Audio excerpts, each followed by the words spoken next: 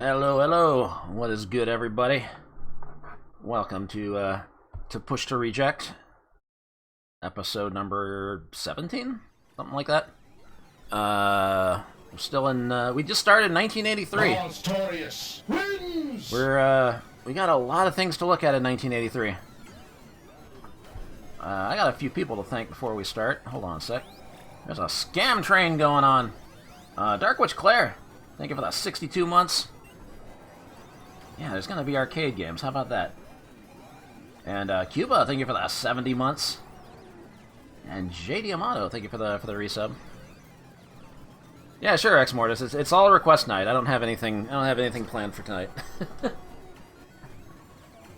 God, that guy. Oh, and here's Rika, right on schedule. She heard me. She heard me talking. Hi, baby. She needs her pets. Yeah, I'm gonna skip the next 10 years just to play Hyper Duel again. That's all BBA streams on this channel. But yeah, we got a lot of games in 1983. One thing's a little weird tonight. Not weird, but maybe this isn't the natural order of things. But whoop, whoop, whoop. Getting squirmy. Okay. Had about all she could take. Also, before I start, I'm sure there's gonna be at least somebody that comes in like an hour later and wasn't aware that oh god, the stream already started. I missed an hour. Yeah, daylight savings time started in the U.S.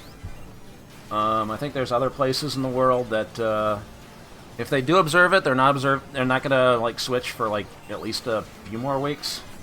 So since I'm here in a state that still does the daylight savings thing, things are gonna be like an hour earlier for some folks, which I guess works out pretty well for people in Europe and stuff like that. So. Enjoy the next few weeks. Darkman425, hey, thank you for the 58 months. Much appreciated.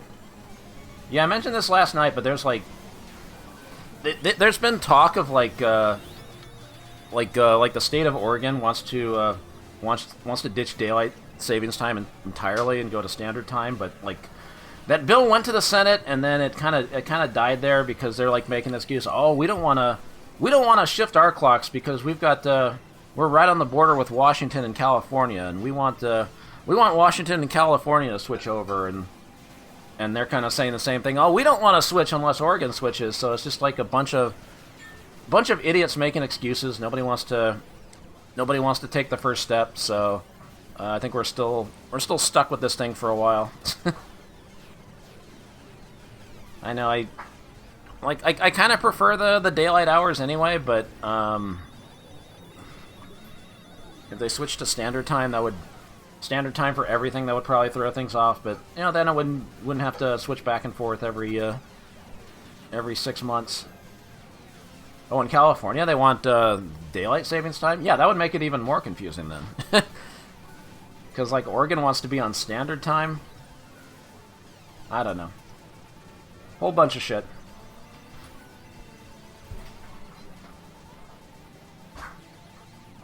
Yeah, that's that's all I needed to say about that. Yeah, so what are we looking at tonight for arcade games? Let's get the show on the road. When I was going through and noting down all the companies that released games in 1983, I noticed there was a lot of stuff by Sega that just they were just games that weren't that popular, and there were two different Sega divisions. There was a North American division, but the North American division, some of their games ended up getting canceled entirely, or just didn't make it into wide release. So that's what I want to do for most of the stream. But I figured if we're gonna be talking about a few unreleased games, let's slip in a couple more prototypes. Why not? It's probably too early to be talking about to be talking about prototype games, but I always find those fascinating. I'm blowing my load early on these. But, I don't know. I think that's the way to go. So before we do any Sega stuff, let's talk about another company. Let's talk about a company that released a couple games, or had a couple games in the works that didn't make it to wide release. So over here.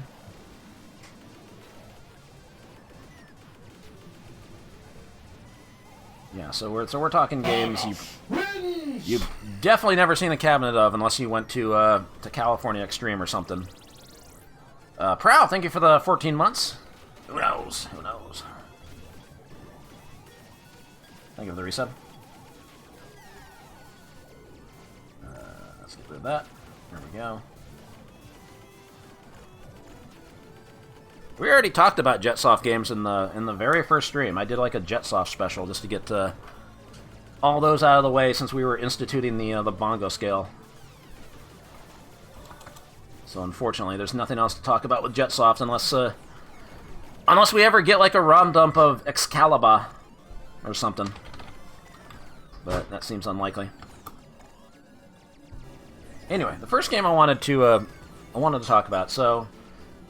Yeah, and Fruity. No, there was a couple unreleased games by one of the giants of the arcade industry of the 80s, especially in America. Talking, of course, about Atari. You know, they released some big games in 1983 alone. Things like Crystal Castles and Star Wars. We talked about those before. Mr. Saturn Dude, hey, thank you for the 34 months. But they did have a couple games that didn't make it out of location testing, didn't get wide release. One such game being a game called Firebeast. That's the marquee. Let's get a shot of the cabinet. Oh, there it is. That's tiny. I think that was it at California Extreme or something. Game was also known in development phase as Dragon Master, which was a name that would later get used by Unico for a really shitty fighting game. Yeah, Atari fucking loved trackballs. They love trackballs. So it's trackball, 2 fire buttons, fire left, fire right. You can kind of read some instructions there, which gives us a little hint as to what this game is. Help the dwarves get through the valleys to the treasure caves. They will stop to hide in buildings. Use the dragon to push them out. Collect treasures with wizard when dwarves have reached treasure caves. Bonus awarded after each valley for dwarves remaining. If all dwarves are lost, wave is restarted with 4 more dwarves. Game ends when the last wizard is lost. Yeah, those tiny Atari start buttons. But yeah, trackball, 2 buttons, so... since it's a trackball game, these games are always kind of challenging to play in MAME to get like the right settings and all that. Oops. I hit cancel. I was going to bring this back. There we go. Need to resize this. Anyway. So that's the basic gist of it. You're now, it's not about having a trackball. It's about finding the right settings for it. Like MAME doesn't always handle the right settings for these trackball games.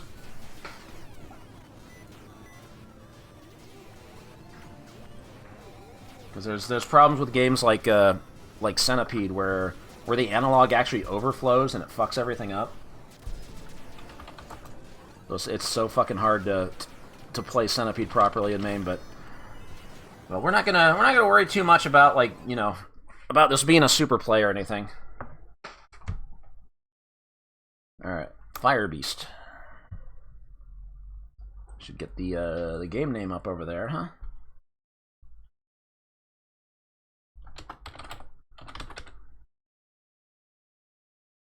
Oh man, there he is. There's the wizard. Bonus wizard at 20,000 points.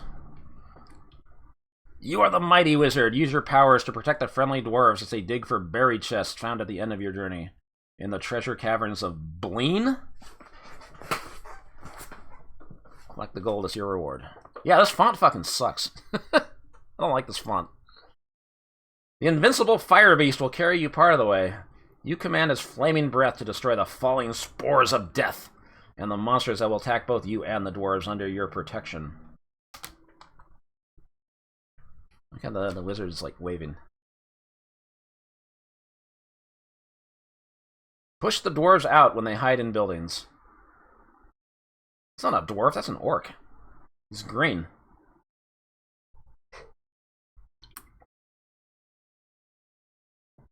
Alright, well. Looks great, doesn't it?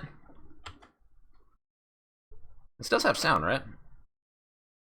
Select level of difficulty. We'll start with level 1. Press start.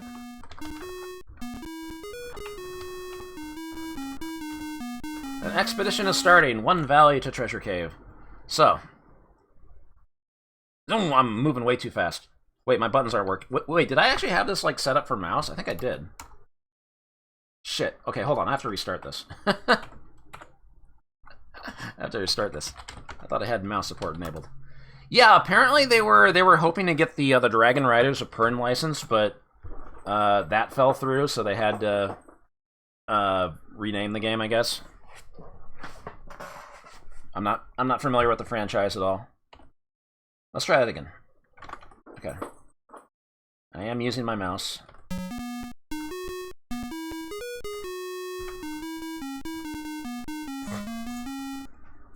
Okay, so 2 buttons. So you can only have one. You have to shoot these snakes. What they call them? Spores or whatever? The explosions kind of like catch other things, like in Missile Command.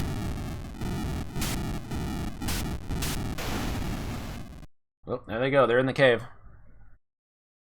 And so now the dwarves are digging out the treasure. I no longer have the Firebeast. That's what I'm saying. They were trying to get the they were trying to get the Dragon Riders license, but they didn't get it, so they had to rename it. Oh, you only get 1 chance at that.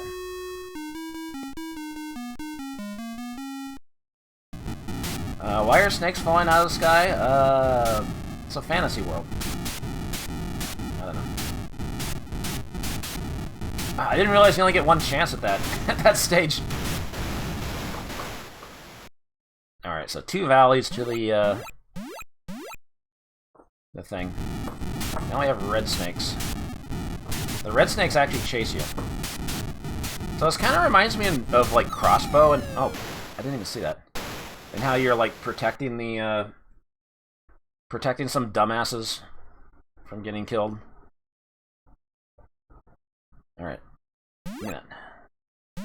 Yoink, yoink, yoink. Uh-oh. Oh, they got one. That's alright. The dwarves are expendable.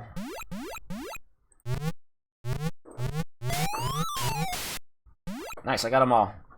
2 dwarves left over. Rika's going nuts playing with her toy right now. Alright. So... oh god! New enemies. Oh, they got one. So I feel like the problem here is, like, you're only allowed to fire 1 shot at a time. If you fire again, it cancels your shot. And that just kind of doesn't feel great. Boom! Oh, they're gonna kill my dwarves! Oh! I thought my Firebeast was invincible. I guess not. Well, that's that.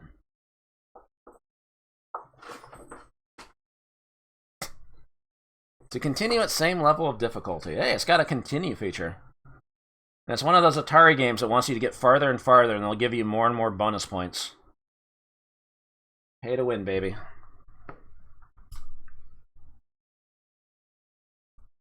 Also, it only saves 4 scores? That's not that much. Alright, we'll try one more time. I kind of want to, like, skip ahead, but apparently I need the practice. Rika. Mass distractions today. Alright. Yeah, I feel like if you could fire like more than one shot at a time, this would be like a little more fun.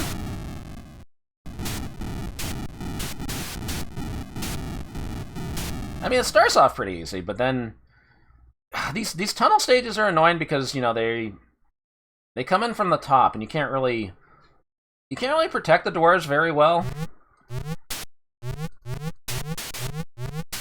Like they're gonna get gibbed. What are you gonna do about it? But like I said, dwarves are expendable. They're not as important as your life. I don't know what kind of message that's sending, but I mean, you do get a bonus for remaining dwarves, but they you do get a fresh shipment for the next stage, so no problem.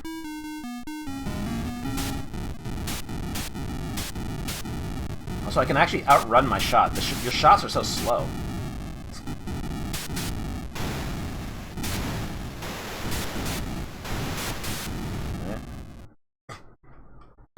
The eyeballs are pretty good, but yeah.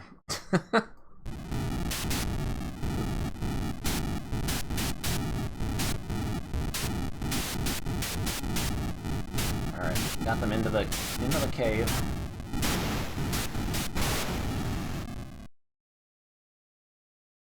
Okay. Yep. Yoink.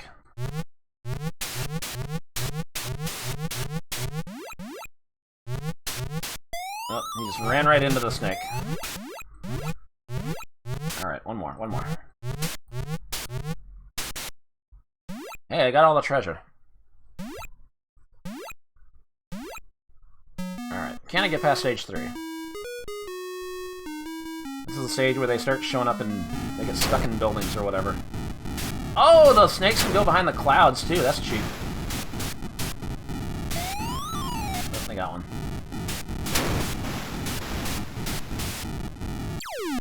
Oh! I took my hand off and didn't realize there was something falling. Hey, get out of here. New enemy there. Oh, whoa. Come on, guys. Come on. Come on. Get in the cave. There we go. Oh, wow, the wing clips through the left side of the screen when you're all the way to the right. And vice versa. That's pretty good. Our lives counter look like little poops. Or Hershey's Kisses.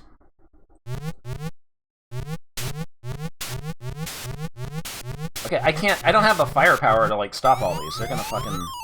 Wait, okay. When you're at the top, you can't shoot that thing. What did I get 4,000 for? Just for making it to that stage? But I died. Ow, that's... Oh my god. Okay. I just don't have the firepower to deal with this shit.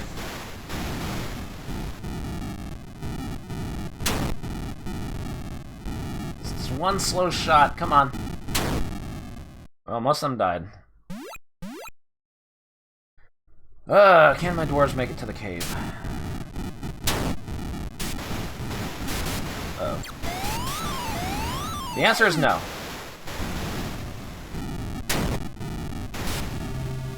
All the dwarves are lost. Fly through space to a new planet? Excuse me? What? Okay, I didn't play this far into the game. What the fuck? Excuse me? It's a what? Oh, okay. It turned into a space shooter. Oh my god. Okay, the game's already... This is unreasonable. Okay. How many got through? Like 2? 3. Oh, 2 more valleys to get the... I'm not gonna fucking make it.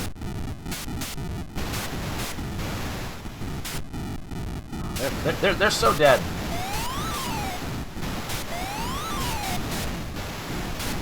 Yeah, they're all fucking dead. How am I supposed to, like, do anything about this? Alright, flies through space to a new planet. Just running... Fuck off!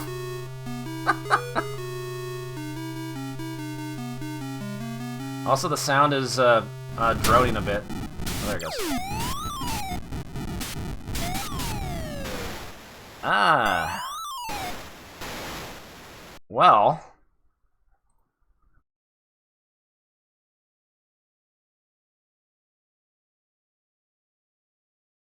40,000. Well, you probably have to clear the stage to get the bonus, huh? Yeah, this gets way too hard, way too fast. Like, When they said they'd give you new dwarves if all of them died, I thought, like, you would stay on the planet. I didn't know there was, like, a whole space stage. That is crazy.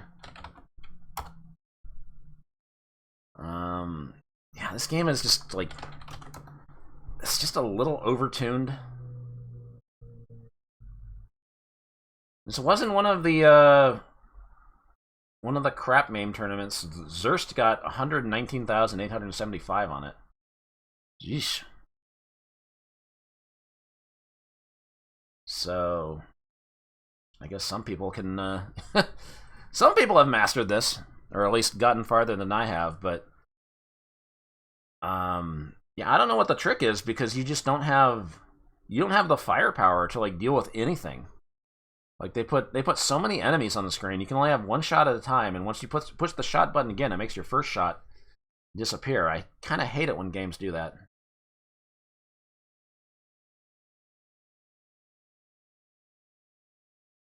Like, if they let you rapid fire a little more often, rapid fire a few more shots, like, maybe this would have been manageable.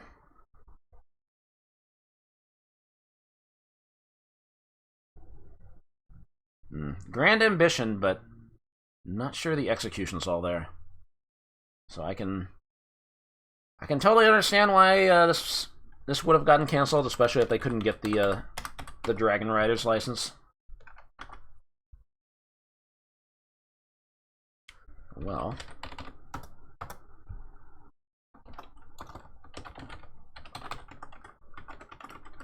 let us do our usual poll thing.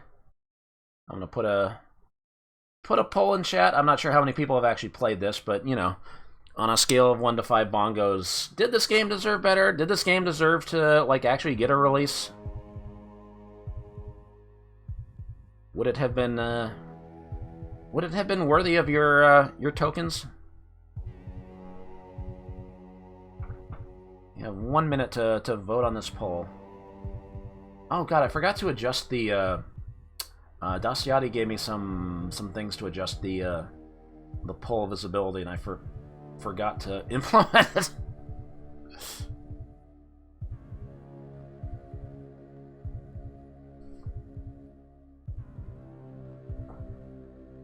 Definitely better than some games that did get released, sure. It's better than Catacomb.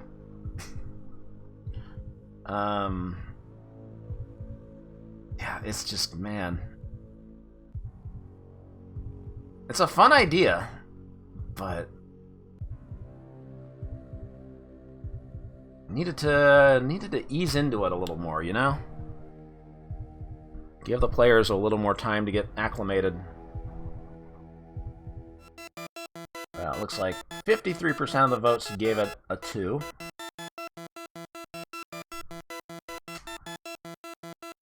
Yeah, one of those games you would, like, put a quarter in, get destroyed really quickly, and then be like, yeah, alright.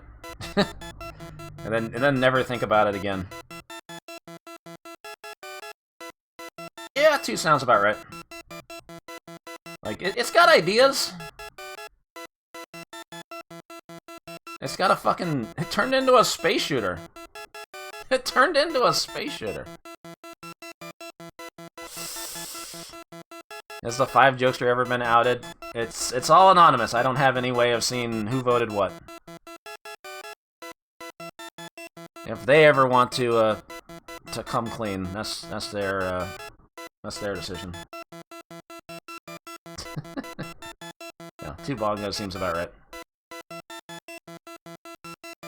Am I getting the new Contra? I haven't even tried the demo of it. I'll wait and see how it is, I guess. Alright, well, Firebeast. Definitely worth a try if you think it looks cool. I see you, Liz. But, don't be surprised if you find it a little difficult.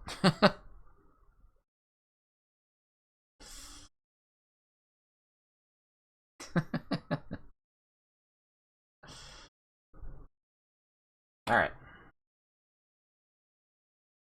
Well, there is one more. It's another Atari trackball game. Another unreleased Atari trackball prototype. Again, we don't have a flyer or anything like that. We've only got this little teeny tiny picture of a cabinet. This started. Okay, it's called Cloud 9. The original working title for this was Weather War. I don't have ambiance. Started as Weather War, later got renamed to Cloud 9. I believe this game was originally a project that was being programmed by Donna Bailey, who was like one of the first female programmers slash designers, like the only female designer at Atari who worked on Centipede. And, you know, Centipede was a big hit. This game kind of feels like another take on the Centipede formula, but doesn't really... The things they changed aren't really... Again, it feels kind of undercooked. Maybe I'm spoiling things a little too early. But apparently Donna wasn't happy with the progress on this game and ended up leaving Atari entirely before it was finished, and like somebody else took over the project, and then they put this cabinet on location test for like 1 weekend. Didn't earn very well, and that was that. Cloud 9 would never be seen by the public. But the ROMs were found. The ROMs have been dumped, so the game is playable.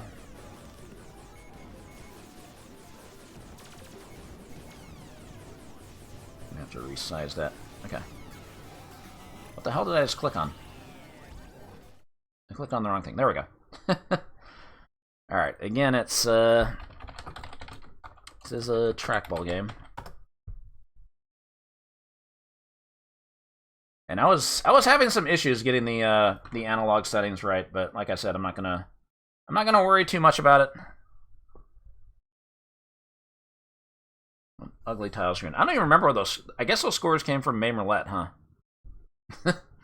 Like, I don't remember playing this. I mean, I remember playing it, but I don't remember when. Look at that demon.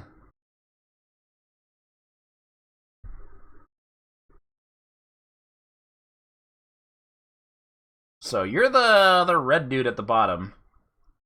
You have to kill the clouds while everybody else is trying to kill you. Eventually you run out of... You're like firing water out.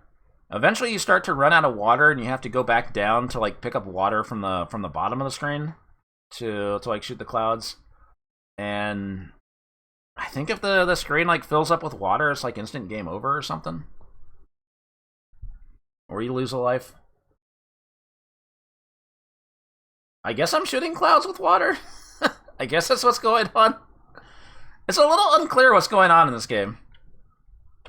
Alright. Bunk. Shoot clouds. There's not even a warp screen. Okay. That's me. Yeah, you get like... You turn blue when you go into the water. And eventually you start to run out, so you have to like go back down.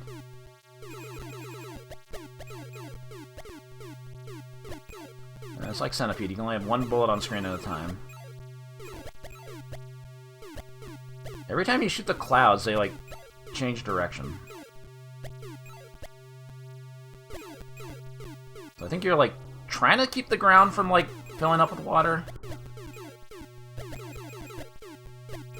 But you need the water to power up, so it's a land of contrasts. Ah!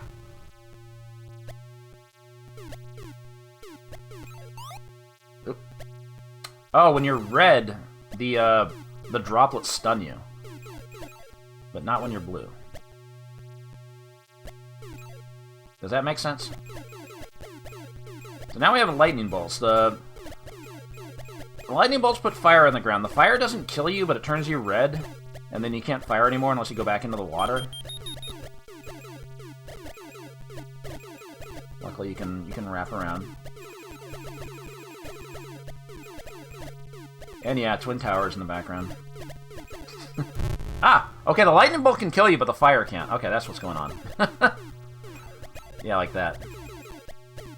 Ah! Okay. I'm down to my last life. Ooh, that wasn't very good. Maybe I should play this on pad. Let's try that.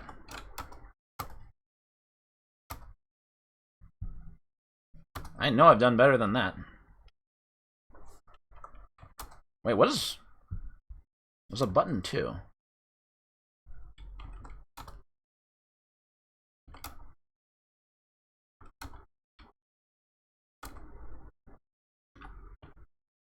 Bonk.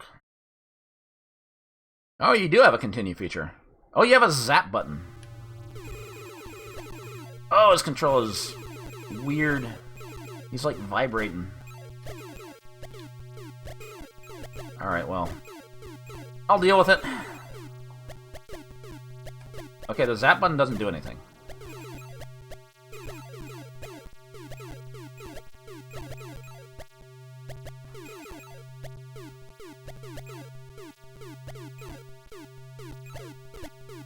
So yeah, this does feel like... It's kind of like Centipede, but... Trying to make some changes to make sure it's not Centipede again, but... Like, if you saw this or Millipede, like, which are you more likely to play? Probably Millipede.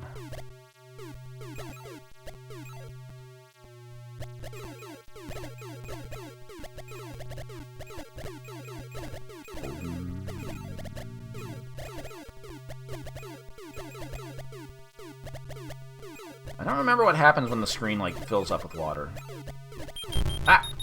I guess I'll never know, because I keep dying. We think this game is better than Millipede. Oop.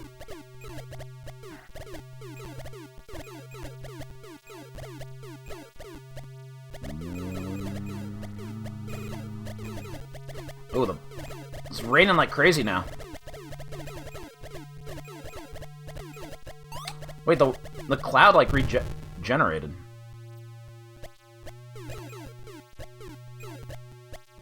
Shit, now I have to kill the clouds, like, really fast? What the fuck?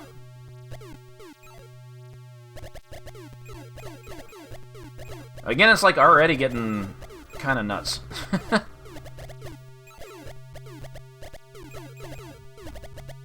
I'm just gonna stay in the middle screen. Every time I move, like, somewhere else, it gets me killed. Also, apparently there was, like, other features they wanted in the game. They wanted, like a drain in the middle to, like, get rid of water. But that didn't come to be. Another game where they had more plans for it, but it just wasn't didn't turn out the way they wanted it to. So. Okay, if the water fills up, you just fucking die. That's what I thought.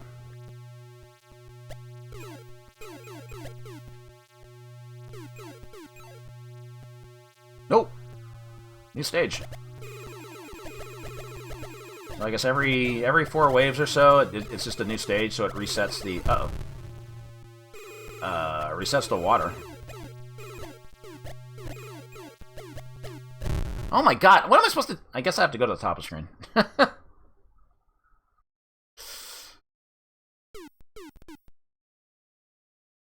Why is the zap button not doing anything? Alright, Dan Hibiki, you don't have to say that after every game over. Let me try, Whoa. This is way too sensitive.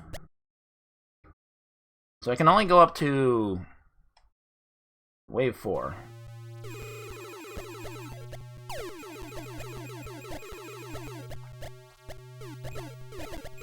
Yeah, like, I'm pressing the zap button. Nothing happens.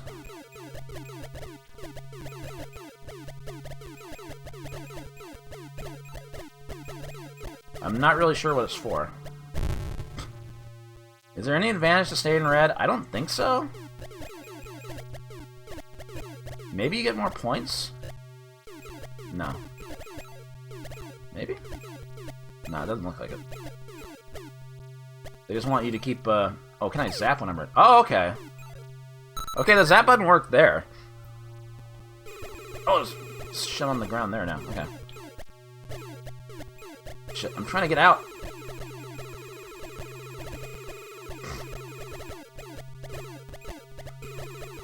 Those guys are down there. Okay, there we go.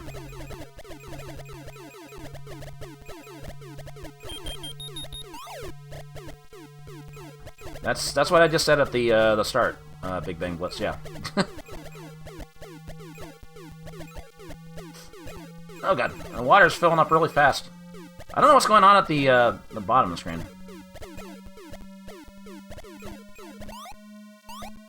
Blah. Okay. The stage is nuts. Oh god. Alright, you can zap once.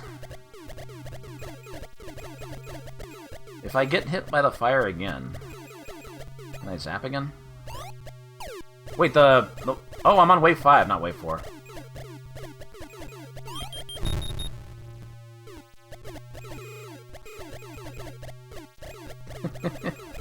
Sounds like a plan, Noman. It would do that. I don't know what's going on at the bottom of the screen. I don't know why there's an extra dude there.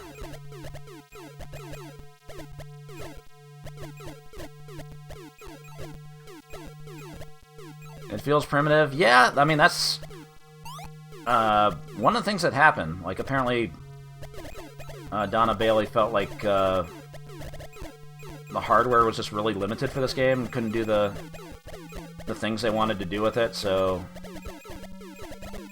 the project kind of got abandoned. Yeah, I don't think whatever's going on at the bottom is supposed to be happening.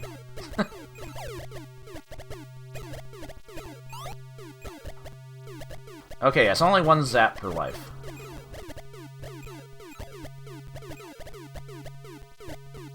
Or one zap per stage. Oh, you can climb up! Oh, wow. Hey!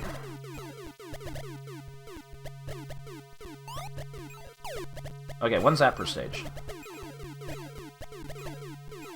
There we go. But there's no bridges here.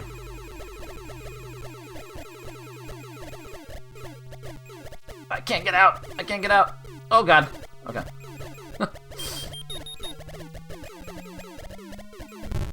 Oh.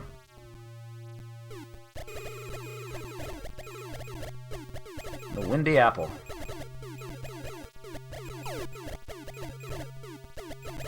Alright, well... Yeah, every 4 waves it's like a new city, so the water level resets. Problem is on these later stages, the water's kind of rising really fast, and it doesn't seem like there's really much you can do to stop it a lot of the time. Oh. Oh, the fire does kill you.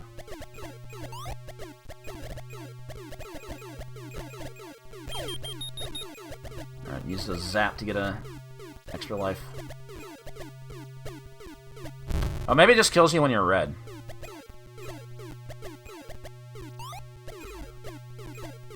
This game's got a lot of unique rules. Oh.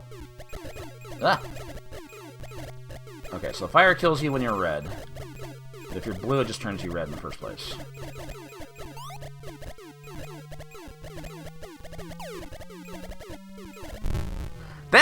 That water level went up really fucking fast.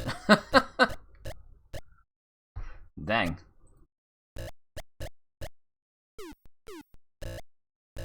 looks like another one of those games where you can keep putting in a credit.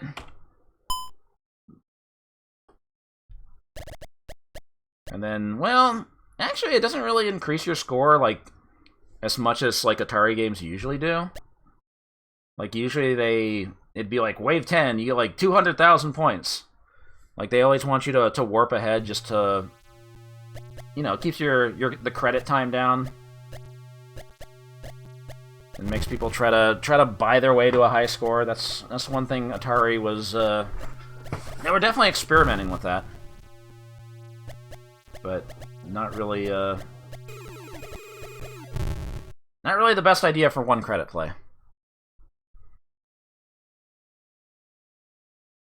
Yeah, I don't know. I can definitely understand why this game might have done pretty badly on one weekend on location test.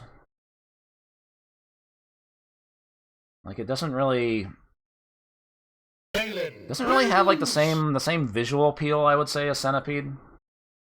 I mean, Centipede was a lot simpler, but it had that nice pastel color scheme. And the gameplay was, you know, pretty simple. Obviously, you shoot the centipede, the spider comes out, and later there's a scorpion and fleas, and so I mean, it doesn't overwhelm you at first, and the ideas on what you have to do to survive are a lot more obvious than what's going on in this game. This game feels like it's got a lot of weird rules to it. I mean, these things are usually pretty well explained on like the instruction bezel and all that, but it's a lot harder to pick up and play. So that being said, let's do a poll. Oops. There we go. How are you? I clicked on the wrong one. Thank you. Yo, Dino! With the big ol' Atari 7800 raid. We're playing an Atari game. How about that? Matlock. An unreleased Atari game. And now everybody can vote random numbers on the poll. And thank you for the 40 months, Lord Dino. Much appreciated. And frickin' Ninja Golf. What a game. How's it going, everybody? We're playing some weird arcade games today. Unreleased prototypes, the whole works. D wins. Yeah, it's not a frog race poll, unfortunately. And Gear Strike, thank you for the 24 months. Much appreciated. Thank you for the Twitch Prime. All right. Yeah, this is looking like about what I expected for this. 67% gave it a 2.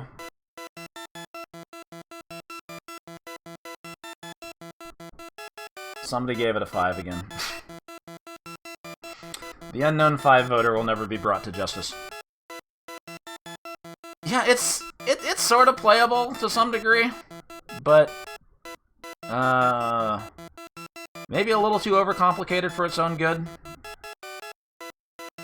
And also seems kind of hard for to like keep the screen from filling up with water a lot of the time. But again, this could be another case where I'm just not good at the game. Somebody was able to marathon this for a while. High score in MARP is 702,830. So, skill issue, I guess.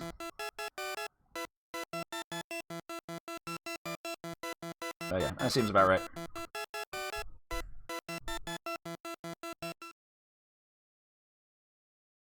Cloud9. Also, I like how they didn't really, they didn't finish the demo. The demo just kind of stands there and hopes for the best.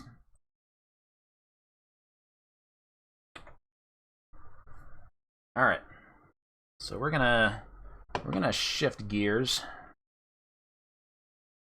because I think the entire rest of the stream could be taken up by my games from a company called Sega. You heard of them? Of course you haven't. They were a big arcade company. They released a lot of stuff into arcades. They didn't really have they didn't have some of their big hits yet. I mean, up to this point, like they were doing pretty well in the U.S. thanks to like licensing Frogger from Konami. That wasn't a Sega game; that was a Konami game. And so the thing I want to stress here before we start is that there were games coming in from Sega Japan that would sometimes be distributed in other parts of the world like the United States. But there was also a U.S. division, which I think was just called Sega Enterprises, and they were like their first few games. I think there might have been some before. I could be misspeaking here. But there were a few games that they released that were all vector graphics based, like Star Trek Strategic Operations Simulator, and Push to Reject Superstars, TACScan, and what was the other one? Zektor. Those games did pretty well. And K with the big 89. That's a lot of months. Thank you, Ann. It was started by an American. Yeah, there's a whole history on Sega you can read on Wikipedia. I'm sure people are going to be quoting it to me. But in 1983, something interesting happened. And by interesting, I mean the U.S. Research and Division, Research and R&D department got shut down. And there's one tidbit I want to share. Like, this is not really talked about or not really documented well on the internet. But it's actually an excerpt from. Oh, this is going to be mirrored. Hold on. I gotta like reverse this. Like, I have this old copy of the Twin Galaxies video game and pinball book of world records, which came out in like '97. It's a pretty thick book. And it has like this. It has a 200-page. It's like 200 pages at the end of like Walter Day telling his stories about starting Twin Galaxies and all the adventures that that he and his and the players that came to Twin Galaxies got into during the golden era of video games. And it's a pretty fascinating read. It's not really scanned anywhere, unfortunately. I don't think. Like, I think you can only read it here. But there's something interesting in here that stuck out in my head, so I had to get pictures of this to put it up. So I want to read from this real briefly. So in 1983, they formed something called the U.S. National Video Game Team. And they were trying to like drum up publicity by like challenging. They wanted to challenge Japanese players to a competition, but that never happened.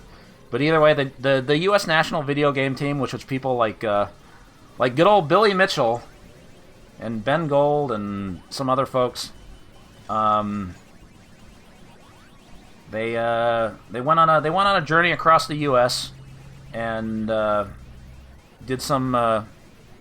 Went to some tournaments in 1983, and at one point they stopped by Sega Enterprises in California, in San Diego, California. And so where is it? Executive Sega, who had been a staunch supporter of Twin Galaxies, welcomed us and arranged a tour for us. Remember again later and watching a demo of Sega's latest game, Ixion, which was a prototype due for production later that month. Walter Day's memory is very foggy here. He thought it resembled a Leyland Corporation game called ATAX, however you want to pronounce it. We'll be looking at that. It does not play like ATAX. Don't worry. And only 4 copies were made of ATAX. 2 were traced to the Captain Video Arcade in Los Angeles, California in 1985, but they then disappeared. And then on the next page, it mentions a couple other games. The players are called upon to test the latest Sega prototype, Razzmatazz, which hadn't even been placed in a cabinet yet. The players liked it, finding it similar to Carnival, a popular hit from 1980, which we did not cover in Push to Reject, because, yeah, that game was pretty popular. I got up and joined the group as Dunn showed us Pig Newton. Only 12 were made, he said. 6 are on aircraft carriers, Dunn said with a grin. The Navy ended up being a hog for Pig Newton. I went back to sleep. When I awoke, people were crying and hugging in the hallways. I thought, now what have the players done?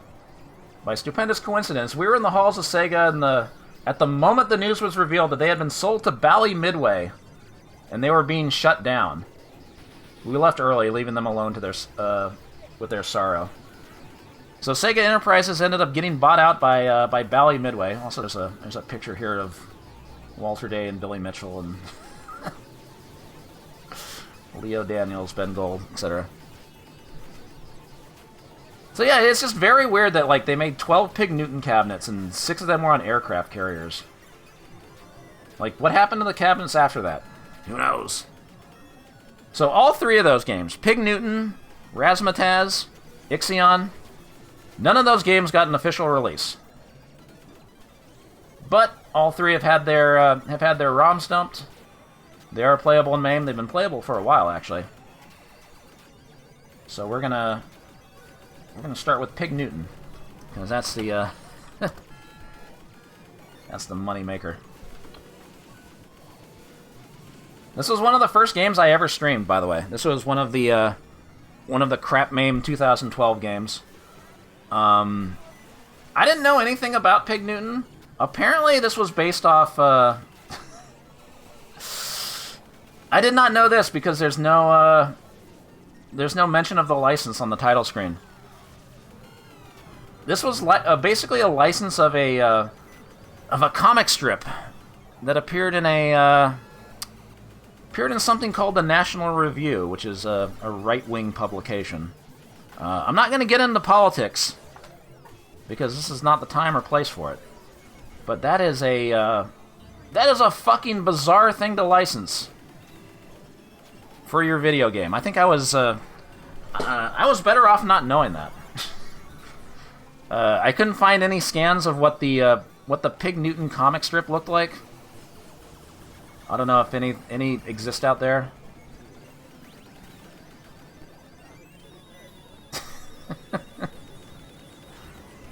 Yeah, let's just pretend this is an original IP.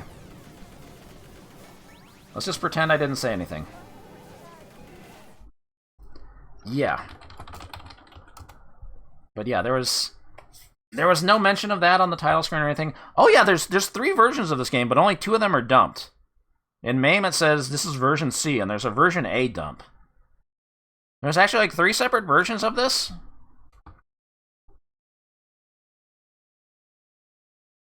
I don't even know what the differences are.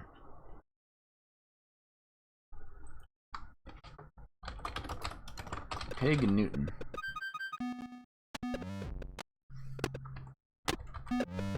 So, you play the role of a pig, trying to eat bird eggs. Meanwhile, there's wolves trying to chop down the tree, and you gotta drop apples and other objects on them. You get things like a banana peel, a horseshoe, a beehive, and a bomb. Is this, when did Pig Newton get so slow? Hold on a sec. Is there some discrete analog audio going on here? Let me try a different version of MAME.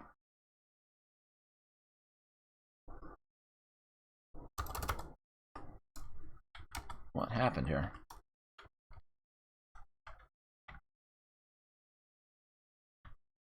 Alright, we're good.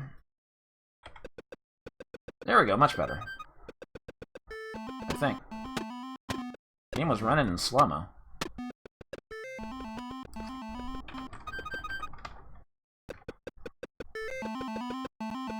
Wait, it's still... I can just turn up the frame skip. This game's frame rate is not very smooth anyway. The Ultimo, thank you for the 100 bits. Anyway, let's play Pig Newton. Collect eggs to win. So you have to wait for the bird to appear in the nest. Get the eggs. Drop apples on wolves. Oh, I'm sure I've streamed this, but this has not been part of Push to Reject yet.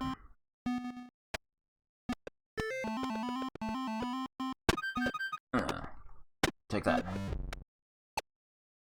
And there's Squirtles trying to protect their the tree. Why is it still running in slow motion?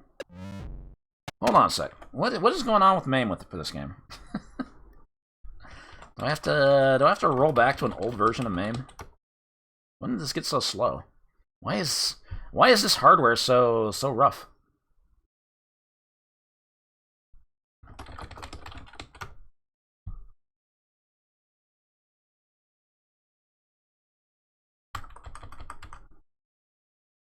It wasn't for... Okay. We might have gotten some misleading info.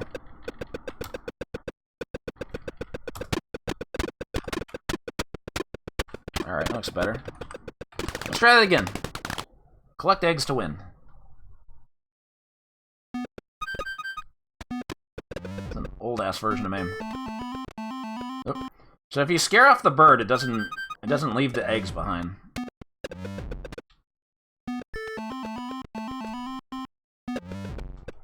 Uh-oh. Oh god. So meanwhile, you have Squirtles dropping nuts on you, trying to protect their home from this asshole pig. Alright, I only need one more. There we go. Wow! You're really baking now! Bonk Wolf with Beehive. So every stage you get a stupid pig pun.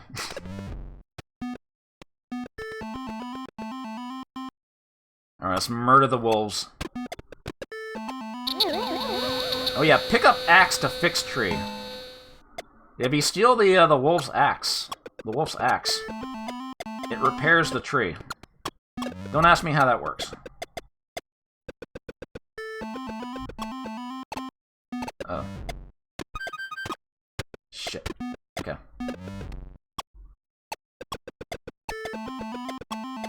Get that last one. There we go.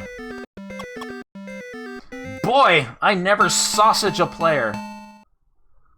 I'm gonna eat them all! Hee hee! Wolf slips on banana. And now we have the owl. You can't walk around the owl. He just gets in the way. Uh-oh, uh-oh. Eventually the owl will get up and walk around. Wolf slips on banana. Unfortunately, he's right in front of the beehive.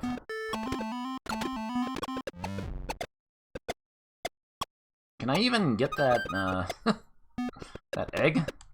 There he goes.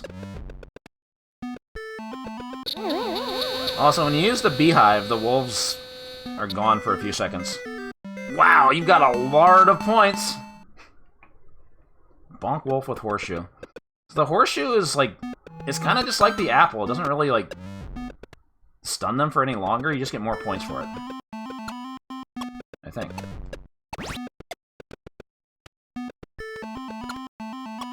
Alright, I'm gonna get those axes. Fix that tree. Eventually you start getting a lot of points for picking up the axes. Shit. Not that.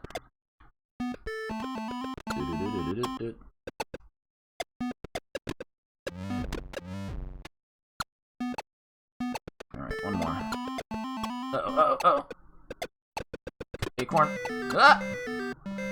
You sure are a swill player. Pig Newton. Oh man, Bonk Wolf with bomb.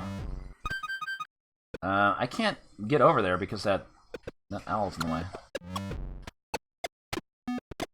Dong. Alright, I have to wait it out. There we go. Oh, combo! He's fucking dead. Alright, you can hit the owl with an apple. Uh-oh. How many more, two more. There's kind of a lot go. Oh god, I'm dead. There's kind of a lot going on in this game. There's a lot of shit to keep track of. Oh, there were three more. Boom! Combos. There we go. Hey, you're gonna be a wiener. And so now I think the game has introduced all the weapons. Oh.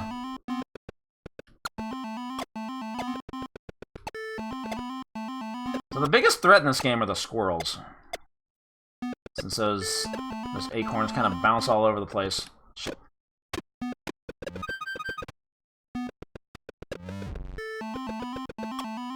Oh man, you ever think about, like, just... how, like, the only cabinets for this, or most of the cabinets for this, were on, like, aircraft carriers? Like, I kind of wonder if, like, one of those, Oh, you're really baking now. Somebody was in the Navy, like, saw this game on an aircraft carrier and got addicted to it, and then, like, when the cabinet disappeared, like, they looked in arcades to try to find it, but could never find it. It never got a release. Cursed to never find a Pig Newton again. Until it got dumped in MAME. Uh-oh. Oh, it fell all the way down. Wolf slips on banana. Oh god, oh god, oh god, oh god. Whoop, whoop, whoop, whoop, whoop, whoop. There we go. I was somehow able to get away with that.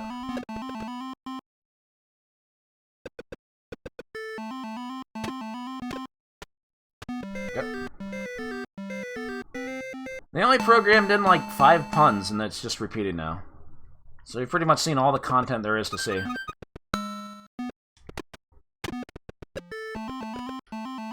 This game has been a staple of crap MAME tournaments and stuff like that. And people have gotten really good at this game. It turns out the score actually rolls... Oh god. Actually rolls over at 1,000,000. Ah!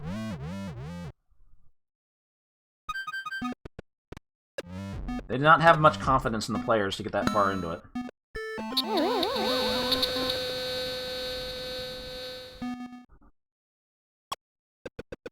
And believe it or not, I've actually rolled it. But I'm not the high score holder. You've got a lot of points. Wink!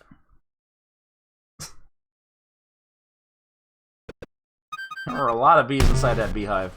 Oh, that wolf is dead! This game is violent. Oh god, oh god. Get out of here. No, no, no, get out. No, no. Stupid squirrels. Okay. So sometimes you want to save the beehive because it gets rid of the wolves for a while. So it gives you a chance to pick up the axes to fix the tree and get points. Get a lot of points. So there is tech to this game.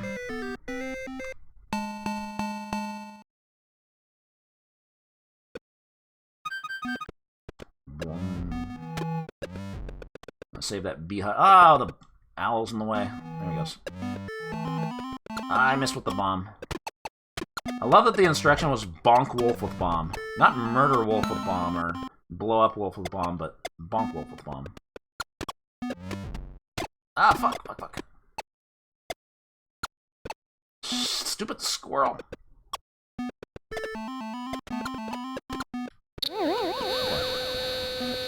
Just wanted to repair that tree. Axes give you a lot of points.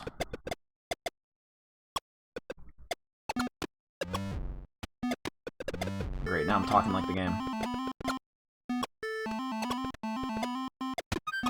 Nice. You're going to be a wiener. Wink! What stage am I on? Round 11. Yeah, this credit's been going for a while. And you only get 1 extra life at, like... what was it, like 100, 200,000? Something like that?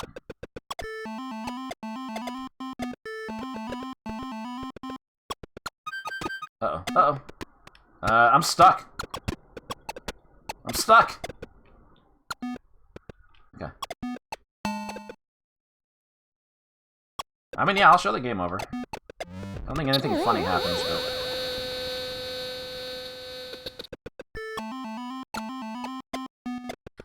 Pick it up. Oh, that owl's in the way. We're good. Yeah, you pick up the axes to repair the tree. Oh yeah, I should show the tree getting chopped down, huh?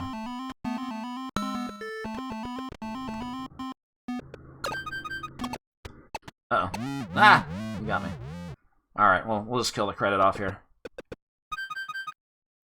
We're just gonna hang out up here.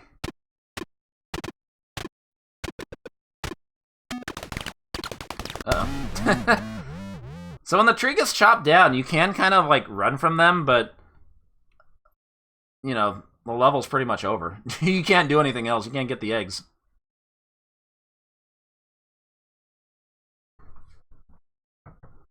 What a weird game.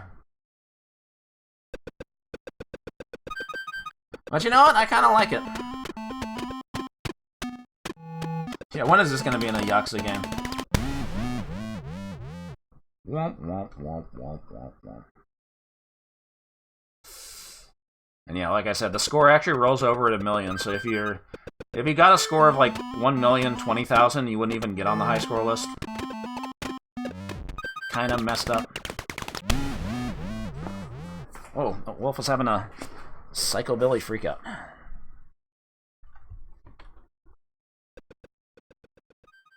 Well. Pig Newton, what a video game. They did not make more than, they only made 12 of these cabinets. 6 of them wound up on aircraft carriers. Where did the other 6 go? Who knows?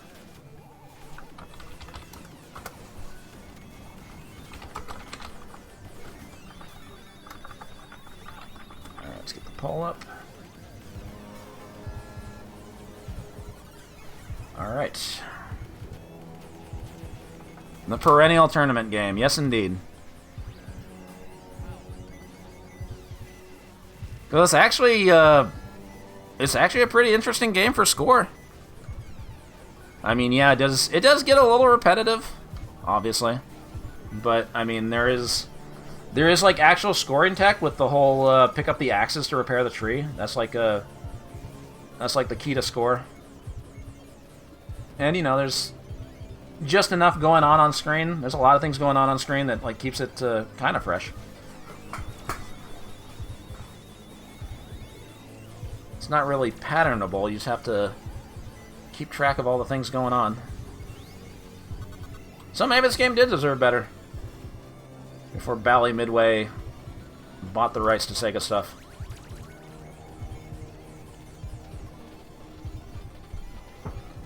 Alright, ooh, that's a lot of 4s. Oops. Forgot to take down the ones from the last one. Ignore that. 68% gave it a 4. I think the BBH influence was pretty strong here.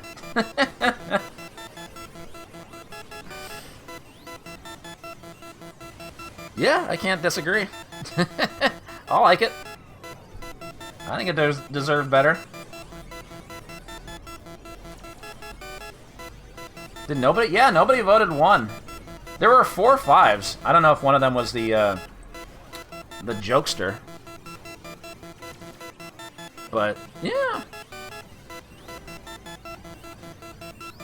I would have figured at least one person would have given it a 1. Well, yeah, there you go.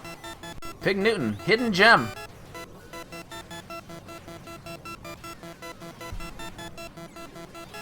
I think 4 is close enough to a hidden gem, right? It'd be a 5 if it had more puns. Yeah, they kind of ran out of material after round 5 or round 6 or whatever.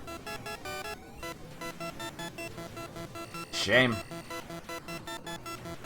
But hey, it's a good game. I think it's worth a shot.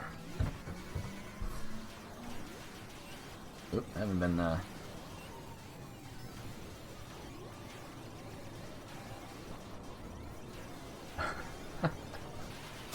Haven't been checking art. Hold on, I need to catch up on things.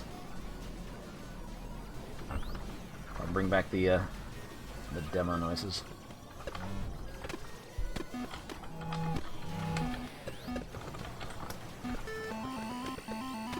Where's Pig Newton in the arcade ambiance?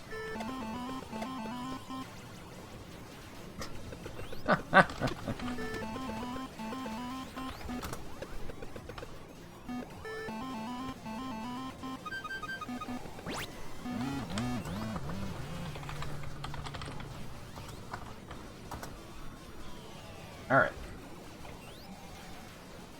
I'm one.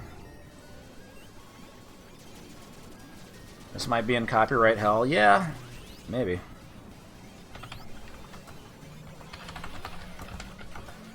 Just because of that comic strip. Anyway, Arctangent X, thank you for the ZZT-inspired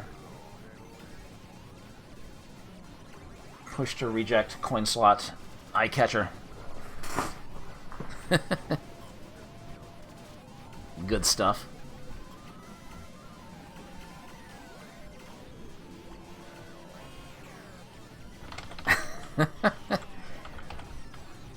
Thank you, Ultra 64 for.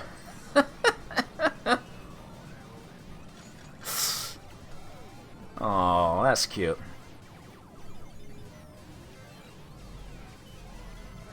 Rika not wanting any part of what's going on. Wanting attention and then decided, no, I don't want to be here anymore. What a baby. What a baby. That's great. Thank you, Ultra 64. That's very cute. And of course, the man, Chubo. Is this against terms of service? Can I show butt cheeks on Twitch?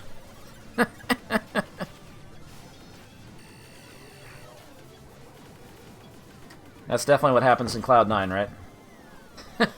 Yeah, slightly less wholesome, just a little bit. I think we'll be fine. Thank you, Chubo. Thank you, Ultra64. Thank you, Arctangent X. Can't keep getting away with it. Oh, and there's one more. Hold on.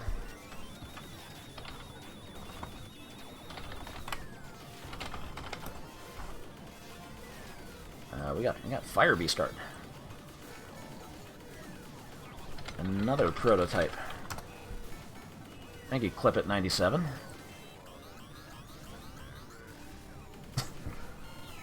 Are they shipping in dwarves from a shipping container? Those green dwarves. Oh yeah, there's the E from Blaster.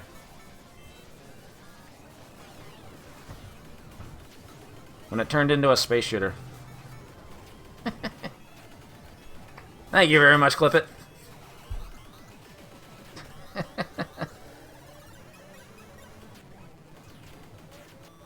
Yeah, that would be good art for the side of the cabinet to get your hopes up before you play the game and find it's nothing like that.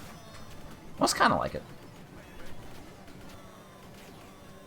I guess they did have dwarves on there. They did have green dwarves. Anyway, let's get back to what we were doing. Another game that was mentioned as being a victim of the Bally Midway buyout of Sega Enterprises. A game called Razzmatazz. Sort of an update to another Sega game called Carnival, which was a gallery-style shooter. Like you're at the carnival, like you're at the fair. You're just shooting toy ducks and stuff like that. A non-violent shooter the whole family can enjoy. And so Razzmatazz is sort of an update on the formula. The U.S. National Video Game Team was pretty high up on it. They liked it. What will we think about it? Let's find out. Yeah, Carnival did pretty well for Sega. I think it got ported to the Atari 2600, right? Oh, I'm on the wrong version of MAME. Hold on. This does not have all my analog settings. This game does use analog. Please don't crash OBS. Okay. I think I was trying to play this on mouse. Did I? Oh, fuck. Hold on. Mouse support, please. Yeah, we don't have a picture of the actual cabinet. One source on the internet said this was a light gun game. That's not true. This does not use a light gun. Ah, I got shot.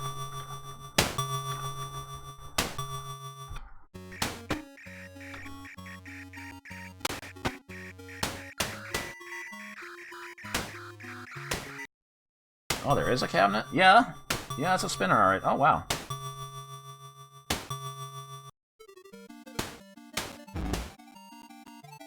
Those gunshots are really loud.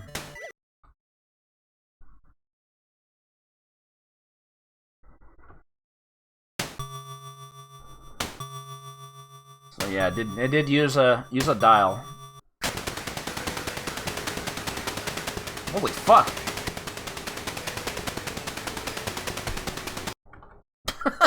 What the fuck?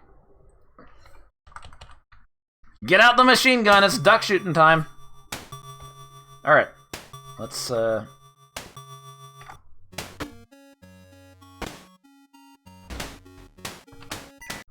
Are we playing now? We're playing now. Oh, that duck is dead! Oh, this game is way more violent than Carnival. So you have lives in this game. Carnival was like time-based, and you had to like reach score thresholds to get like extra time or whatever to keep your credit going. Oh man, you can juggle cans. It's like Blood Brothers. So now on stage 2, you have to you have to rotate the polar bear to eat the fish. He keeps going counterclockwise. Oh, I missed one. You don't want him to fall in the water. Uh-oh. Shit! He speeds up! There we go. Oh! Okay, we're good. Yeah, get rotated, idiot. Okay, how do I... Okay, you gotta bounce the cans up to the top to spell can. I see. Duck Frenzy coming up! Sweet. Oh, here we go. Oh wow, you can just hold the button down. Alright, so avoid the stop sign. Holy fuck! I mean, I mentioned how like the original Carnival was like a, you know, a non-violent shooting game everybody can enjoy. This is not the same as Carnival.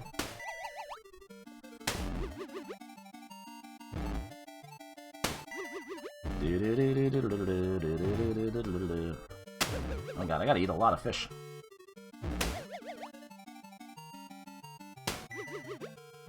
Get rotated, dummy.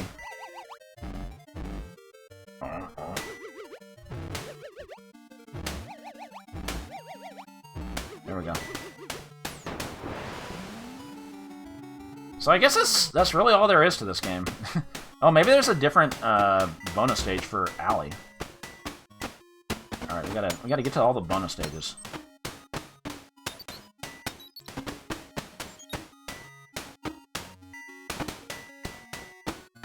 Come on. Fuck. There we go. I only got 2. So yeah, that's all. That's all there really is. It just kind of keeps alternating between the 2 scenes. Is there a bonus for shooting? Bonus in order? Maybe? Uh-oh. Okay. barely stand on screen. Ah, not far enough.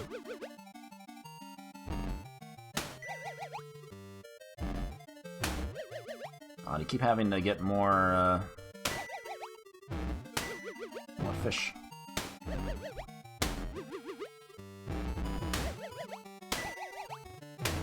Nice! Yeah, it kind of just needs more games like this, right? Okay, I can't get the cans to the top. Maybe there's a cheat I can use.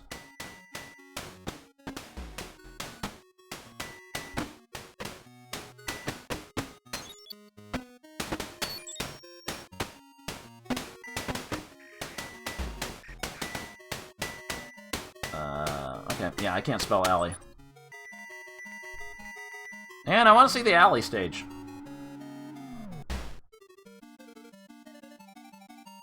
"22 fish, that's a lot. Oops. So I kind of don't like this stage that much. Like, I know it's a lot more strategic, but...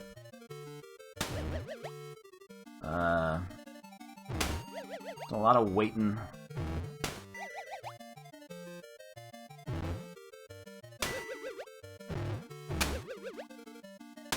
Shit, I can't move anymore. Ah! Oh, fuck. He ate my gun. Okay, so it slows down when you lose a life. That cost a life, by the way.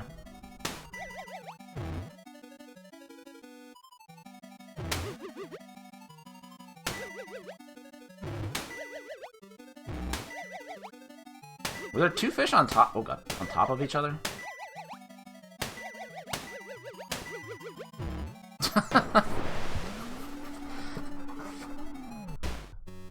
Tin can.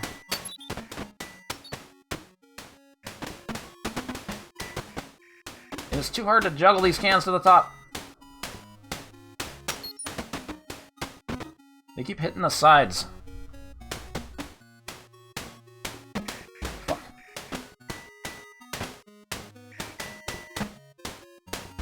Fuck. It's really hard to aim these shots. I feel like your shot doesn't go fast enough. Now I'm just murdering ducks.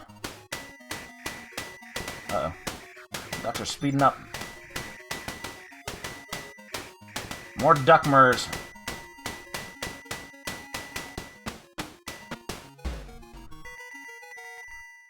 Alright. Back to this. 26 fish!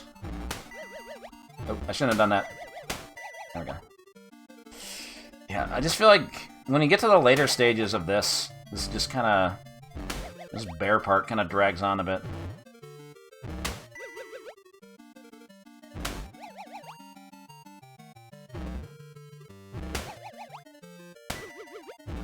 Are there letters? Cans with letters? If you spell bonus, you get some kind of bonus. Ah, fuck. But it's too hard to do that when there's, like, all this other shit going on.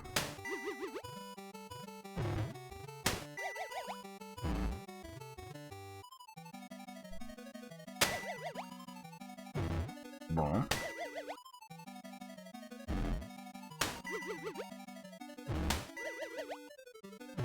Boom, boom.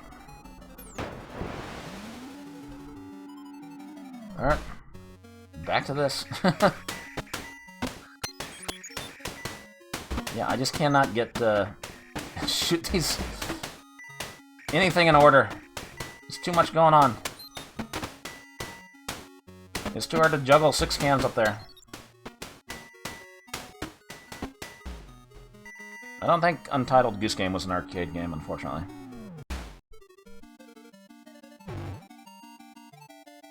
I'm already tired of this. It said 27 fish. Does it max out there?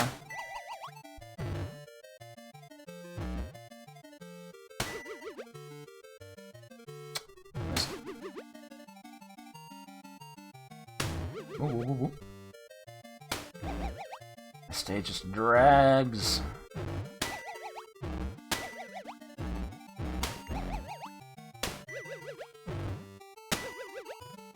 I get what they were going for, but... Ah! No.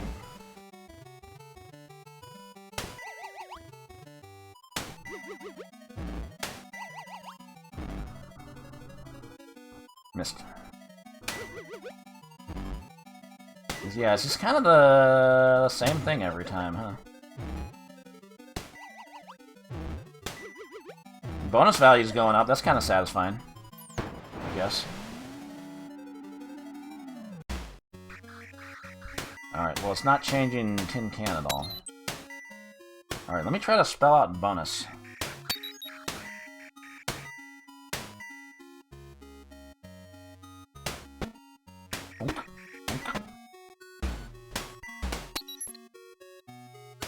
You.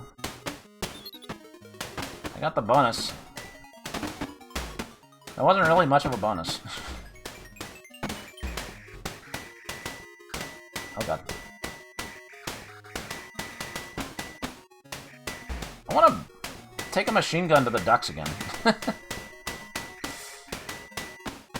Not this standard-ass rifle. Alright, let me see. Oh, there's no cheats to just, like, get to, spell out the thing. 3.1 million. I have gotten a couple extra lives. What's the, extra life threshold? Every 50,000. Yeah, that's pretty generous. All things considered.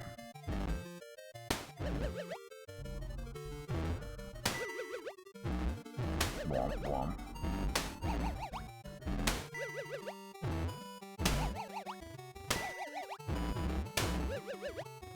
Ah. Womp. Alright, whoop. Shouldn't have done that. I mean, if you average like a death on the polar bear stage, it feels like usually you get enough points to like get your life back. I don't know when it like caps out like the number of fish though. But the bonuses there keep going up, so God, it's so hard to juggle these cans to the top. I just want to see what happens.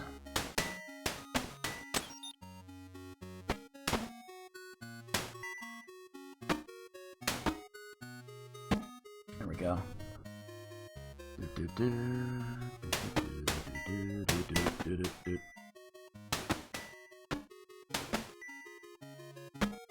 Fuck! Oh, I can't get it now. Man, I kind of want to watch that replay and see if they get the other bonus stages, because I kind of want to see what that's about.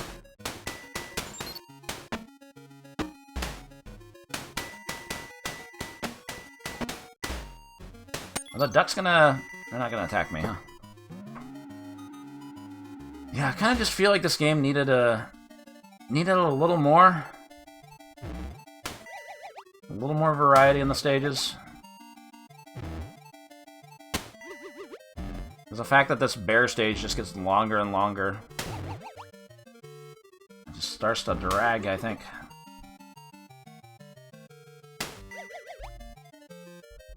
At least that bonus stage is pretty good if you can get it. That was satisfying.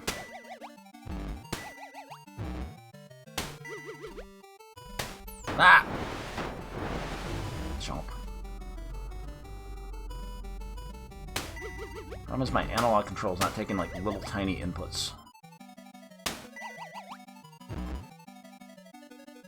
Yeah, extra life every 50,000. That's pretty damn generous.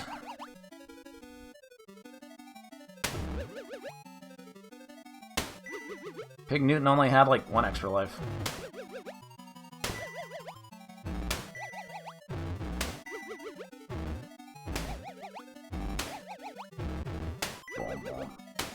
I missed. Damn!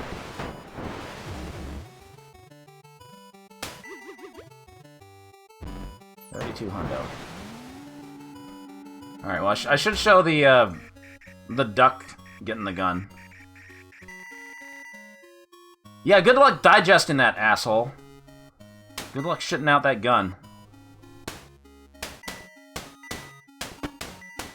But yeah, this does feel like a... Certainly feels like an unfinished prototype.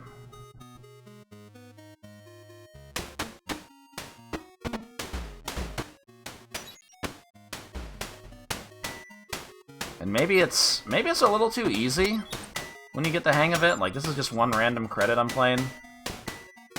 And I don't even have the original dial control. But I mean, you could always adjust the number of extra lives, right? You can't turn it off entirely. But extras every 200,000 would solve a lot of the problems. Dead. Whoop.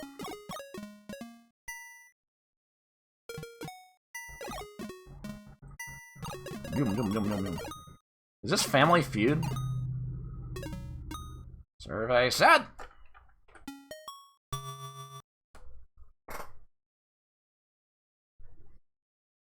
Yeah, just give the duck guns.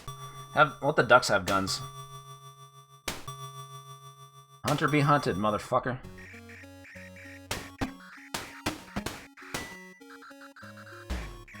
Yeah, I was hoping there was a cheat that would, like, spell out the bonus stage, because... But then again, I kind of doubt it, because, like... The first word you spell is can. And the whole Duck Frenzy bonus stage doesn't have anything to do with cans, other than, you know, you get the cans up there. So it seems like...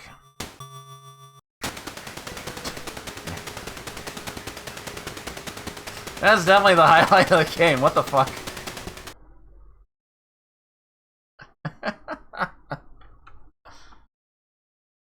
Man.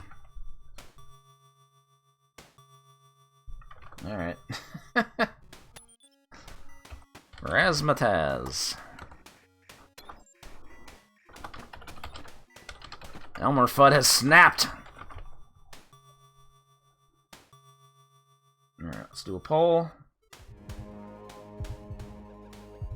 The sound effects are still coming through. I hate that this version of MAME, bringing the audio down all the way, does not actually mute it.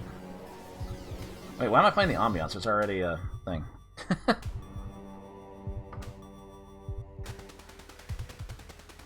If it had more stages like the machine gun part, yeah, that's pretty fun. I like that. More of that, please.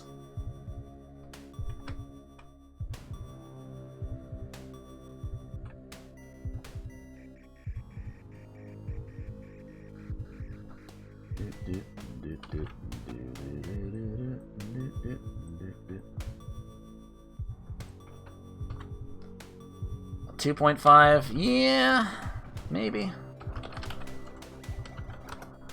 It had potential. It had a lot of potential. Well, 57% gave it a 3.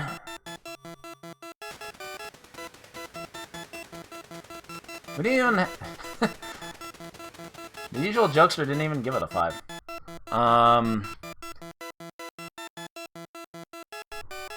Oh, I didn't take down the thing, yeah. Shit, I gotta remember to do that. That was from the last game, sorry.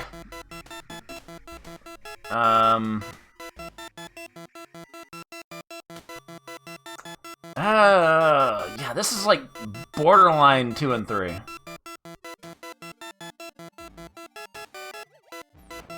Whoa, why did the demo just fucking did that? I feel like it would have been an issue for arcade operators if players' credits like lasted a long time, because I could definitely see that being a problem with this. Like it feels like it's way too easy to keep a credit going for a while. Although that's what players want. They want to get value for their credits. So, in a show of good faith, I'll give it a 3.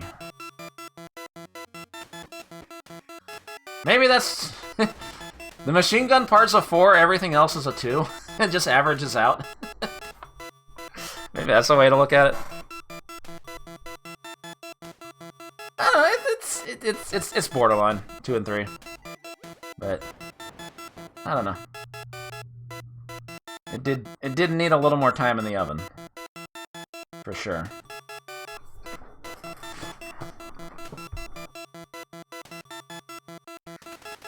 But I've definitely played worse. I've played so much worse.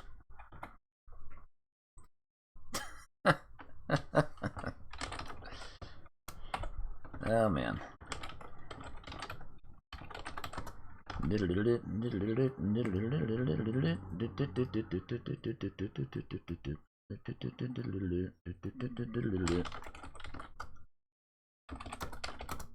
Okay, thank you, Ultra64, once again.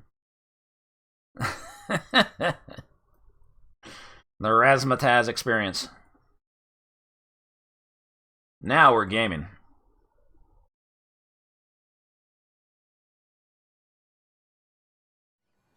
Thank you for that.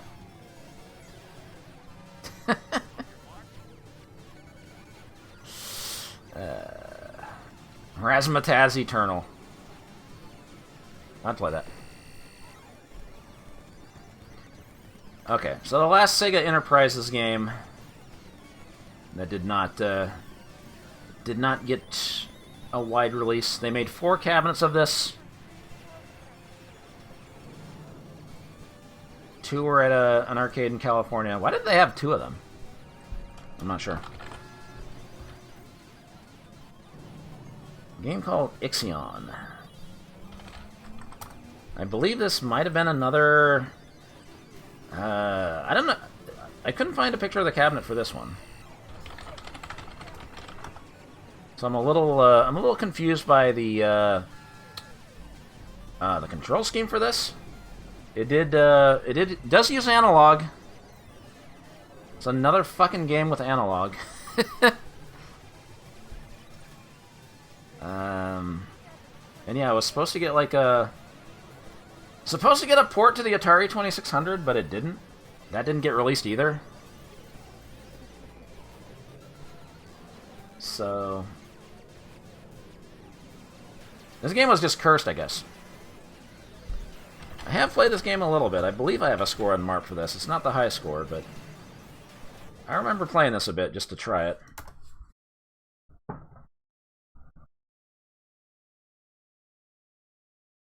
Okay, hopefully my controls are set up.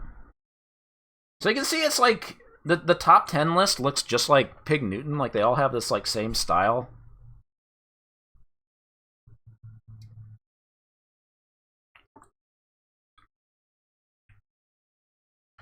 Enemy, 200 points.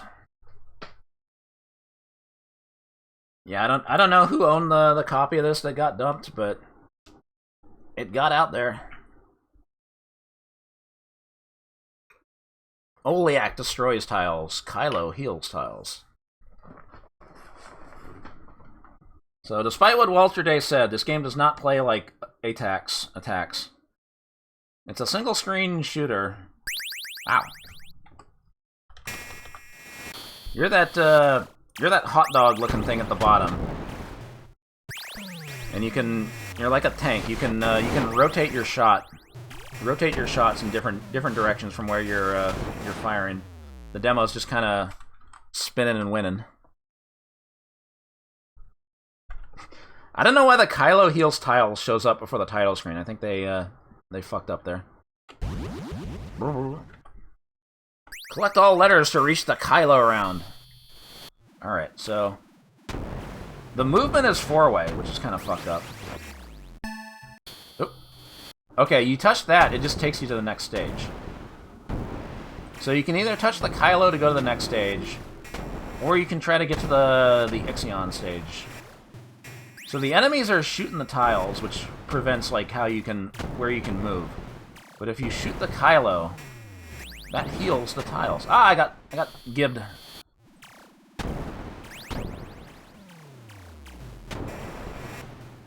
Ixion! Oh god, screen flashing. We're in the Kylo round. Alright, so the goal here is to make as many tiles visible before time runs out. If you touch the Kylo, it's just over.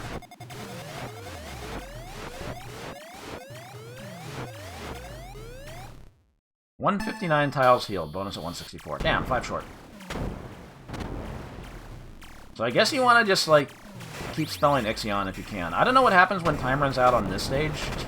I think it just introduces, like, a hurry-up enemy or something.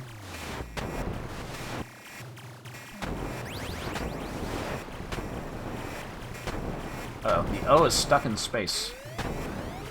Gotta get the Kylo over there. Oh. Oh, time just runs out. It's over. Okay. Yeah, there's something to this, but it still feels, like, a little rough around the edges. Like, the way levels just kind of end without any fanfare. So it does feel a little... Definitely a little unfinished in that regard. Ah! I rotated it back into me. Get rotated, idiot. So you don't want to shoot the red one, because that destroys tiles.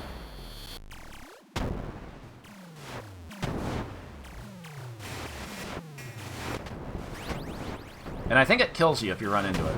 So... Uh-oh.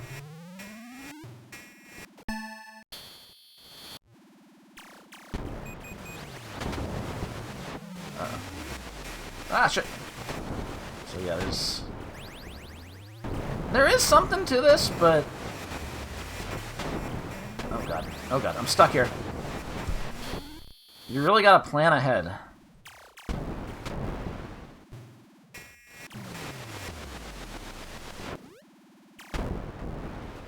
Shit. Okay.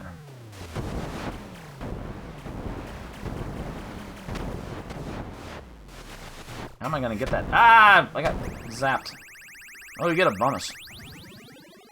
That wasn't very good. I didn't even make the top 10. Well, at least it tracks the millions digit. They learned from Pig Newton.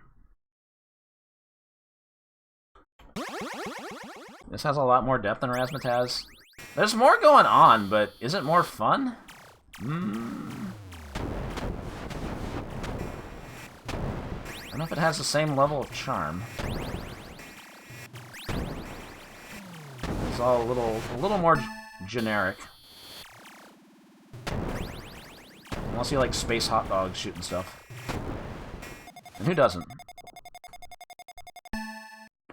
Kylo does heal tiles. This is true. Fuck! My shot bounced off the wall. So yeah, it's kind of weird that you can just, like... You can just go to the next stage if you feel like it. If it sucks, hit the bricks. But I guess they want you to go for the... I want you to go for the bonus stage, right? I need to get that bonus. If time runs out, the level's just over. Fuck.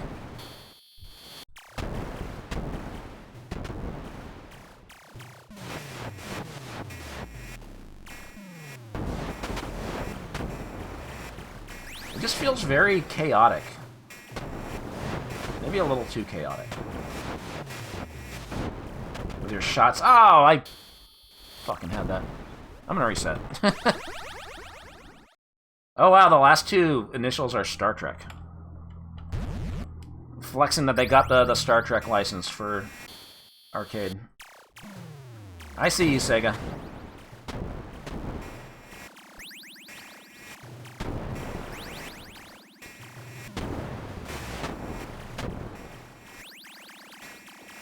Jezball, but good. Or Jezball with a gun. Kinda.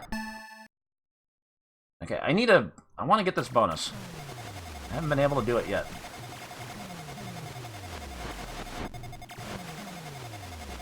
That's looking pretty good.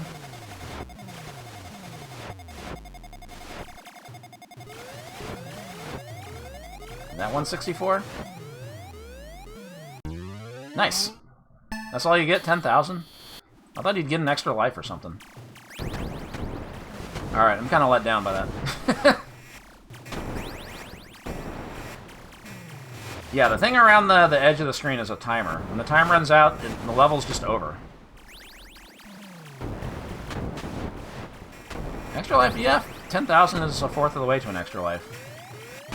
I don't remember if you keep getting extra lives every 40,000. I guess we'll find out if I could actually get to 80,000, huh? That's my goal.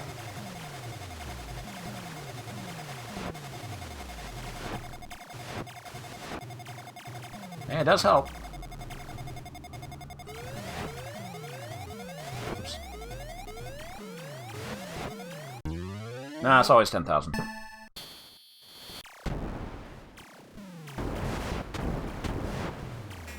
But yeah, if you don't like the look of a level, just touch the Kylo and you're out of there. Uh-oh.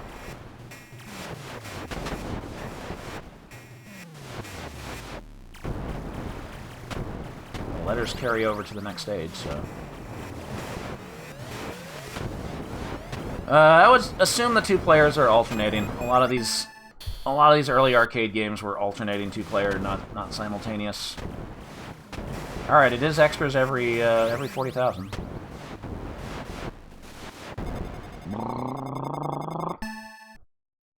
The Crystal Round!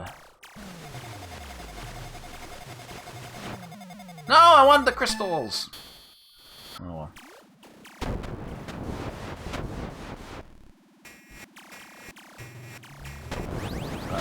Ah! I was stuck.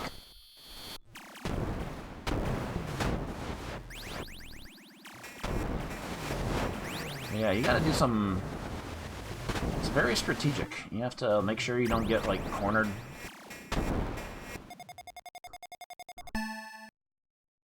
The Oliac round. Uh-oh. I don't get another chance at the crystal round? If I die on this stage, do I lose a life? Is this a fake bonus stage? I don't want to find out. 131 holes added. Okay, I don't like the looks of this stage. I'm out of here. I don't like this either.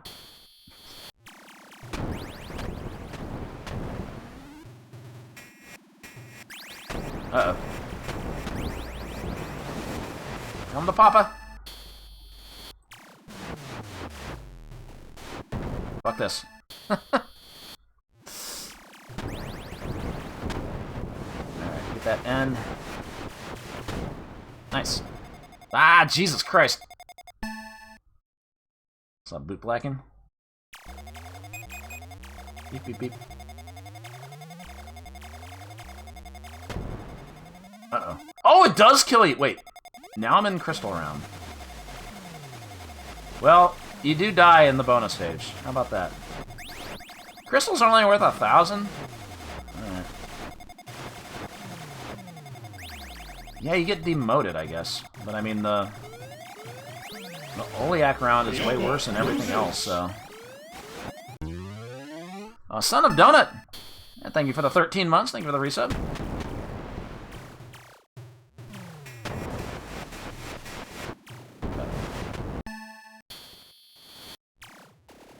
God, I thought it was at the bottom.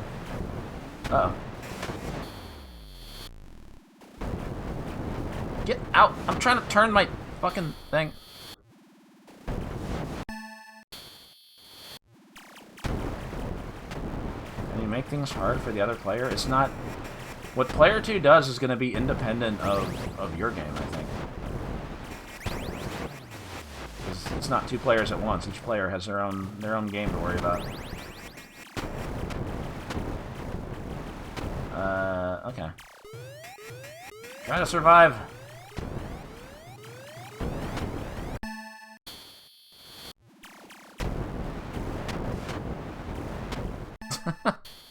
You know, it keeps... How many stages are there? A lot of stages.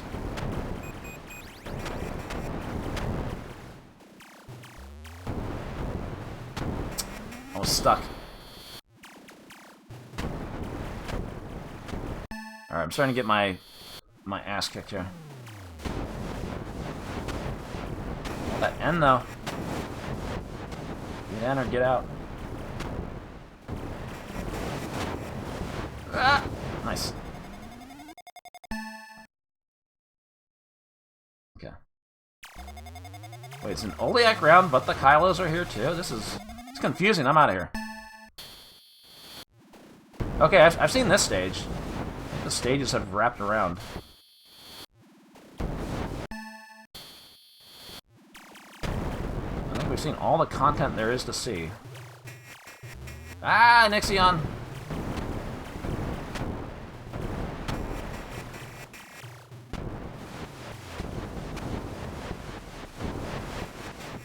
Hope this I'm out.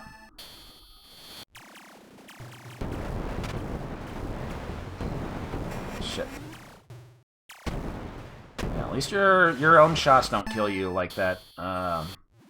What game was that? Megadon? Whatever that game was. That cruel-ass game. Oops. Oh.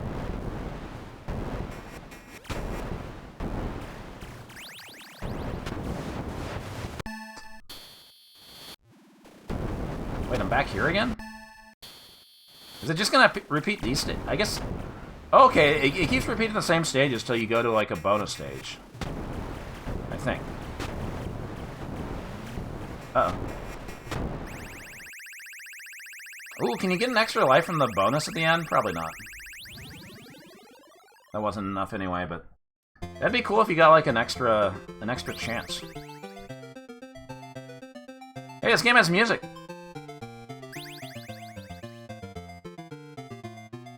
Use knob. I'm using my knob right now. We composed one music track for this game. You have to get on the high scores to earn it.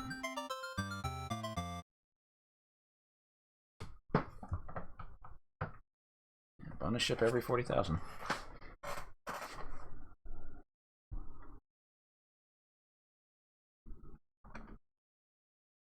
Yeah, there's definitely something to this.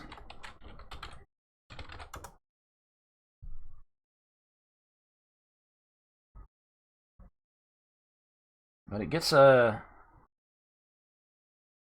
does get a bit chaotic. And at first I was impressed by the number of levels, but then I did manage to, like, loop around. Kind of fucked up that the bonus stages can kill you if you run into the Oliak. That's Kylo backwards.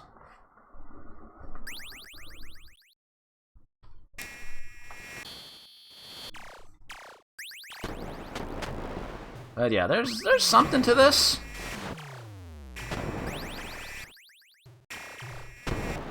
Maybe possible to demonstrate two-player mode. Two-player mode is just going to be two separate games. I'm telling you. I don't have control set for player 2, but like if I get to this stage, clear a couple stages, and then die.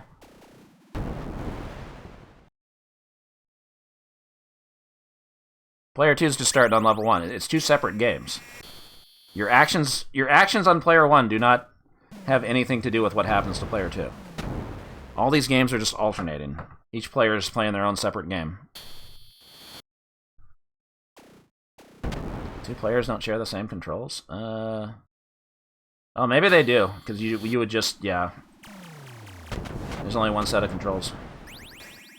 You're just shifting who's at the cabinet. Like with most other games that are alternating.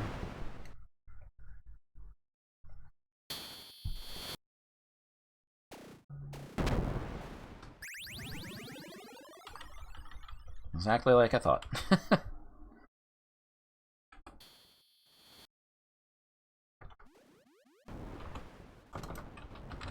Alright, let's get a pull up. Ixion. Yeah, I kind of like it.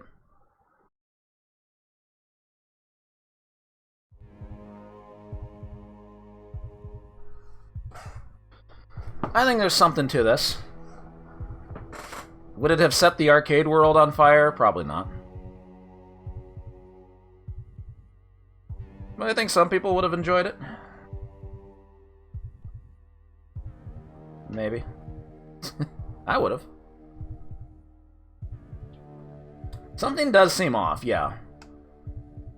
Like, a lot of it is, like, the presentation.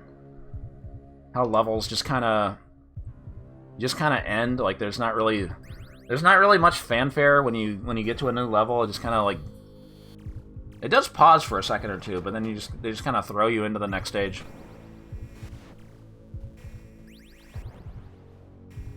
So it did need a little touching up in presentation, I think. IMO. 63% gave it a 3. Some people gave it a 4. 15% gave it a 2, and of course a 5. It's certainly worth a try.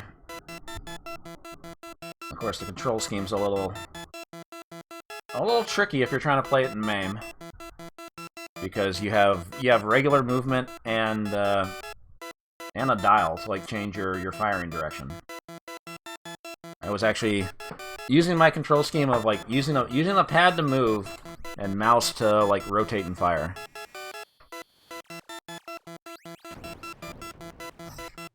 Oh, that was an honest 5? We found the 5 voter. Get him. Oh yeah, there's something to this. I'm just gonna agree with chat on everything. Yeah, 3 sounds fair.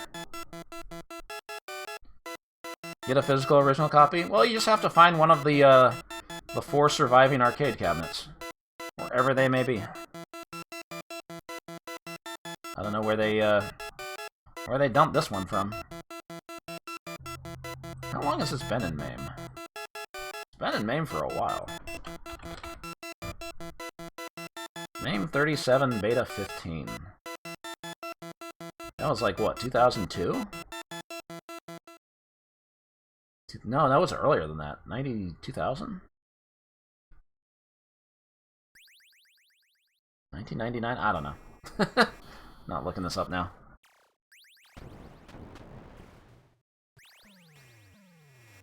But yeah, I'd say it's worth a try in MAME if you can deal with the control scheme. There is some satisfaction to be had, I think. Not bad, Sega. Sega Enterprises, they were cooking some stuff up at the San Diego branch, but the downturn of the arcade industry in 1983. I guess they just weren't performing, and Bally Midway temporarily bought them out. Not temporarily, but was temporarily distributing Sega stuff. And so that's why you see you'll see Bally Midway's name like distributing like certain Sega arcade games, like our next game. Some people might have seen this one. Oh man, they put it right there, dead center. It's Up and Down. I don't know if "uppin" is one word, but I believe this did get this was ported to something.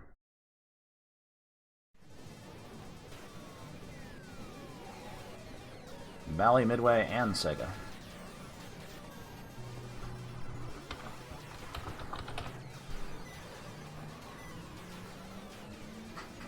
Not that Up and Down, Chubo.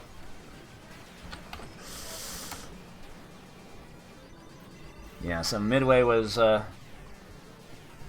also distributing this as a conversion for Zaxxon and Frogger cabinets, because those were 2 games distributed by Sega. So that's like, I don't know. It seemed kind of weird to turn a Frogger into this. Like Zaxxon, I could see, but people love Frogger. But you know, nobody could predict like what games would go on to be like the icons of the arcade era. So that when a game stops making money, convert it into something else. You save on cabinet space. That's the allure of conversions. And yeah, there's the Japanese flyer. Yeah, apparently this did get some ports. But I'm not sure how many people saw the arcade game. I didn't see the arcade game when it was new. I think the only time I've ever seen a cabinet of this was at Grinkers. Maybe it was at the Tacoma pinball show at one point. I don't know. Yeah, if you turn a Zaxxon into a Super Zaxxon, you'd be desperate to turn it into anything else. Anything else! Nobody wants to play this game. People be dying too fast. Anyway. Yeah, this was Sega Japan. The first 3 games were programmed by Sega Enterprises in America, but now we're at Sega of Japan. Copyright Sega 1983. Up down. Fairly well regarded. Well, have you played this on an arcade cabinet though? Have you seen this in an arcade? That's the question we have to ask with a lot of these arcade games.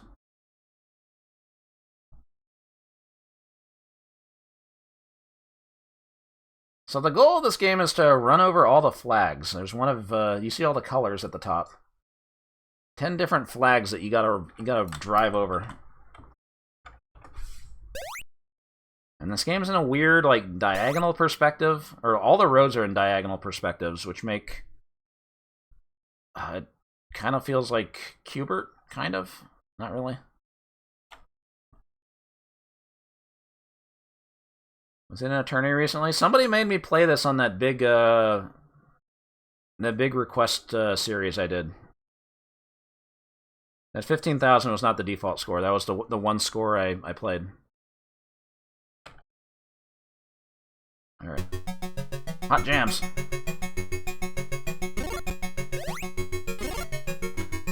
Never forget Sega 1983. It's there to remind you. Sometimes you gotta back up, but you can't jump going backwards. You can only jump going forwards! And if you jump into the grass, you're dead. Oh, I missed. Okay. That guy's gotta... This is kind of what happens. Yeah, it's got fucked up momentum. That guy's got a flag, I want it. Coming for that ass. Ah!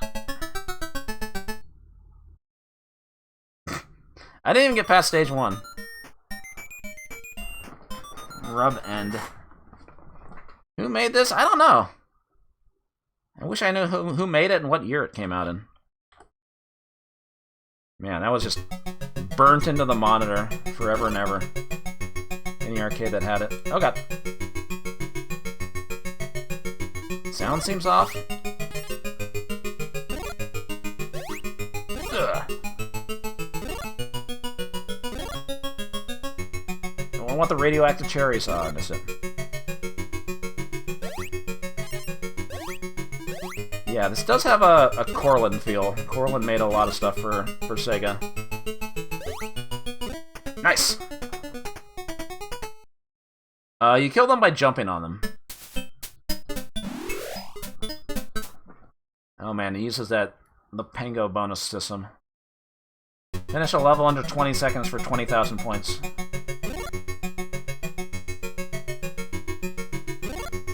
Yeah, this is very Blomby. There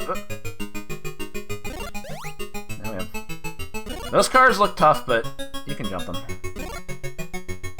If you drive over that bridge, the bridge disappears. Uh-oh. Ah!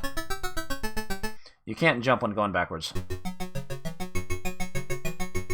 Okay, I need 3 more flags, 2 more. Okay.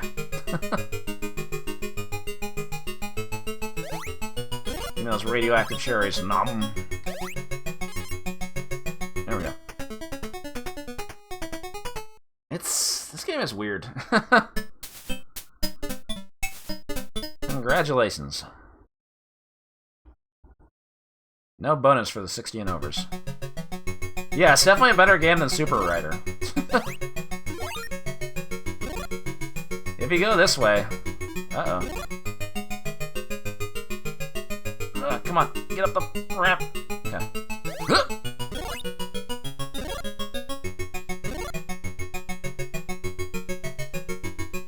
So the flags always appear in the same place, so if you memorize the course, you can get the 20,000s. Now the levels are getting more complex. Ah! I'm being chased. Okay, where's the green? There's the green. I didn't need to jump.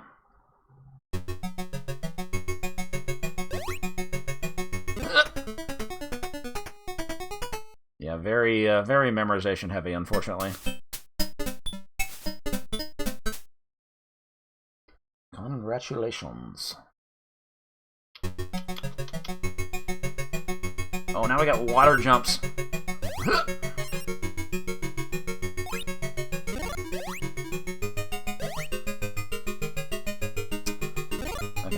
Get all the flags. Oh, they put a green one right there. Oh, I didn't want to go forward. Oh my god, the momentum in this game is fucked up.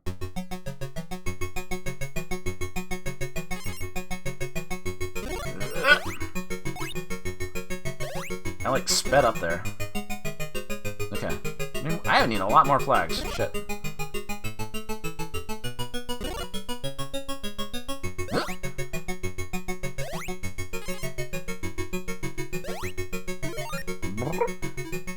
I need 3 more. Oh, no. Okay.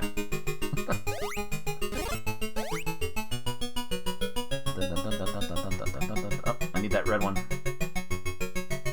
I shouldn't be backing up, I can't. Okay.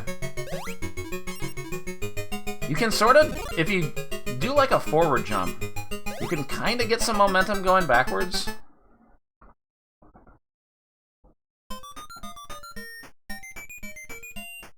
And yeah, I think it's only that 1 extra life at 10,000.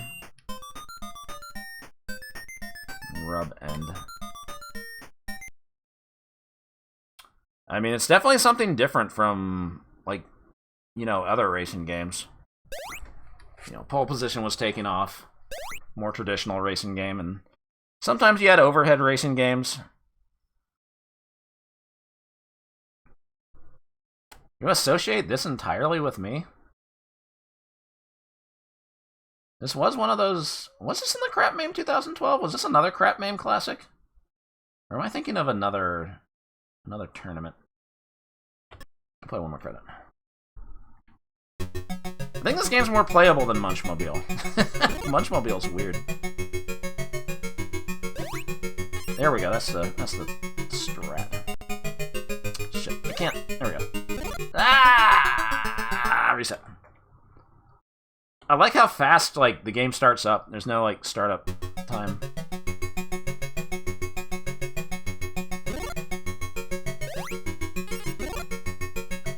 And the jump, your hitbox when jumping is pretty generous.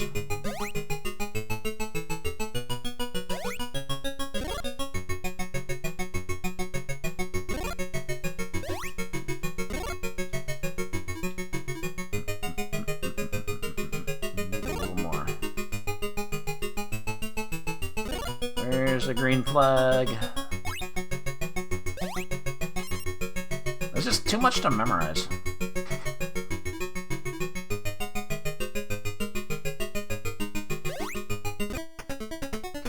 I forget what happens if, like, you're, like, not advancing the stage. Like, eventually there's, like, some sort of... There's gotta be, like, some sort of huppy-up enemy. Because they don't want you to stay on the stage forever.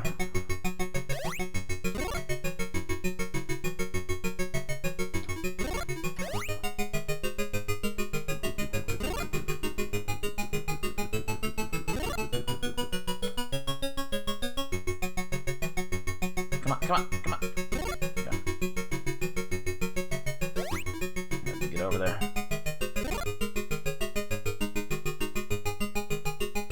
Okay.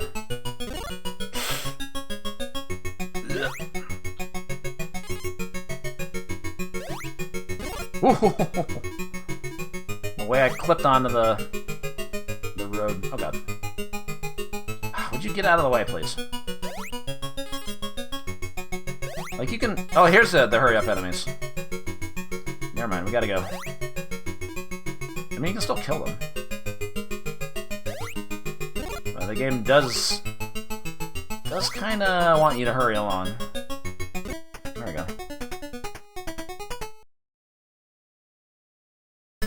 Yeah, there is some tech to the like the movement and jumping. It just takes a while to get used to.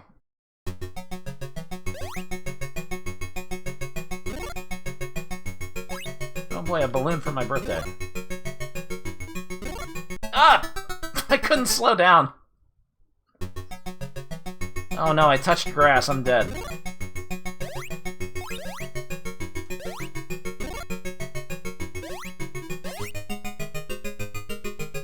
Ah! I'm trying to speed up.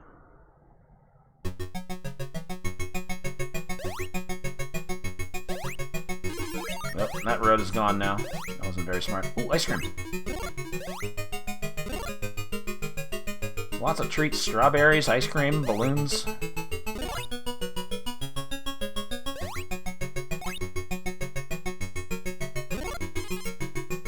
Where's the last flag? There it is.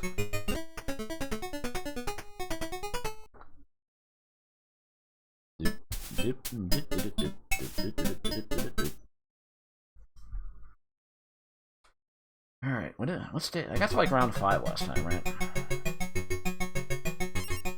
Or did I die here? I don't remember. This car runs on ice cream.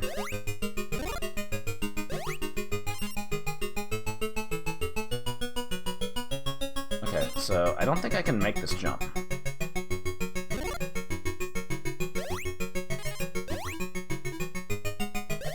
Damn it, I went the wrong way.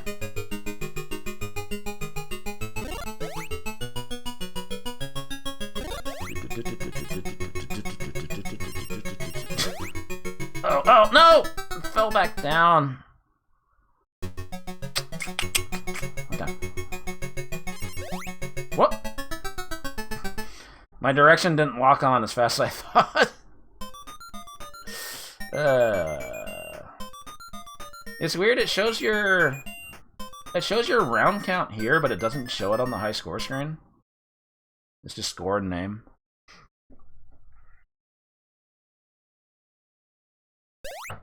Up and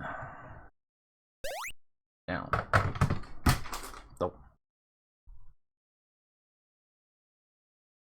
And then the tire becomes the apostrophe. That's cute. I don't know. There's it's different. It's different from how other racing games were, but it certainly takes some getting used to the way like jumping works and stuff. But if you're willing to put in the time and learn the stages, like you'll get a lot more points. What does this game deserve?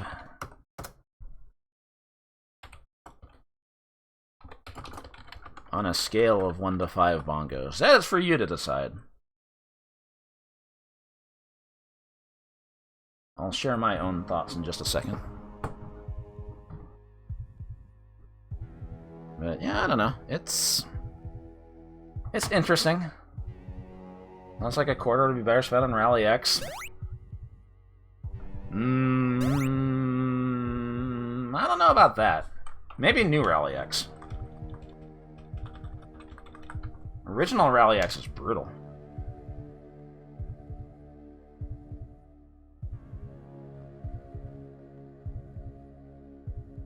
Well, don't tell the Olympics fans that I said that. They want to play Rally X in every single tournament. I didn't say nothing.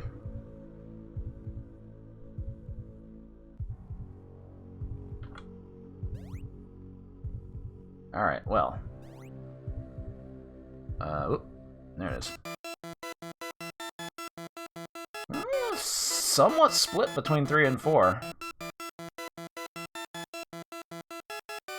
But the majority gave it a 3. You know games before this where jumping was used in attack? There had to be. I'm blanking on what, like, one of those Donkey Kong knockoffs must have used jumping as an attack, right? Rally X is Pac-Man with cars, essentially. Kind of. It was what they thought the next big maze game was going to be before Pac-Man. But then, you know, Pac-Man came out and was way more successful. I mean, yeah, I have enough fun with this game. I can give it a 3. It is kind of It kind of enrages you when you die, because you die to some dumb shit, like you lost momentum on that slope, or you jumped the wrong way, but there is a certain level of addictiveness to it that wants you to try, makes you want to try again, so can certainly respect that.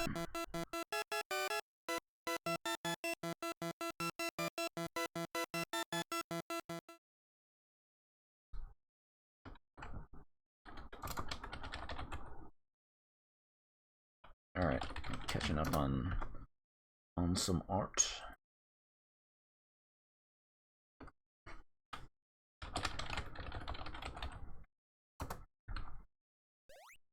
I don't know, I think it's kind of fun.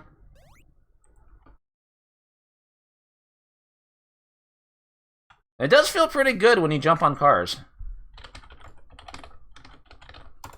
Crush them. So there is some satisfaction to be had.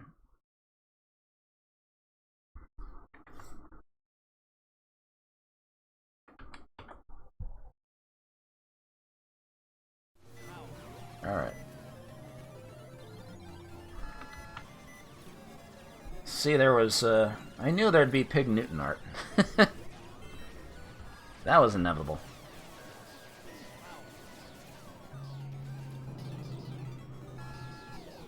There's no way that couldn't happen.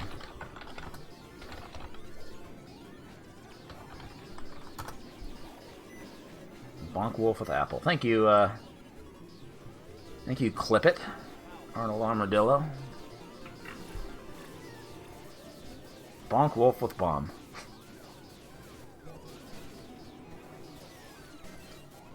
Yeah, it certainly does have some Super Locomotive vibes, huh?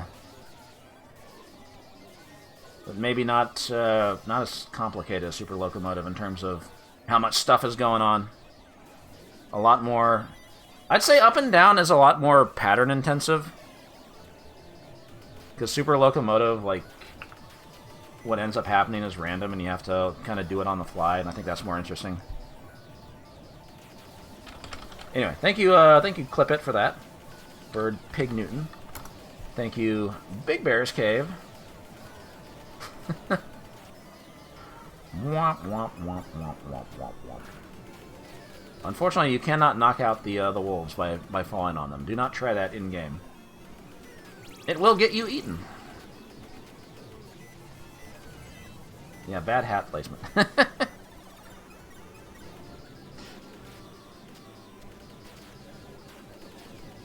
Thank you, Big Bear. And thank you, Joe. That's big. Thank you, Joey Gatorman. That is a derpy wolf.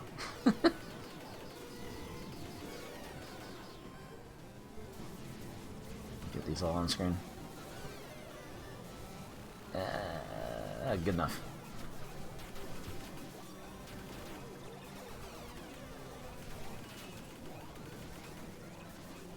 Oh, wait, is that a squirrel? Yeah, I guess it would be a squirrel on the tree.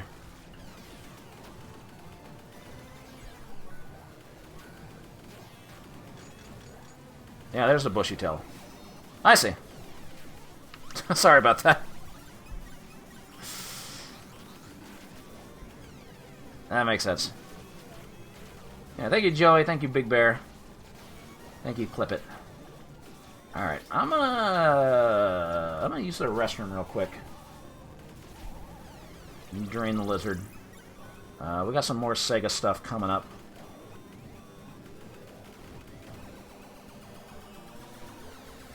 It'll just be a couple minutes. Get that break screen up. Bring back the, I have the Golden Axe soundtrack open. Let's put that up. Alright, I'll be right back.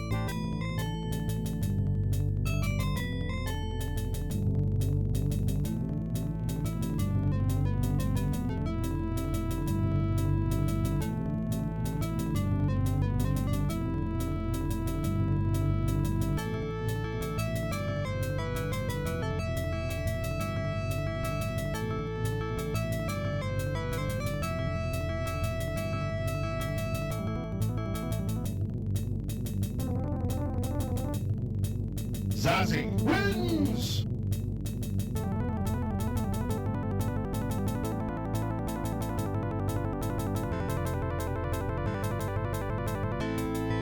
Arnoff wins!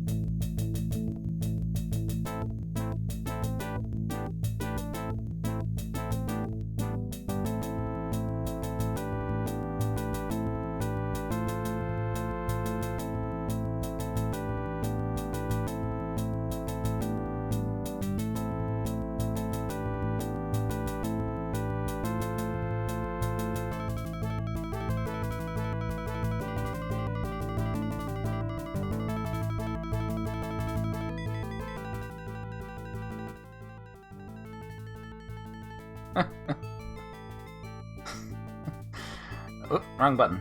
Oh, where's... There we go. I hit the wrong overlay. Dan, thank you for gifting a sub to Arnold Rimmer and Bubsla.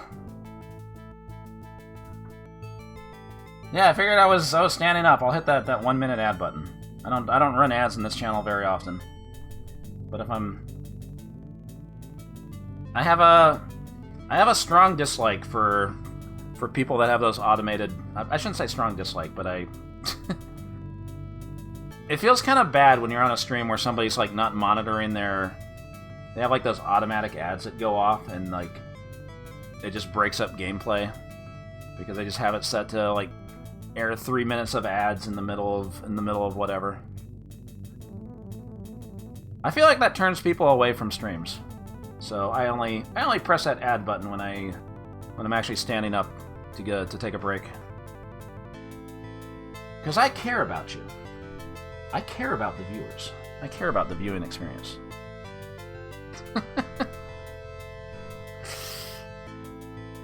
Anyway. Yeah.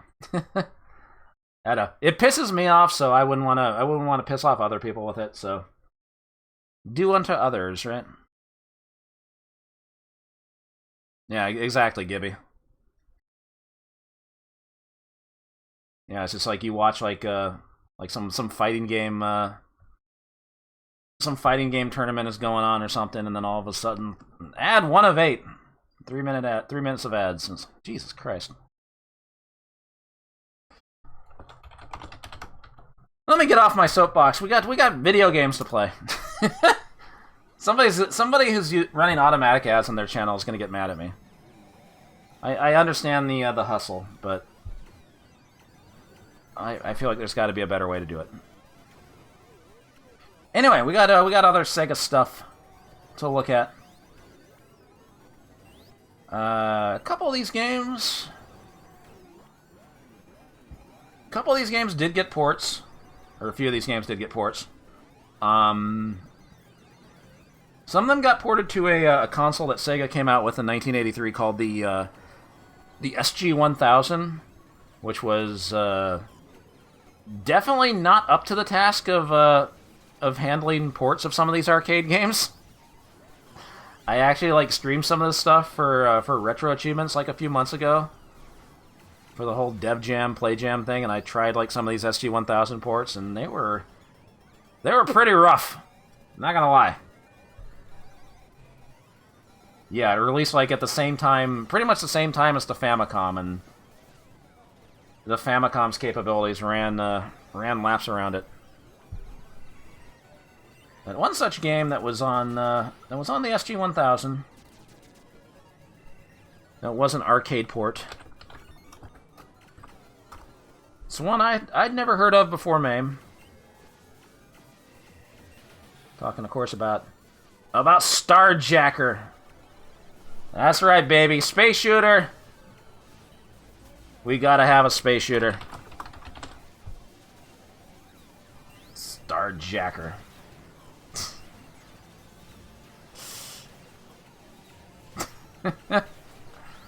When I think about space games, when I think about stars, I start jacking. Was this featured on Starcade? It might have been? I don't remember.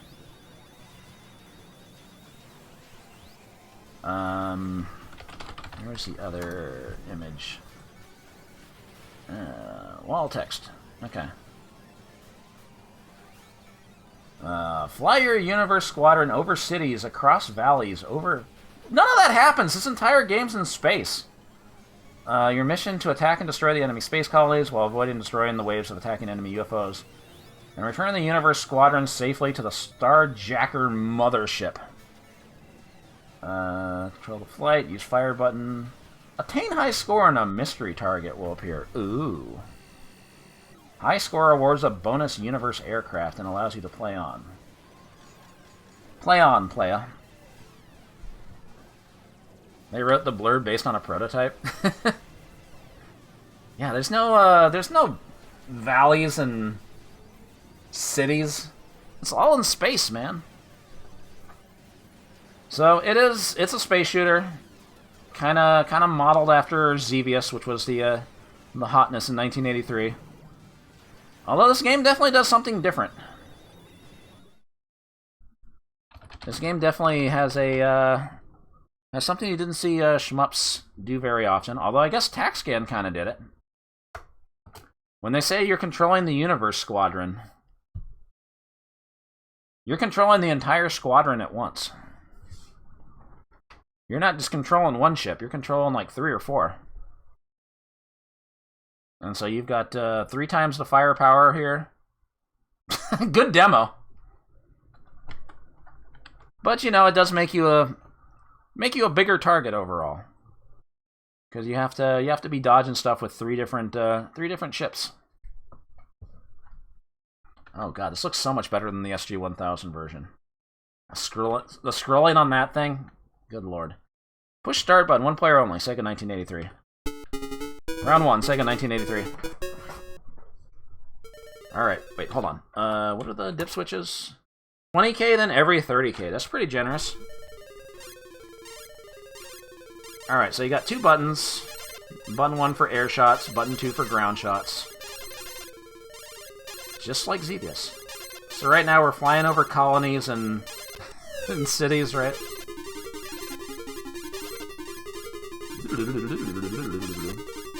Music's better than Xevious, at least. Bomb the ground targets! You want to go for score, right?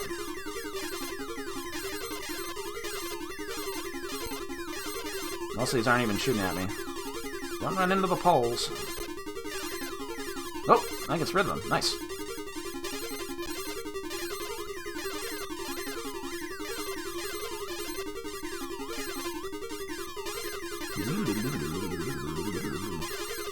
It is scrolling kind of fast, huh? I mean, it's pretty smooth, but it is a pretty fast game.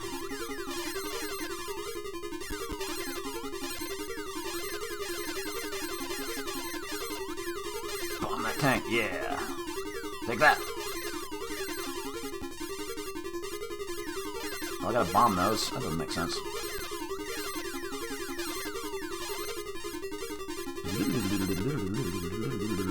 Almost at the end.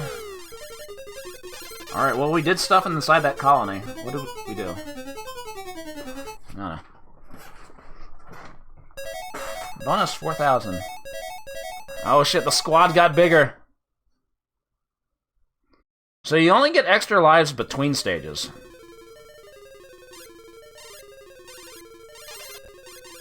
And so now I'm controlling 4 ships, which is kind of unwieldy. It is very hard to protect everybody. Ah, there goes one. Okay, we got 3 more.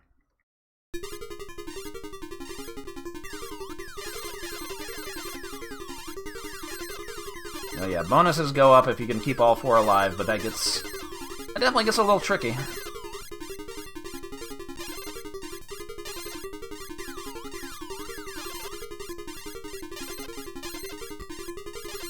This is definitely a different take on the space shooter genre for sure. It does give you some feelings of power. The problem is, even though you have like 3 times the ships, your rate of fire is just really bad. Like, I'm mashing as fast as I can. Those are all the shots I can get on screen. So it kind of feels like a little unsatisfying because of that. Attack scan, you could hammer away on the fire button, but I think it was like Firebeast. You can only have 1 bullet on screen at a time. But your shots were faster.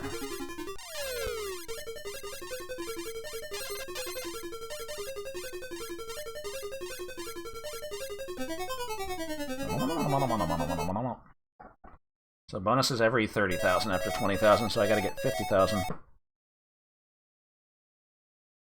It looks like there's room for a 5th ship?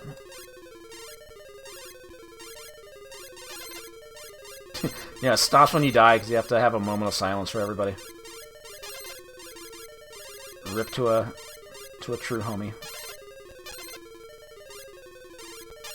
Yeah, the targets are kind of small too. That doesn't help.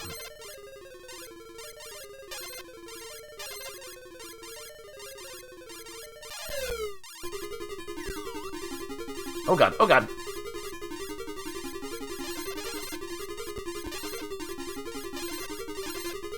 Those things aren't even worth points.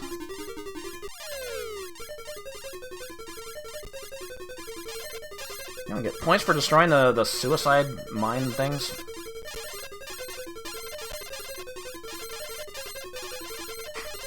Yeah, Sega liked having the copyright on screen at all times. That's what up and down did. You swap out your up and down for Starjacker, and it's just going to further burn in copyright Sega 1983. Whoa! What is this?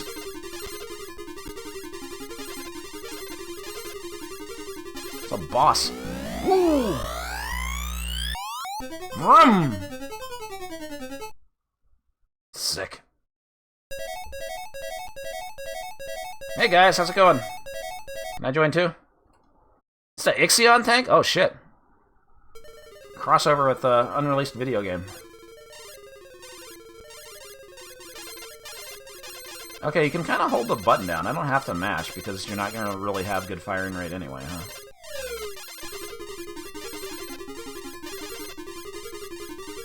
I think in the SG-1000 version, those bosses showed up like every stage or something, so you could just like skip stuff more often.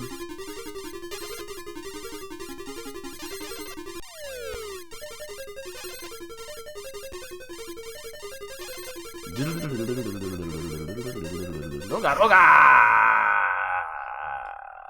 Thank you, Gooback84.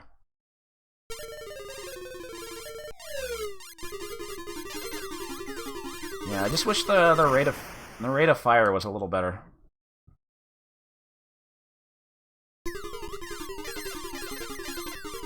Jesus Christ! Rip everybody.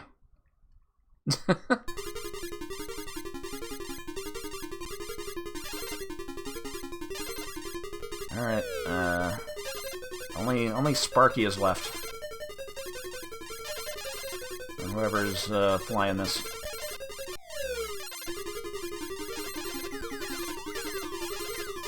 I gotta get to 80,000 for a new homie. I don't think that's happening. But maybe I can pull it off.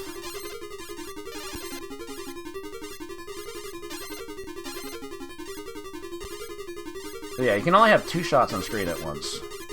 That's really not enough. I guess they're just kind of hoping, you know, you have more ships, more bullets.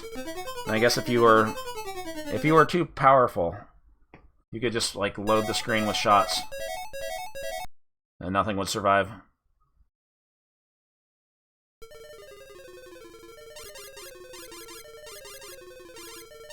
So I think they erred on the side of caution. Unfortunately, making the player feel weaker is not good game feel.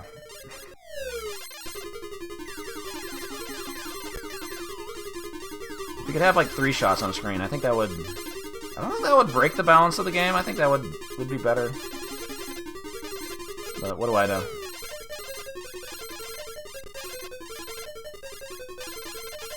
The idea that you have to, like, actually not just reach the score threshold, but actually finish the stage to, like, pick up the extra life is interesting. You gotta earn that... Ah! Shit. Rip. Game over.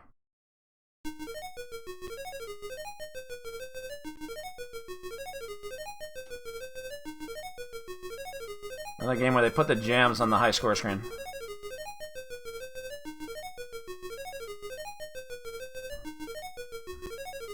Rubed.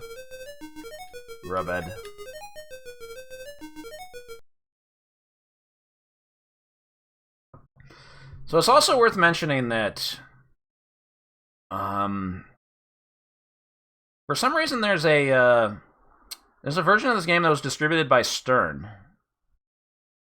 I don't know why if Stern was distributing them in the United, like, Stern was primarily a United States developer and manufacturer. But there is a version of this game with a Stern copyright date, or Stern copyright thing. And this version is different.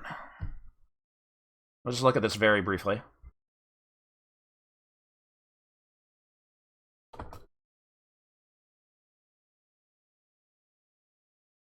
The high scores got wiped. Let me, I think that was the high score plugin killing some stuff. Let me reset that. I don't think that's how it's supposed to be. No, I guess it does default to 0. Alright. High scored, nobody. Stern 1983. So the big difference in this version, besides Stern 1983, you leave the homies behind. It's just a regular space shooter. There's no squad. And wait. It looks like you can actually put 3 bullets on screen instead of 2. So, you only have 1 ship, but it's more powerful. And actually is, like, better... Probably better equipped for taking stuff out. Oh yeah, everything's worth more points, too. It felt like every enemy was worth, like, 100 points in the Sega version, but now it's worth 200 for most of these. These things are worth 500.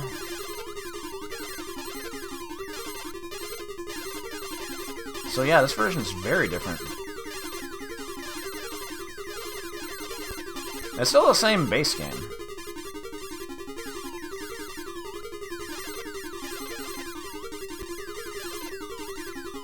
But yeah, now you're a solo jacker. No group jacking, unfortunately.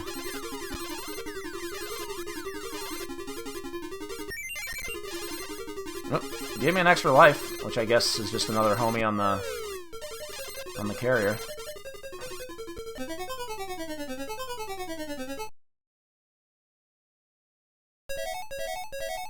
And you don't get extra bonuses. The bonus is always 1,000, but that's okay because you're getting more points in the stage. The lives were adjusted from 20k then every 30k to 30k then every 40k. Oh wait, there's a dip switch. Well, it defaulted to single. All right, well, let's change it to multi. Also, yeah, what happens if you die? I think like, does it start the stage over? I don't think it starts the stage over. The next life just comes in where you died. Okay, let's reset. Reset to multi.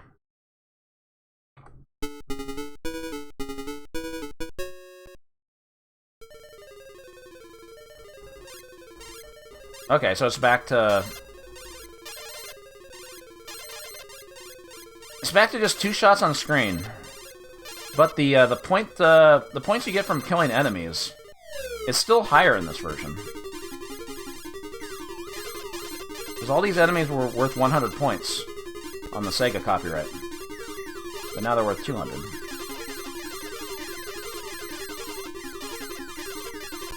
It's just kind of weird it defaults to single. Was that even an option on the on the main version?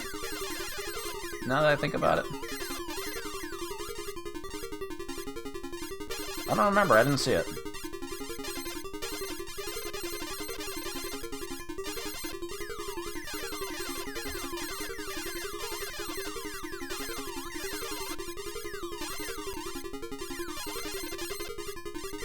It does feel like you can earn more points in this version. You might be able to get extra lives more often, because most of the points are doubled. But it's extra lives every 40,000 instead of every 30,000. You should be earning more, right?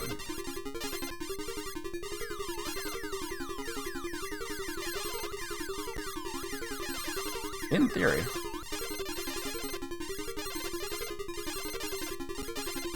Yeah, but shmups as a genre wasn't really, like, fully realized yet. Like, Xevious kind of, like, jump-started the whole craze, but there were games before that, obviously, like Scramble and Super Cobra. But single-screen shmups were still, like, a lot more popular than these scrolling shmups. But that kind of changed with Xevious. And so a lot of games ended up copying that. Okay, let me go back to the other version. Please don't crash OBS. Thank you. Yeah, it doesn't even have the option. That's so weird. It's only an option on the Stern version?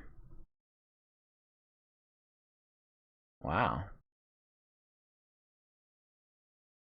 It had to have been a later revision because, I mean, usually when these games came out, like, internationally, it was, like, after the Japanese release. So, good demo. Just fucking crash into the pole immediately. So maybe that's just a revision they made and decided to implement. Yeah, did it come from John Stern, or was it Sega themselves that thought, like, just to have a single mode? They decided to make the single mode default. Which, again, does seem odd. But, whatever. I don't know. What do we think about this? I want to like this, but man, the lack of firepower is rough. Does get a little repetitive.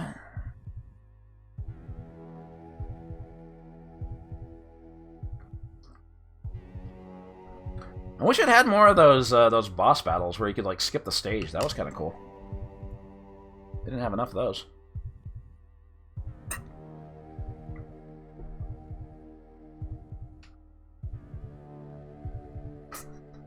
I love how bad these demos are. The demo keeps dying over and over. TaxScan's the better squadron game. I agree. TaxScan's sick.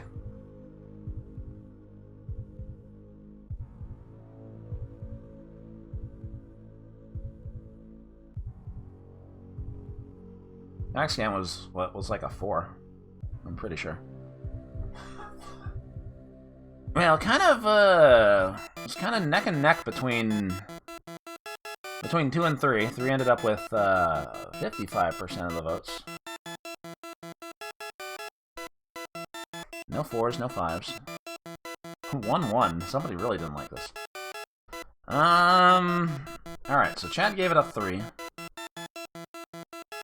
And it was pretty close. Man,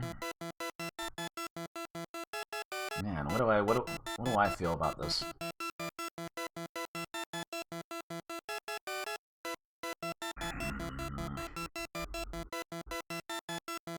Should I just have the 2s back? I don't know, it's kind of unsatisfying to play. I just don't like the lack of firepower in the multi version. But then if you play the solo version, you have more shots on screen, but then that kind of defeats the purpose of the game. But also the whole thing with the multi formation is that, like, also it's not like TaxScan where your ship formation actually changes across the course of the game. You don't really have the option to change it. It just kind of changes based off the stage.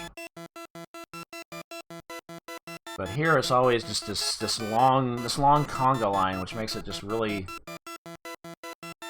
hard to survive sometimes if enemies are firing angled shots.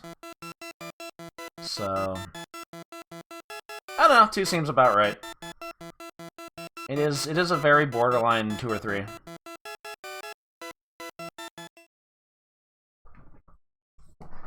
It can go either way. Well, let's just play TaxScan again. Yeah, why not? No, we got other stuff to play.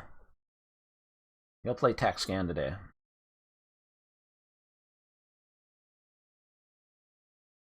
Alright.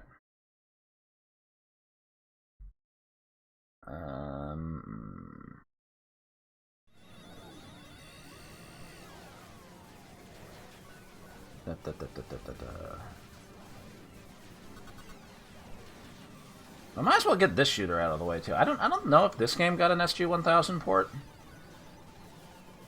It apparently got a limited US release as a conversion kit. So let's play. Is this it? Yeah, that's it. Regulus.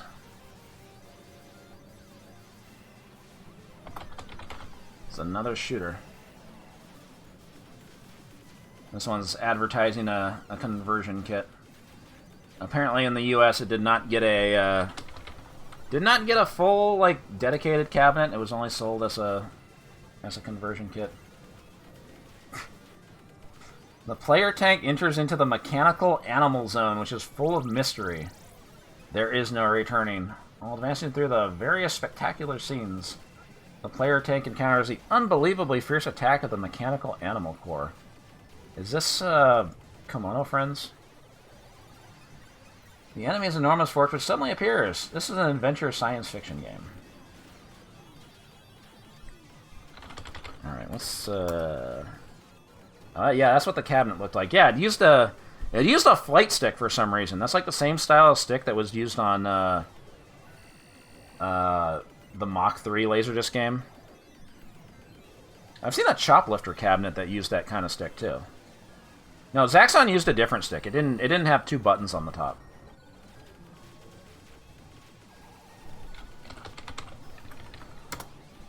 And, oh, that's the marquee. It's a bad marquee.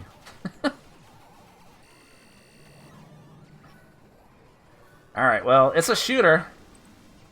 It's also Xevious inspired. What else do you need to know? Revision A.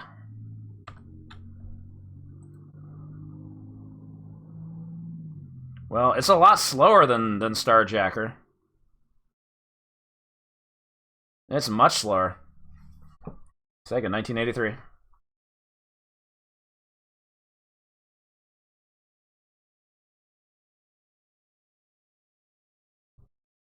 Alright. This is just a highlight reel. It's going through all the stages. Okay.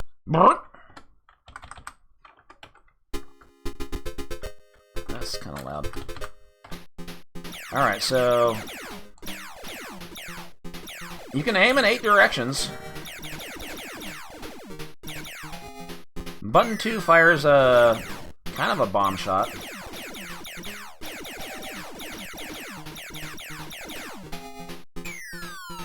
And also, guess what happens if you touch the wall?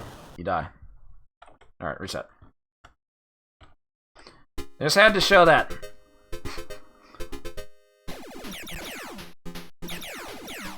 No touching the wall. Boom! Looks like Tank Vulgus. Vulgus hasn't even come out yet. Vulgus is a 1984 game. It's annoying because, like, you see those bugs off to the side, and you're like, okay, I wanna move over and hit them with the big bomb, but you can't do that. Oh, when you let go of the joystick, you automatically... is that a power-up? Oh.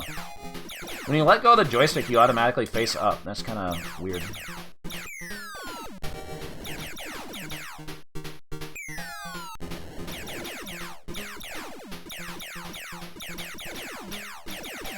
Ah, this is a thrill a minute. We're at the Gradius Stage 2 dot zone. Oh, a flag! Give me that. Oh, you gotta bomb them.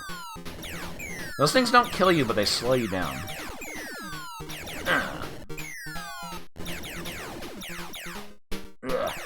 Keep off the grass. Oh, give me that.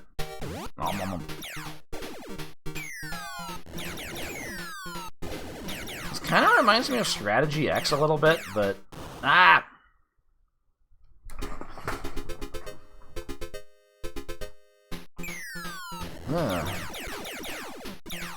But this is kind of not great.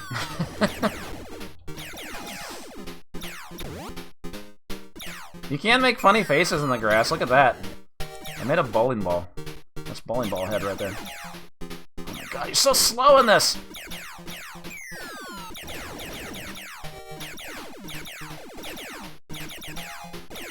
Okay, so that thing drops a crystal and that gives you points.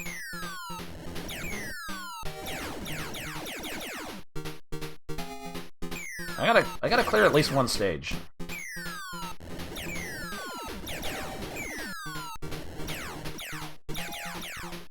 I'm being chased. Oh god, I can't get that flag. Fuck it. What? I can't... that looks like it should have hit. Whatever. Yeah, Starjacker's too fast. This game's too slow. Can't get one that's just right. I assume I die if I run into that thing. It's a solid object. It's gonna kill me.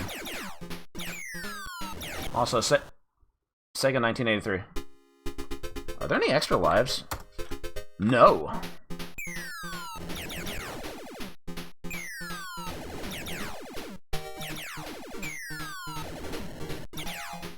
Oh. Rank list. To resume play at same sector. Yes, please. It's got a continue feature.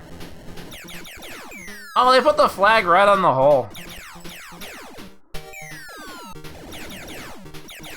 I can't get that.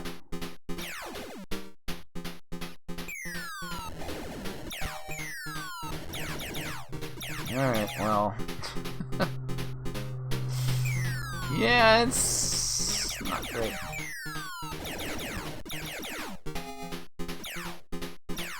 The Mechanical Animal Zone. That's where we are. I gotta clear Route 1 at least.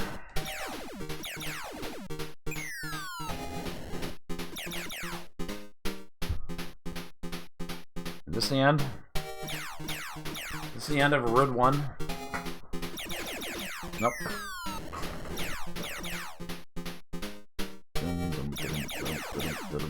At least the music's better than the ZBS, right? Doesn't get any worse than that. Alright, they're making holes, though. Those are gonna kill me.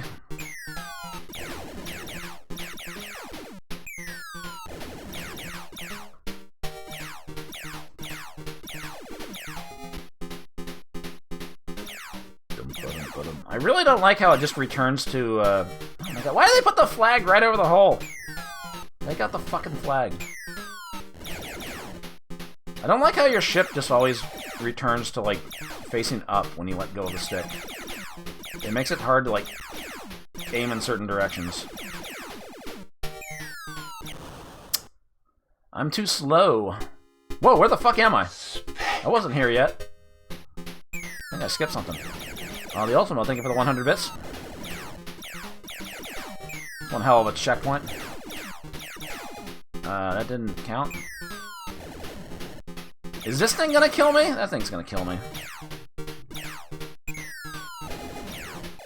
If you fall in the water, you're gonna die. It's a video game. Worse than a video game, it's Regulus. Oh, the flag absorbs your shots. Ah, I couldn't outrun the bullet.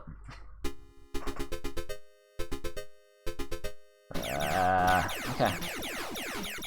This is hard.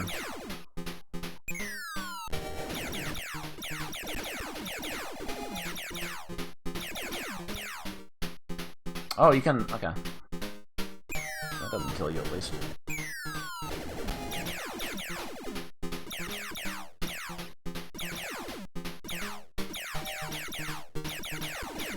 Yeah, that'd be sick if Sega still did that. Like, you buy a new Sonic game and it says, like, Sega 2024 or whatever.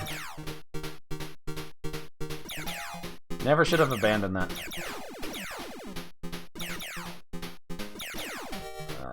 Shoot the crater. There we go. More.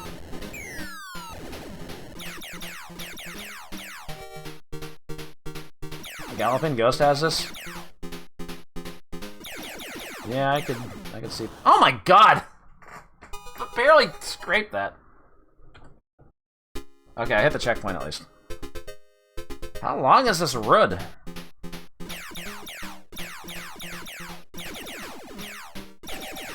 Oh god, it's a maze.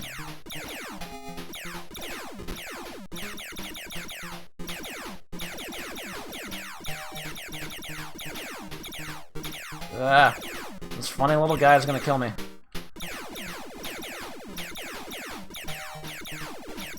Okay, I don't know which way to go. What is... okay. I assume I have to go this way. Yeah. Wow, if you just guessed wrong, you're fucked. That's cool. That's a good thing to put in round one of your video game. Oh my... Here I am thinking I can, like, speed up the screen scrolling a little bit.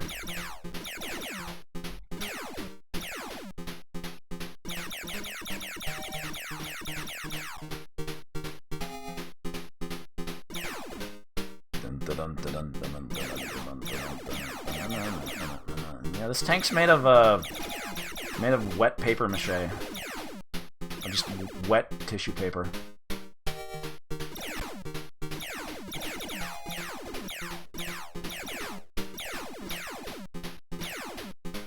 You can't go any higher on the screen than that. That's what fucked me up. I thought I could keep going up. Alright. Oh god. Carefully navigate this shitty maze.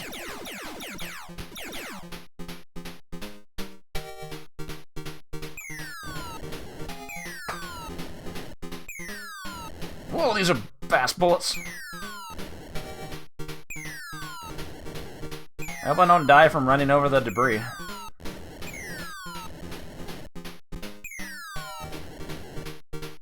How did that miss? Oh!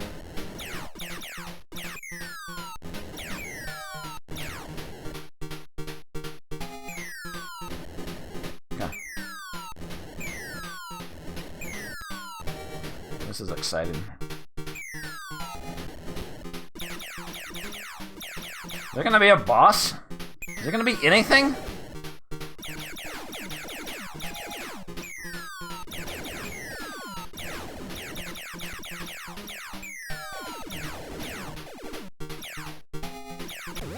More.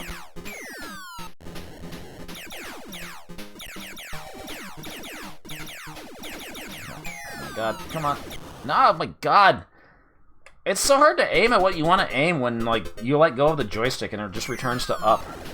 I really, really do not like that.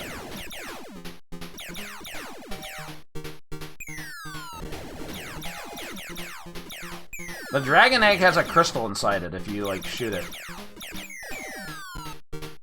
See? That gives you 8 hundos.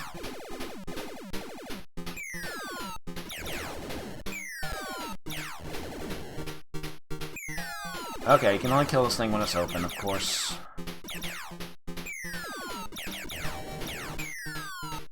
That didn't count. Oh god.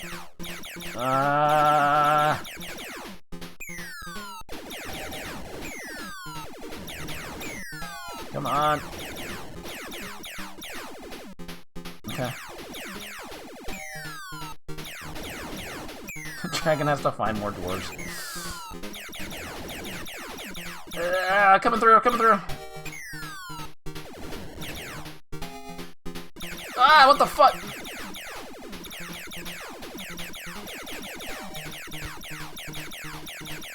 Okay.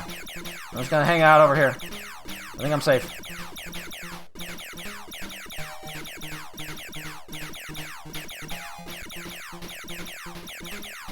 What is this? Spider webs?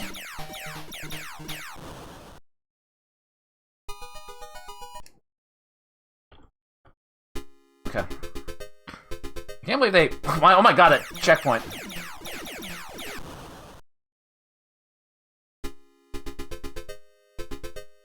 They're moving. Okay.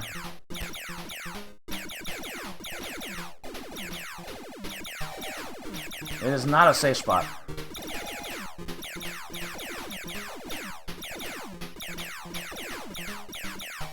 Okay. Oh, it's the boss! There it is, the spider boss. Oh, I did it!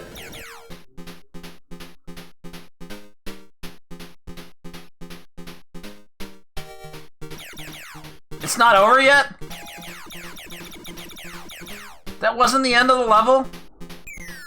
Oh my god, I'm in hell. What does it take to finish one round?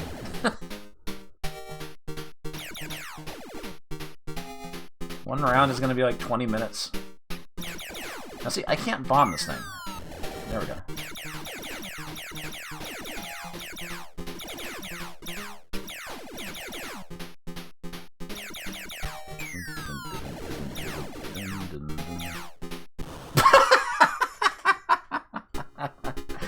Okay, I think I tap out.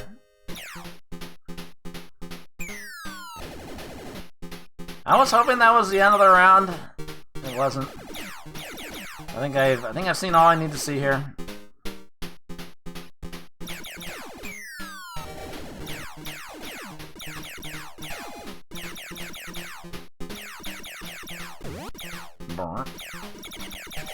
Alright, what if I just stay over here? Oh my god, I was just trying to move around. Well, yeah, I don't think it's a 1. Like, to some degree, it's playable. But would you want to play it? At the same time, giving it... I just gave Starjacker a 2. I feel like this is not on the same level as Starjacker. But... yeah, I don't know. Of course, Starjacker was kind of like in between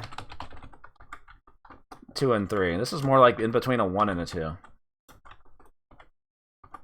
I would add 0.5s if I had enough options in the Twitch polls. But sadly, I don't.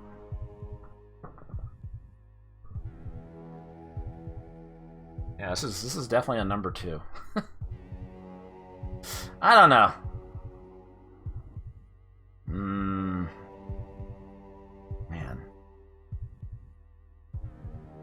I thought this game had potential when I booted it up and played it for like 30 seconds.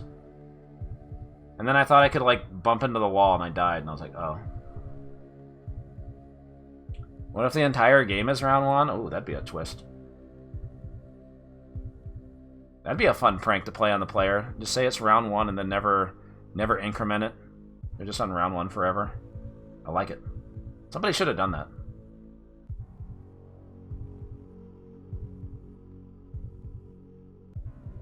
Well,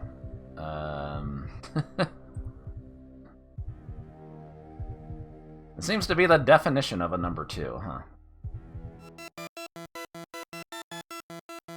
80% of the votes. It's a very low 2. It's on the precipice between 1 and 2.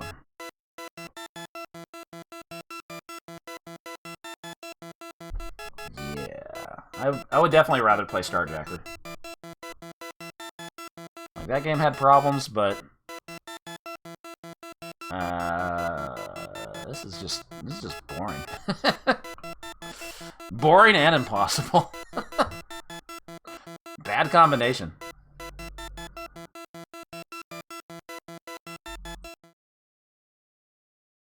At least it's not Catacomb.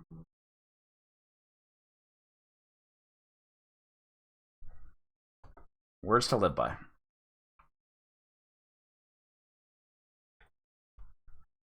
Alright, I'm gonna step up the pace.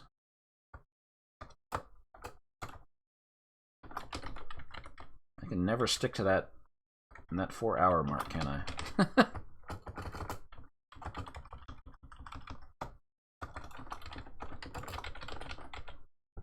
Alright, another game that I know got an SG-1000 port because I played it.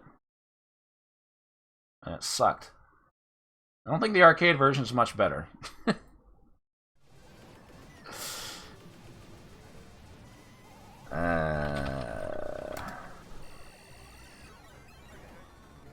There it is. Sindbad Mystery. Not Sindbad, but Sindbad. It's like Gundobad. Sindbad. Please don't sue. This is not a space shooter. That'd be something if it was. If you could just fly a camel through space and shoot stuff. No, this is a maze game. And it's got a gimmick to it.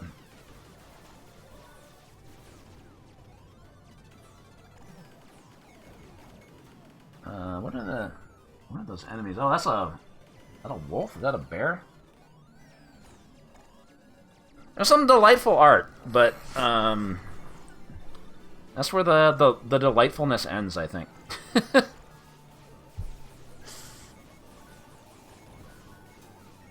Yeah, I definitely played this recently. The SG-1000 version, I mean. It made me think, yeah, I need to look at the arcade version again, see if it was as dumb as this. So let's solve the mystery. Uh-oh. OBS! Alright, I'm gonna have to like restart the stream after this game. OBS didn't like me loading this up. Intelligent puzzle game. Sindbad Mystery.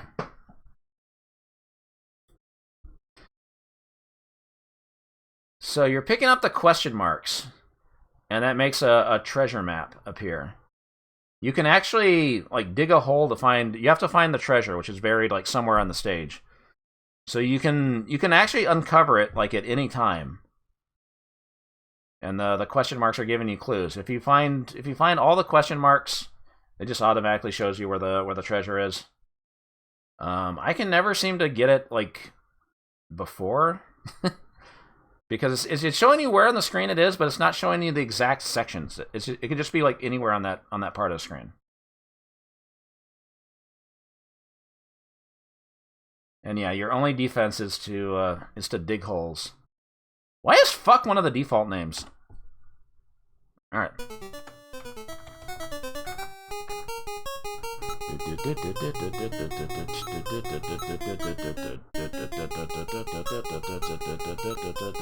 Alright, so we're filling in the map. I think I see the spot it would be at. It's over here somewhere. Oh, enemy covered. Oh no, I'm dead! Oh. So this is the problem with the game. You don't really have much defense against the enemies, and there's like 5 of them running around. Uh-oh. I can push a rock. Uh-oh. Puff. I'm trying to uncover this thing early to get the treasure. That's the thing, I can never fucking do it. I have to like find all the question marks instead. It doesn't help that the enemies like aren't necessarily chasing you all the time. They just like they're just kind of vibing. Uh-oh. And then they just cover up the hole. I was trying to dig that up.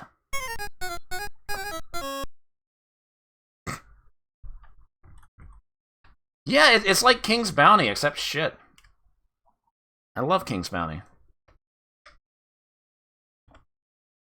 Let's try that again. It's not a bad idea for a maze game. The problem is you have no... I guess you can push the rock onto enemies, and that's the only real defense you have. But they can push it too, I think.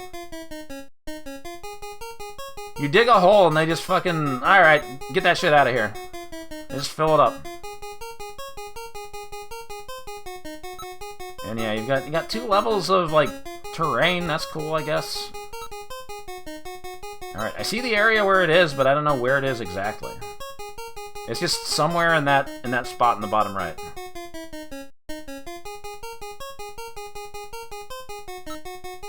Oh god, I'm being chased. Take that. Oh my god. Yeah.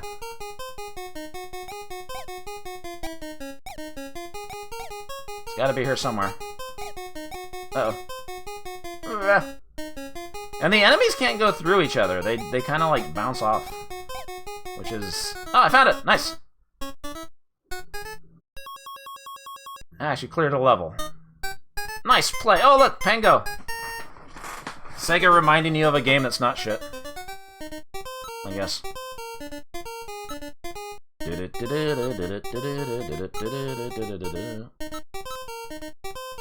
Like, wouldn't you rather be playing Pango right now? Oh, I can't push it from that way. Okay. Alright, I see where it is.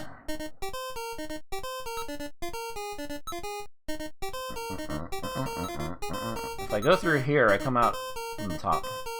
Uh-oh. Uh-oh. Oh. I thought I was onto something there.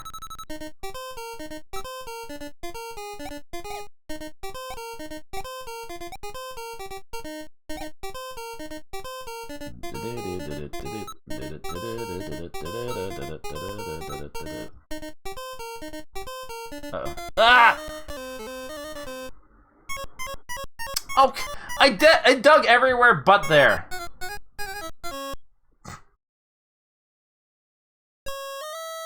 Put in your initials. Ah, this is awful. I don't want to listen to this. I still haven't even beaten the default high score. Fuck BBH. Let's try one more time.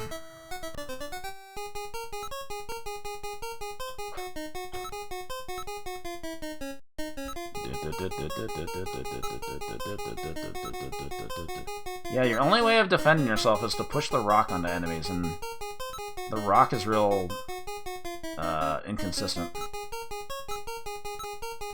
They are gonna respawn if you kill them with the rock, I'm pretty sure, yeah. Okay, somewhere in that bottom right corner. Also, a Huppy Up skull eventually appears if you take too long, too, so that's great.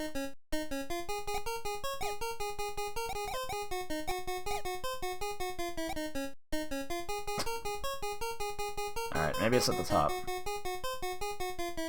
Uh-oh. Can't go that way. Alright.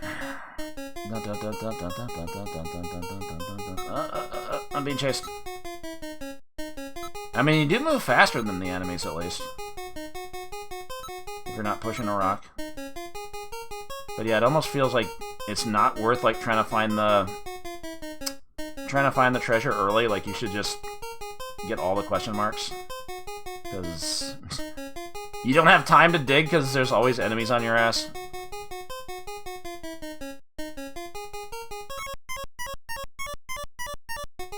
Oh, there's the skull.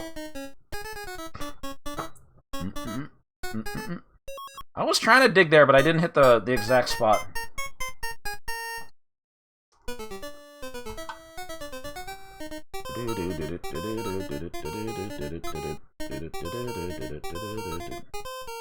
Oh, I was gonna crush that stupid bear. Ah! That's right, they can't walk through each other.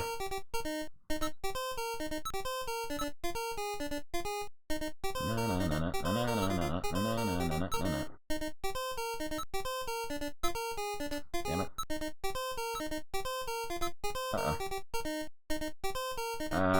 Can I get that rock out? I guess I have to go the other way, huh? Oh, stuck.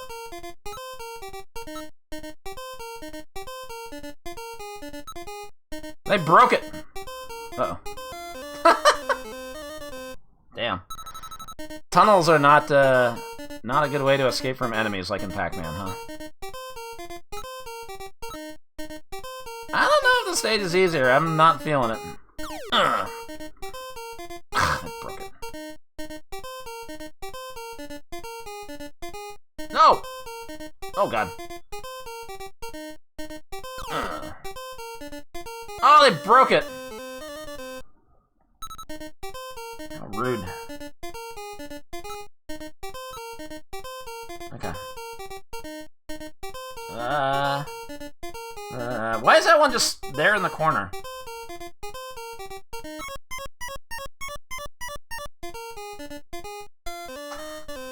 What was I supposed to do? Yeah, I know where the treasure is. I don't want to listen to that music. Is there an extra life at, like... There's no extra lives listed. 3 and no extras? That's pretty rough. One more try. I am terrible at this game. I'm afraid this one just does not click with me at all.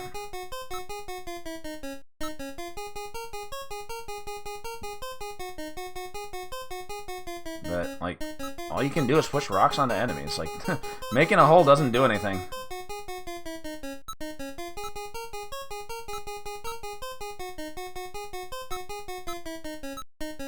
Yeah, Sega Japan released this game.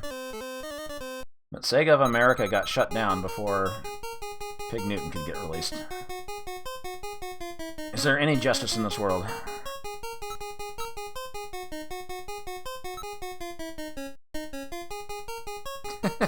Feel free to get angry on my behalf.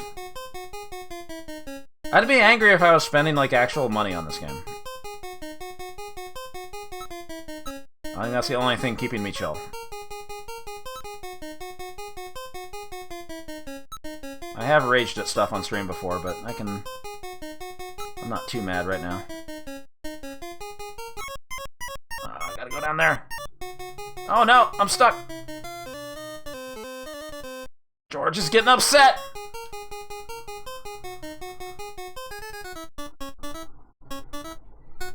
And yeah, I think you get more points if you find the treasure early.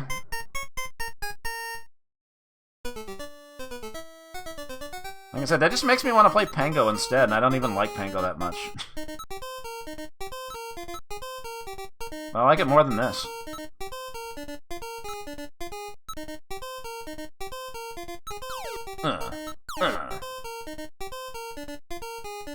Oh, he broke my rock. And then he's flexing on me! That guy just broke the other rock before I could even do anything. Alright, I'm out of here. Feels like enemies have, like, line of sight, so when they see you, they actually start chasing you, I guess? I don't know.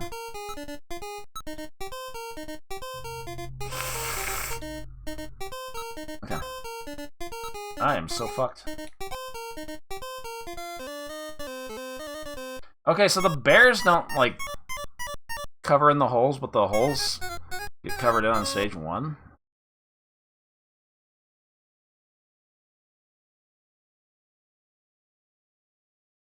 Yeah.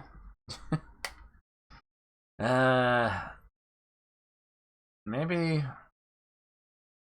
there's fans of this game out there. There probably are. If it got if Sega thought so highly of it.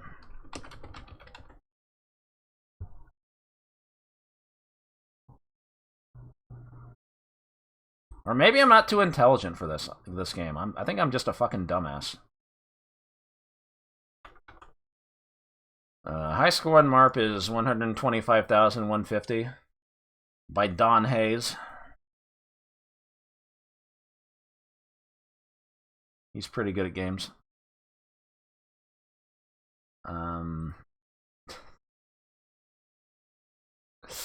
Yeah, I don't know.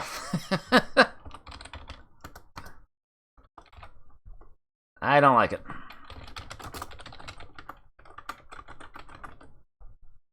Let's do a poll. It's a decent concept. Like, there is something to the concept. It's just a terrible, terrible, terrible execution.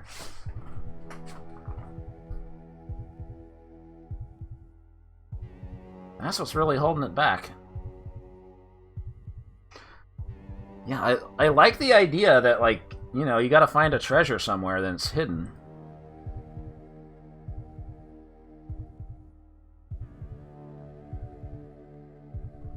But yeah, give me like a little more defense on how to like attack enemies, not just a fucking rock that breaks.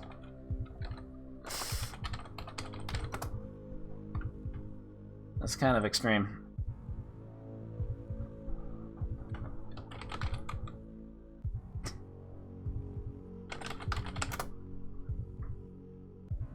Anyway, wow, I got a lot of 2s.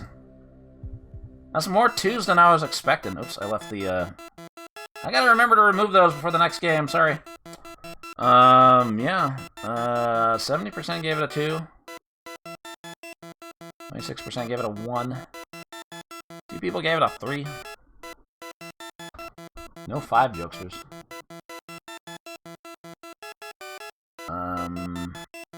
Yeah, chat gave it a 2. No. I don't like it. I don't have the brain power for this game. I'm not intelligent enough, I think.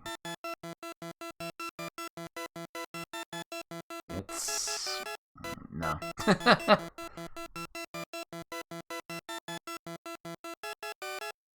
Well, I mean, the whole hand kill alien thing was, you know, you trap enemies in the holes and then, you know, bury them. Put the dirt back on them and kill them. You can't even do that in this game. The enemies in stage 1, they're like, oh, he dug a hole! Blop! Just cover it up and then kill you. Yeah, nice hole, fuckface. Like, why did I make a hole? I mean, you have to dig a hole to find the treasure, but like, why did I think I could stop these raincoat killers from deadly premonition? Nah, I don't like it.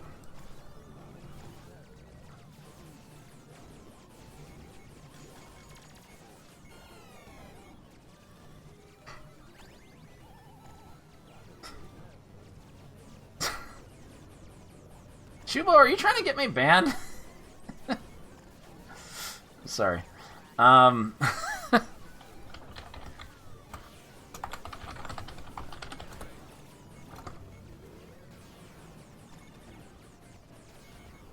on.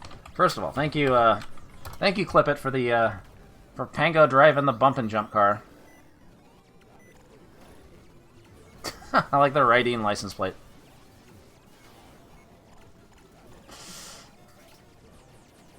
Did I say bump and jump? I meant up and down. Damn, I got bump and jump on the brain. Sindbad Mystery just scrambled my brain. And thank you, Chubo.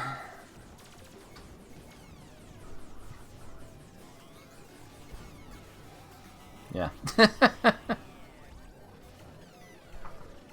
It's the Starjacker.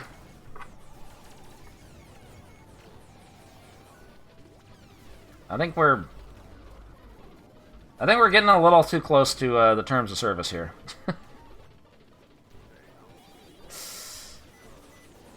It's Chubo's plan to take me down.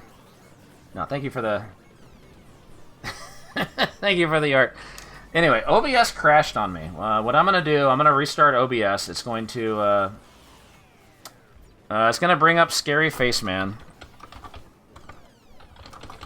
This guy. Give me like a minute, because OBS takes fucking forever to restart. We still got a few more games to do. I'll be right back.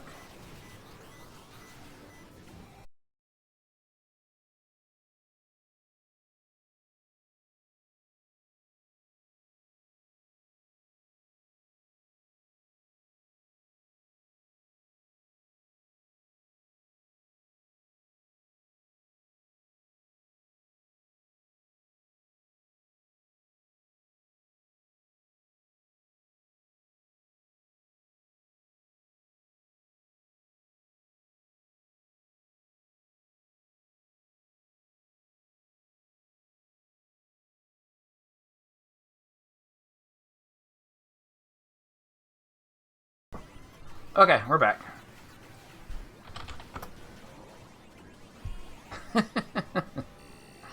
Fucking, I still don't know what causes it. Sometimes I load something up in MAME and OBS throws a hissy fit. And they still haven't released a version that fixes this, so that's frustrating. Anyway, we got a few more games.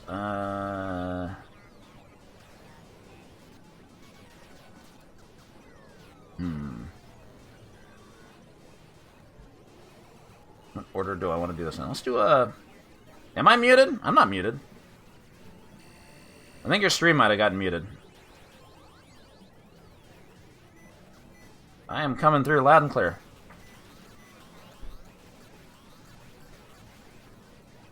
The browser might have automatically muted me. I don't want to hear this guy. I don't want to hear that BBH guy. Fuck him.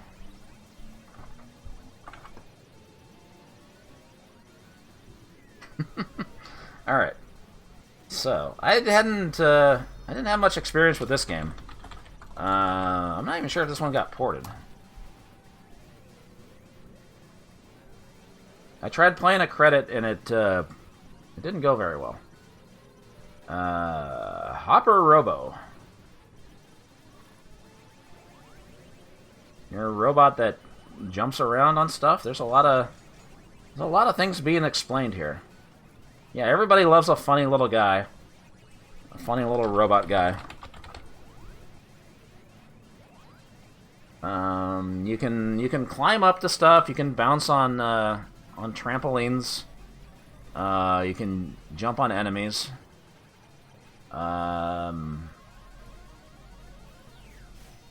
Yeah. I don't really know too much more about this. I tried playing it and I got bodied.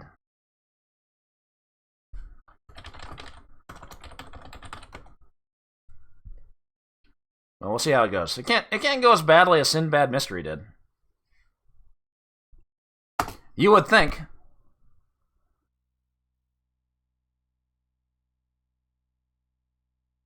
I didn't, maybe I should get rid of the flyer first. There we go. Ooh, 6-letter names. Sega 1983. So yeah, it's a Donkey Kong-like, I guess. Single-screen platformer. It looks like you get more points for like picking up these boxes in order. The boxes can kill enemies, you can go down pipes. But don't fall down. And there's slinkies. There's a lot going on here. A lot to process. Whoop. Ready to go! Alright, so pick up the boxes in order. Oh, he threw an axe at me! Or a hammer. Alright, I died. Oh, the bonus resets. Okay.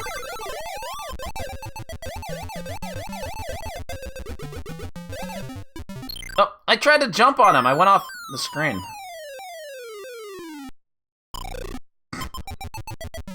Oh, this is hard. Okay.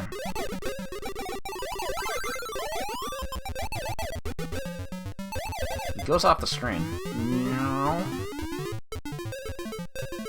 There we go. He's so happy. Okay, where's the... I still have 7.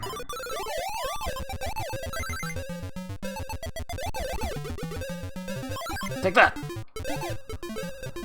Oh, I got squished. This is hard. I got bodied. Alright, let's try that again. Just getting my bearings here. Ready to go. I want to get that satisfying bonus.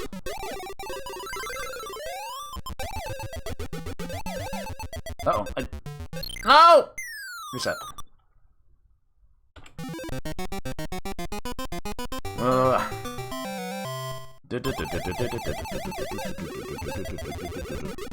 The thing is, like, you can jump on enemies, but it's kind of tough to jump on them. Like, I got a couple there, and then that guy just bumped into me.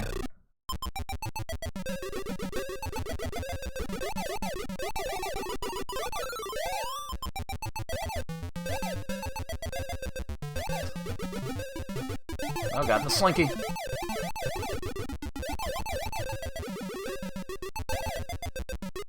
Ooh. There we go. Nice. Okay, I gotta beat that default score at least.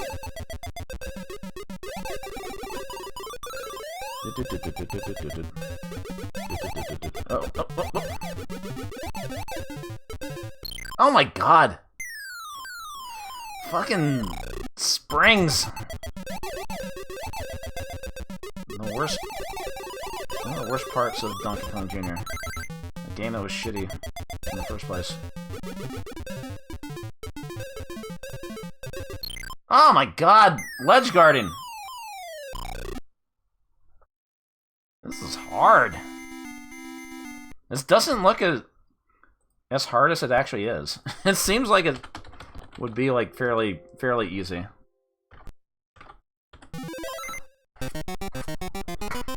Ready to go. Come on, I gotta beat the default score at least. I gotta get past round 2.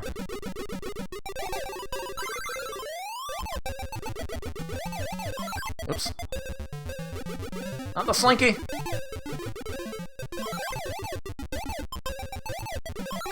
There we go. Oh!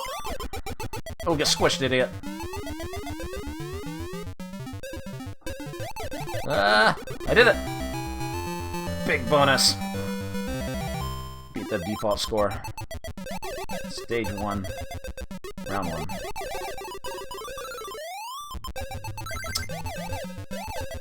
Okay. Whatever. It's fine. Alright, I'm just trying to get the boxes to stay alive. I don't care if I get them in the wrong order. It's fine.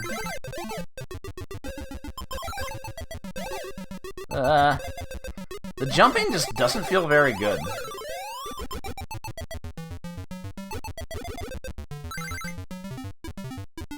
think that's the big problem. Oh, he jumped off the thing. No.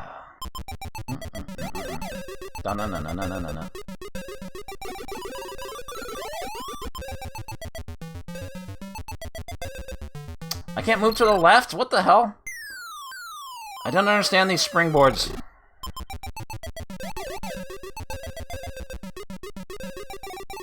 That doesn't get up there. Sometimes I can turn. Like that. There we go. Oh god, they can fly! He flies. Crossbody. How do I get up there?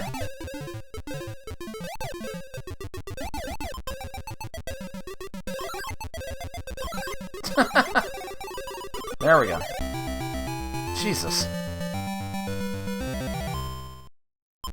I wish I could fly.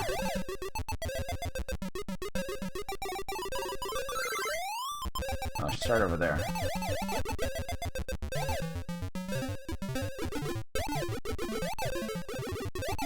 Now I got the Castlevania gears.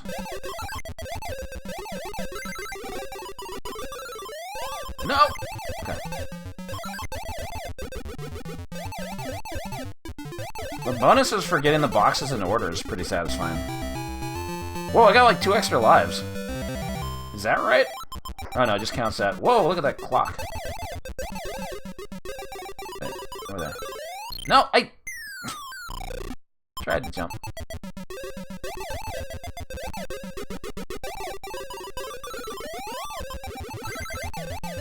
This stage doesn't seem that bad. Look how quick that went. Yeah, the difficulty progression is bizarre. Wait, did I already do this stage? And the boxes are in a different order. Oh, come on!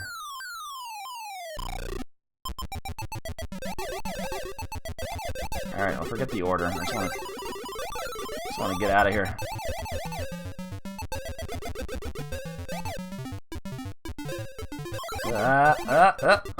Oh, they knocked me off. Okay.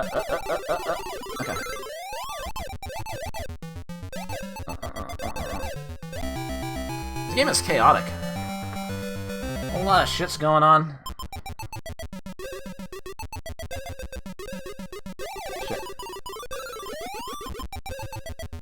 Oh, I can't reach that? Fuck. No! Okay. I somehow survived. Alright. For a game about hopping, the jumping feels really weird.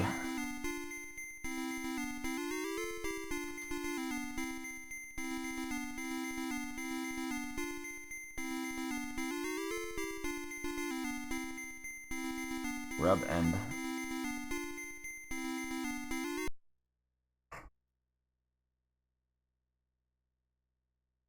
When's the last time I seen the slinkiest an enemy in a video game? Viewpoint? On the Neo Geo?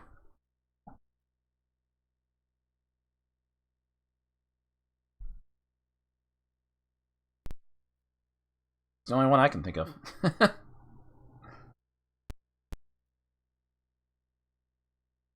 There's a reason he's not called Jumping Robot. I don't know what to think about this game. I mean, it's cute. There's some satisfaction to be had from getting the big bonuses. It definitely takes a while to get used to how the jumping works. I think that's the big thing.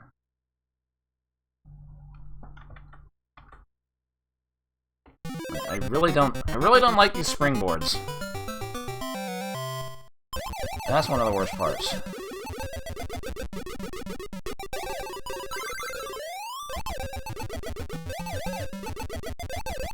I feel like this game could have used like an easier first stage to like just ease you into it.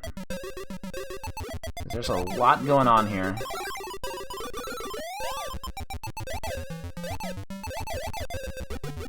Ah! You can't tell when that guy jumps if he's gonna jump down or what.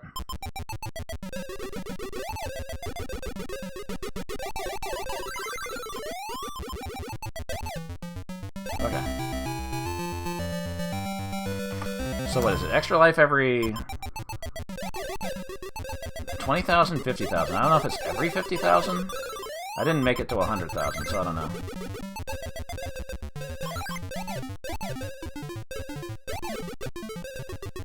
Ah!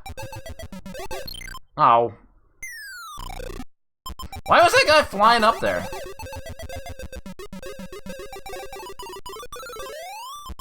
See, like, sometimes when you do that bounce, like, you can actually turn and grab something else, but sometimes you can't.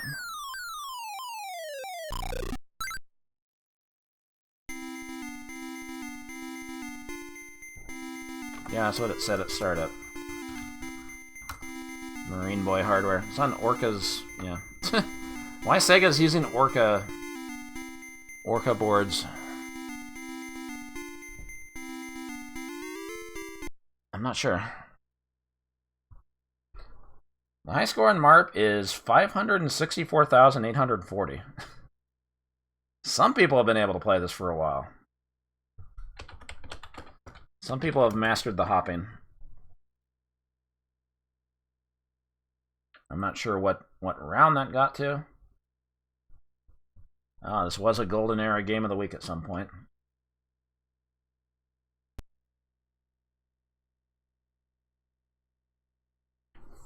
Will we see Orca again? There will be some Orca games in 1983. Obviously not tonight, but we'll be seeing them in the future.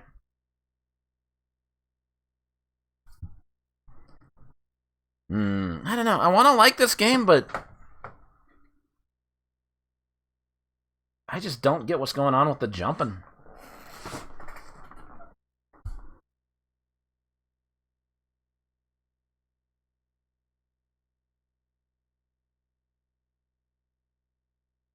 Ten-Yard Fight's kind of a known game, yeah. I didn't have that in the list. I don't know. I want to like this.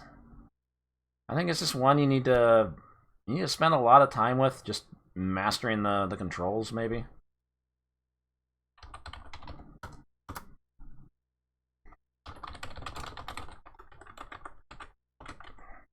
I'm afraid I don't quite get it. But everybody loves a funny little robot guy.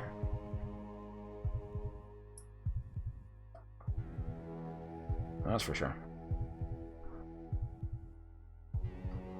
Somebody on YouTube got 300,000.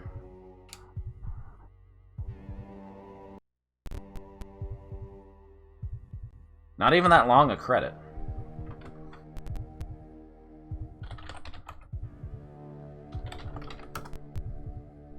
I don't know. Is this a 3?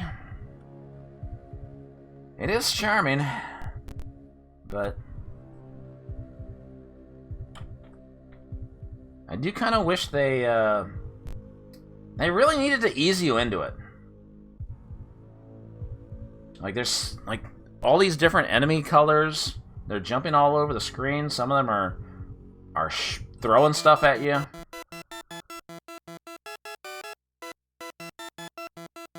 Well, 64% gave it a 3. Oh yeah, and the whole difficulty progression felt weird too. Like stage 2 has those platforms at the very top that are like really fucking hard to get onto, I mean. And then stages 3 and 4 were easier. Very, very, very strange.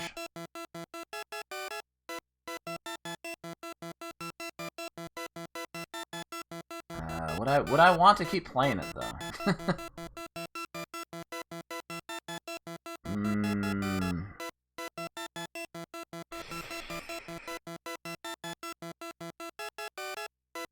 Like, that's the problem. I feel like you're gonna get drawn in by the cutesy graphics and all that. The funny little robot guy, and then you try to play the game, and it's like, God, what the fuck is going on? And then your credit dies really fast, and you end up feeling like a little ripped off. That's how I felt. so I feel like... I gotta give it a 2. It's just really bad execution. And like... even like jumping on enemies doesn't feel satisfying either, because... It's hard to do. It's really fucking hard to do.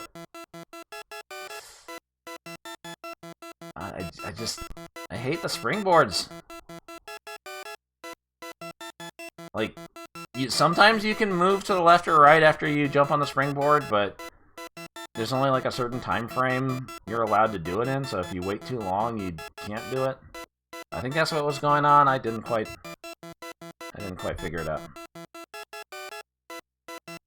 I don't know. I can understand it being a 3, but I would say give it a try and see how far you get. Good luck. That's what I have to say.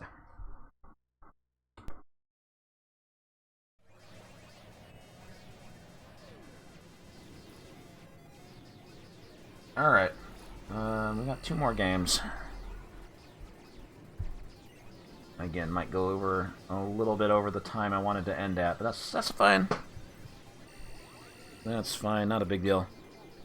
Well,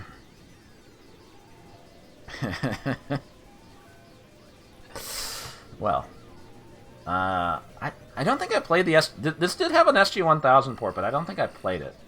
Maybe I looked at it and then decided not to play it. Turns out the arcade version isn't that much better. I didn't have the only picture of the flyer was a really tiny scan I could find. So I'll just use the SC3000 art here, which is a Sega home computer. Yamato, aka The Secret of Onomichi. You're the big Yamato battleship, taking down other boats and planes. That sounds cool, right? That sounds great. I'm sure this will be a good time all around. I couldn't even keep a straight face. Yeah, that's not the actual arcade flyer art, but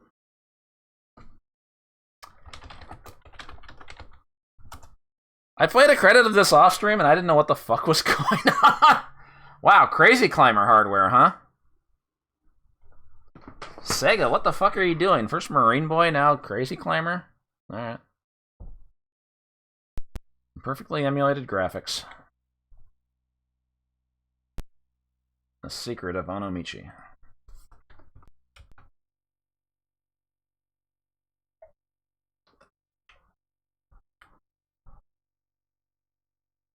So you notice how big, like, your ship is at the bottom? You think that's gonna be a problem?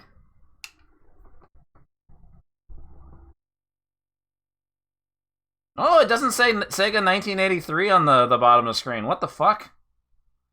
How am I gonna know when this came out? Or who made it?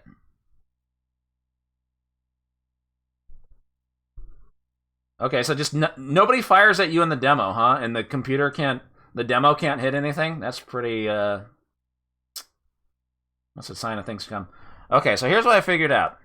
There's 2 buttons in this game. The first button is the plus sign. And you have to use the plus sign to hit the airplanes. The X crosshair is button 2. And that destroys the ships. At least I think that's what's going on. I don't know, because the demo's not showing jack shit. Alright, let's go. They got 1? Nice. I'm gonna try to beat that. Okay, they're already firing shit at me. Can I stop this? There we go.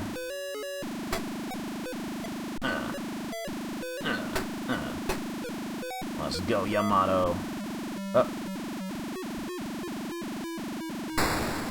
Okay. It is... Okay.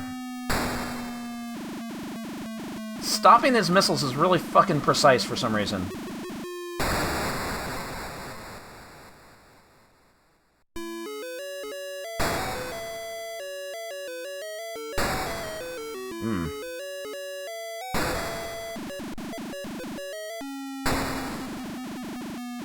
Oh my god, I can't shoot it. I can't shoot it. Okay. Get out of the way. Oh god. Oh god, they're coming for me. I actually shot a missile. Yeah, the Yamato goes down with... What?! Goes down with one missile. I survived. If only that happened in 1943. These bows take multiple hits. Oh, there's a big fucking delay between shots.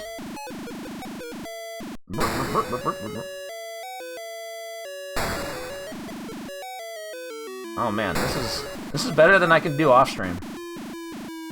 This is the credit of my life.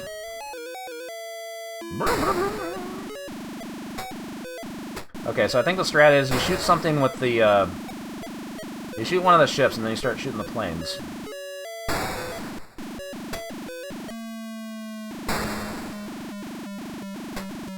It is really fucking hard to shoot these missiles. Holy fuck.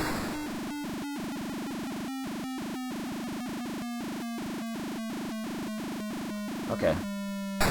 How'd that miss? I thought the X was the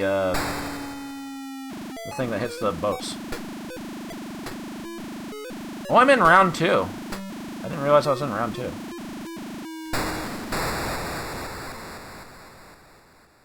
Fuck.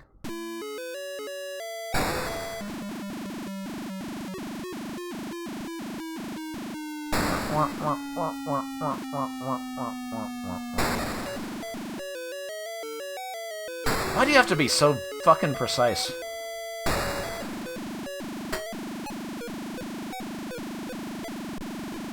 So I'm somehow in round 3, even though, like, I haven't destroyed an entire, like, formation.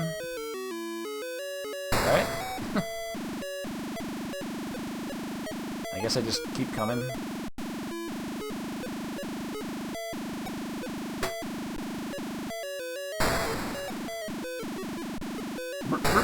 Yeah, every time you fire a shot... It's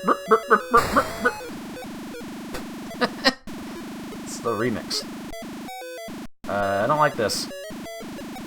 I can't stop this thing! I'm fucking dead. I tried, man! I was trying to shoot it!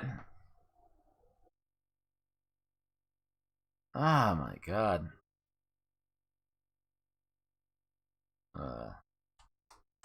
Okay. Oh, you gotta, like, hold the button down. What? Bah? I can't put anything else in. Rub. Maybe the torpedoes are unstoppable? I thought I shot one of them.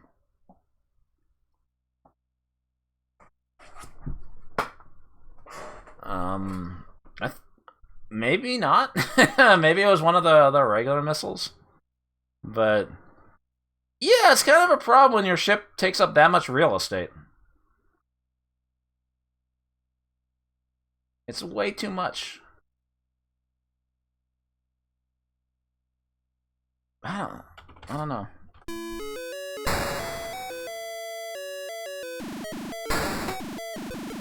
Oh, I gotta use the X crosshair to shoot him?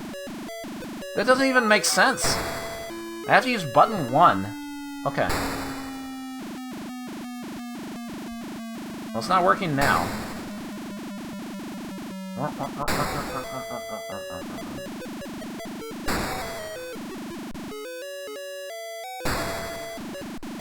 How does that work? You're not limited by the sound channels? I guess it's a limitation of Crazy Climber hardware, huh?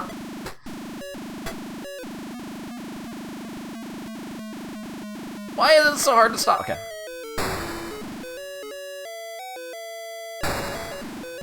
Yeah, I don't know. This isn't Catacomb bad, but man. Oh. I'd rather be playing Pig Newton, I think. Wait. I'm not even, like, aiming... Is the crosshair, like, off? Uh-oh, uh-oh.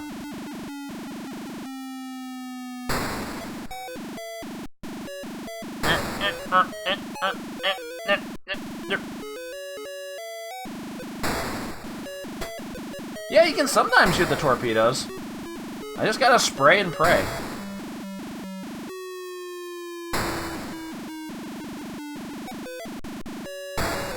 Okay, I don't know why the X isn't hitting this thing.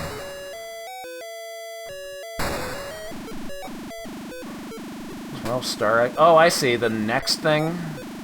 Wait.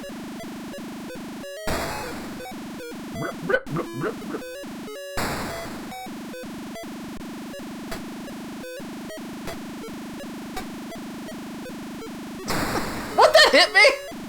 Okay, sometimes you can take a hit.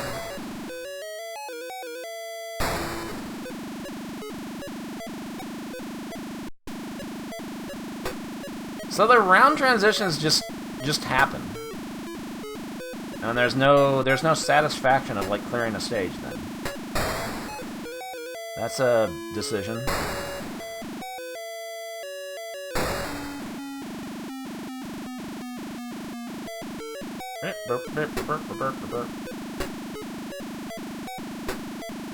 Round 3.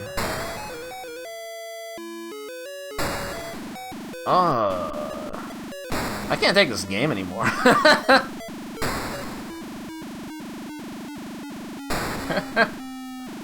Oh god, I am fucked. I'm fucked. I'm fucked. Bongo-colored explosion. Oh yeah, the planes are different. How about that? That's gameplay. No, it's not.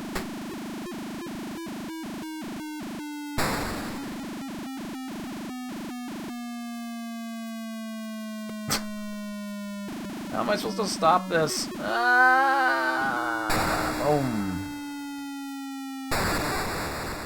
Man, the Yamato's kind of a wuss, huh? They built this ship out of wet toilet paper too. It's like the torpedoes sometimes don't like insta-kill you, but the missiles do. The missiles are a one-hit kill, but the torpedoes take 2.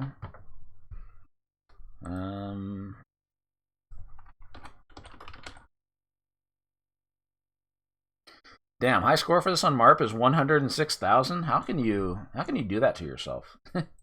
How can you play Yamato for that long?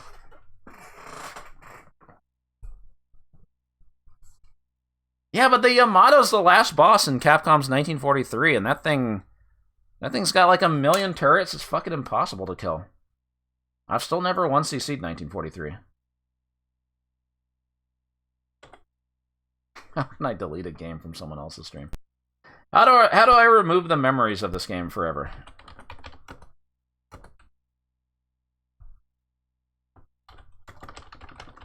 Alright, well. We gotta make it official.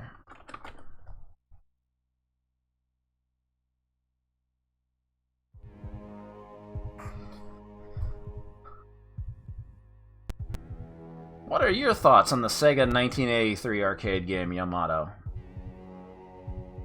Did you enjoy what you saw and heard? Would you have been likely to put in a credit into this arcade game if you saw it? I just don't understand what's going on in this game. Why can't I not shoot the missiles? Why can I not shoot the torpedoes? Why is my hitbox a third of the screen? How did this get released, but Pig Newton didn't?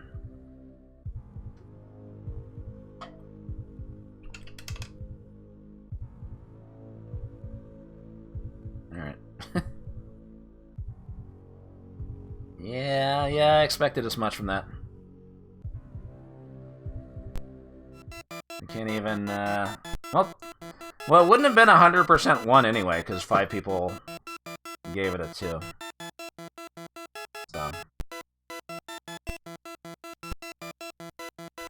So there's that. Don't even have to deliberate on this one. No argument there. No argument there. Ah, poor Yamato. Yeah, I can't even like understand wanting to rate this a 2. Like,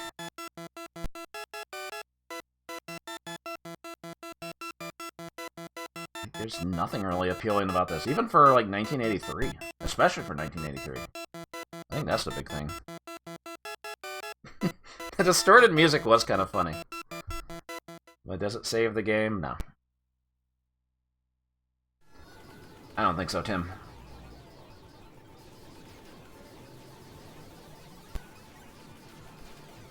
Alright.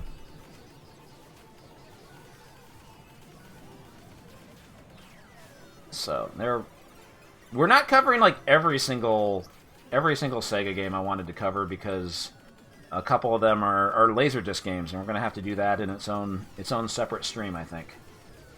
Astron Belt and, what was the other one? Oh yeah, Galaxy Ranger. Star Blazer, whatever it's called.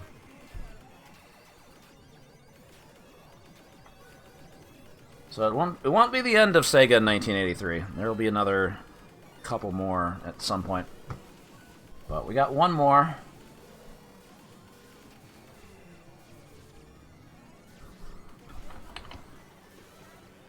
Oh yeah, Space Battleship.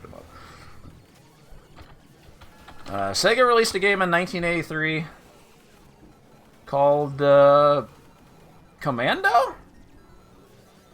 Wait, but that was a Capcom game. No. There was a Commando that Sega released 2 years before Capcom decided to use the name. But you type in MAME Commando in your command line prompt. The Capcom game is going to come up because that's the game everybody associates with the name Commando. Even though this game came first. Now, why could nobody give a shit about the Sega Commando? And sorry, I didn't have any... This game is not documented very well at all. I couldn't find any cabinet artwork. I just had to put up that title screen because it's not even like really much of a title screen. You'll see that when I start the game anyway. The official game of the movie. I think this was before the movie.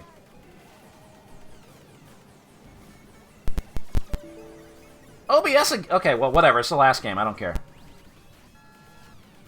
I gotta figure out what this OBS thing is happening. Anyway, this is Commando. Looks great, doesn't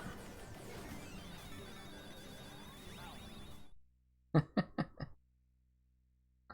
OBS is trying to save me.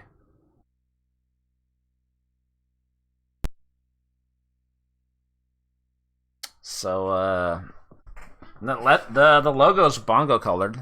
That's a good sign.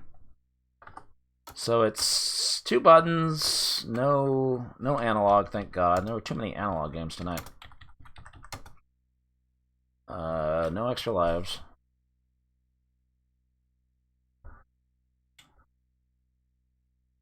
Okay.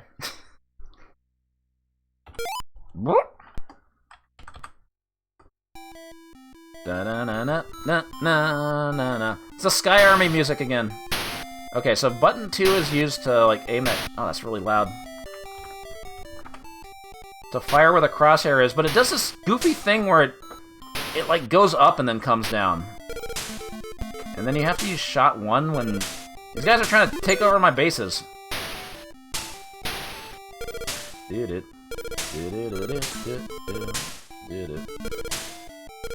God. Oh, my God. Well, what do you think? Can I even... I can't shoot this guy. Is this guy invincible or something? There we go. My shot doesn't go full screen.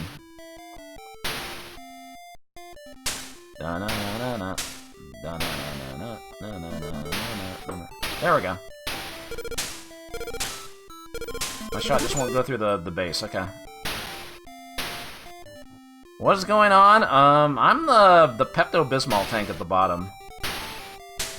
Whenever you shoot one of the planes, a dude comes parachuting down and starts stealing your... trying to take over your bases. And, yeah.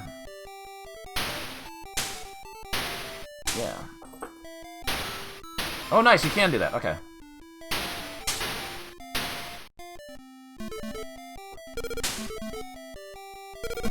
Take that. Donut. Okay, I'm getting the hang of this, I think. It is better than Yamato. It kind of functions as a game. Kind of. Your player sprite doesn't take up a third of the screen. So there's that. Does this ever end? Does this level ever end? That's the question.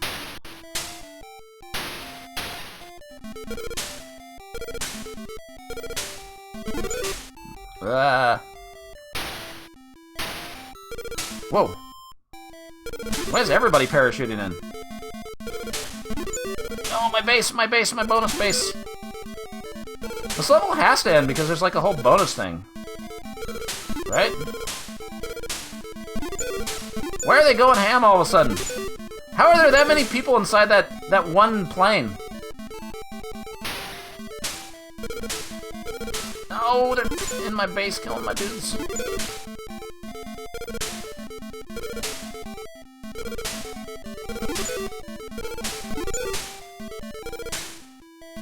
Fucking clown car plane? What the fuck?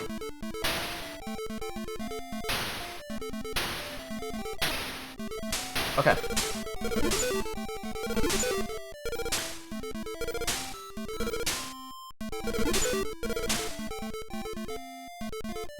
Da-na-na-na-na. Da-na-na-na-na. There we go. Did I do it? Yeah! That's it. Oh no, not my oil! Oh shit, we got Blombicopters.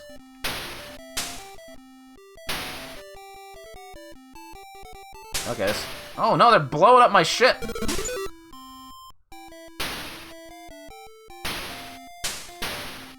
Those choppers are so blomby.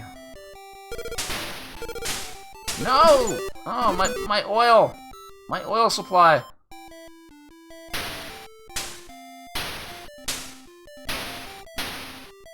Well... It is better than Yamato, but by how much?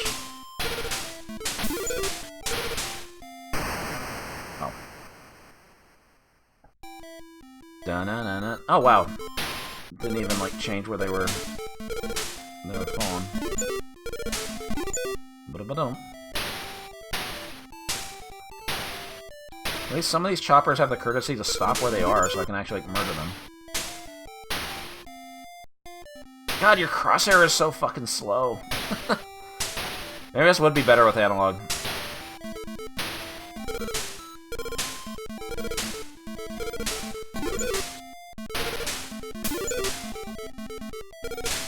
Wow. Oh, they're going ham.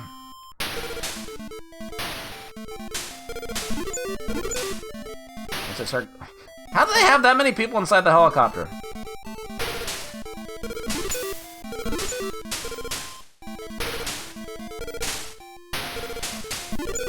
I assume you lose if you lose all your oil. Alright. Da-na. Da-na-na-na-na-na. Whoa. What? Are these ball sacks? Oh, these things take multiple hits. Alright, I'm gonna let them break all my shit. If I can survive.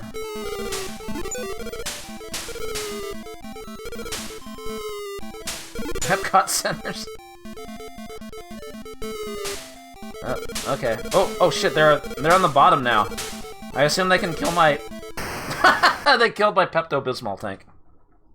Cool. Like a suicide bomber. Did it even show the high score list in the attract mode? I don't know why the screen blanks out every time I... how many letters do I get?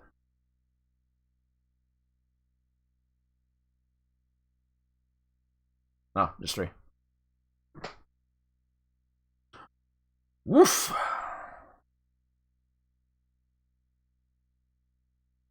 Yeah, that's a fucking nothing high score list. Just it looked very, very barren. Didn't look good at all. I expected much better. No, I didn't. I didn't expect much better. Like I said, it is... It's better than Yamato. Can we say that? But by how much?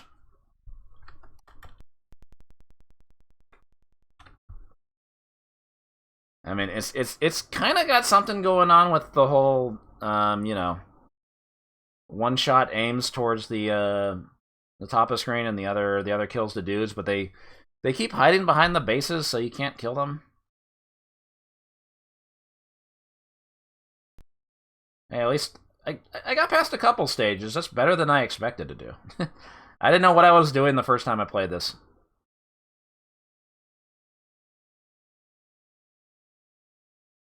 Yeah, it looks way better by comparison than Yamato. That might be factored into the rating. But you know, be honest. Vote with your heart. You know the drill. I mean, if you want the funny song, there's always Sky Army. Sky Army was cool. I like Sky Army. But this is... I know Sky Army. This is no Sky Army. Yeah, I could see this being, like, borderline 1 and 2. For sure.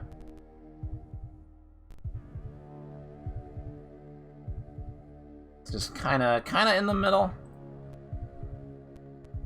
But maybe it's weighted more towards a 1. I don't know if I'd want to play this in the Bongo Olympics, the PTR Olympics.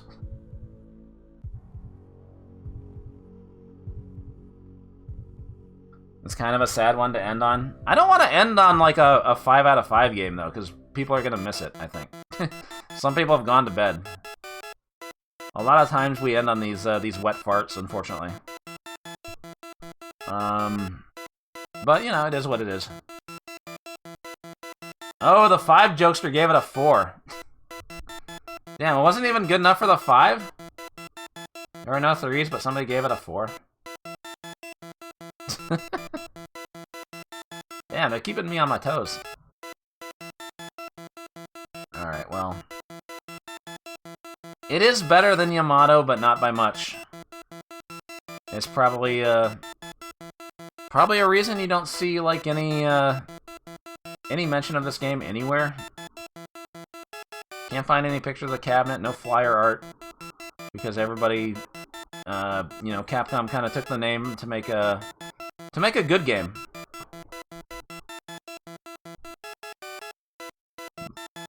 But nah, this is definitely better than Yamato.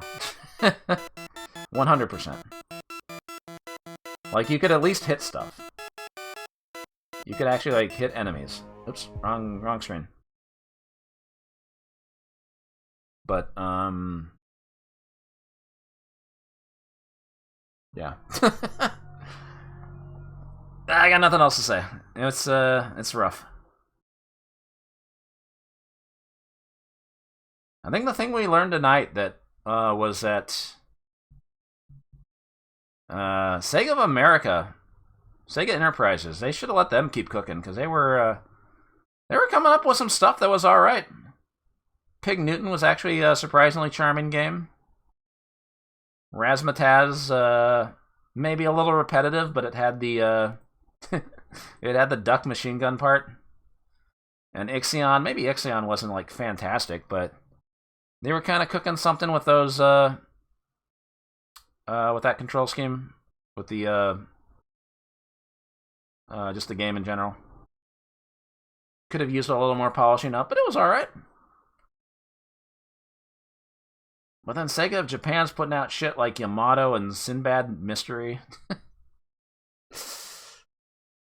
I mean, they would find lots of success later, but nah, you know how it is. Anyway, a couple more pieces from Clip It before we adjourn.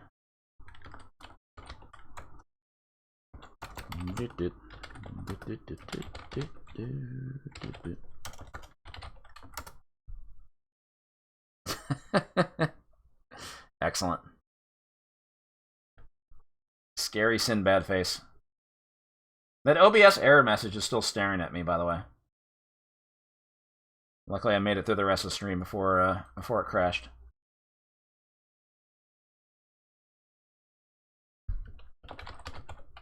And yes, Hopper Robo. He is a funny little guy.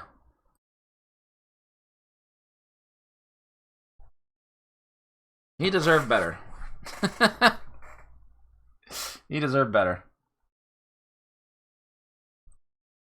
I do wish that game was more playable than it was. It was. There's definitely something to it. But how do they fuck up the controls so bad?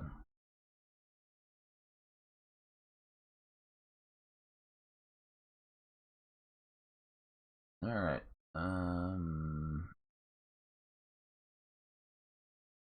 Find somebody to host.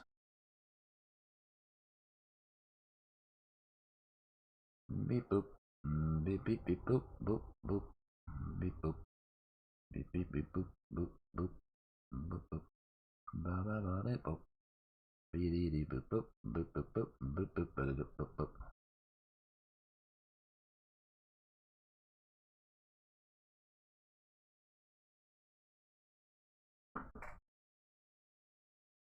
Did Sindbad deserve better? I'm not sure if he did.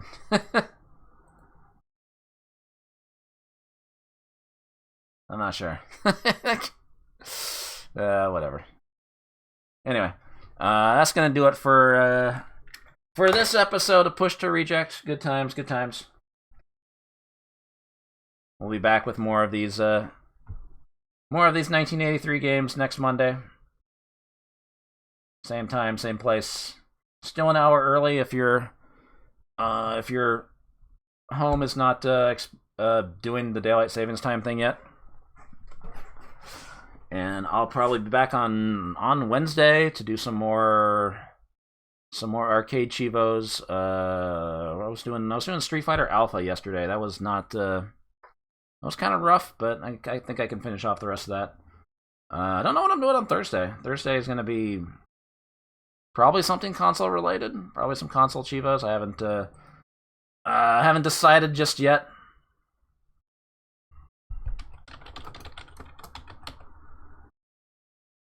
But be sure to tune in and find out.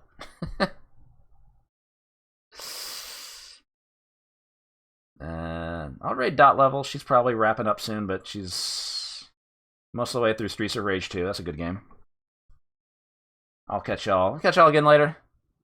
Thanks for watching, everybody. And I will see you next. Take it easy.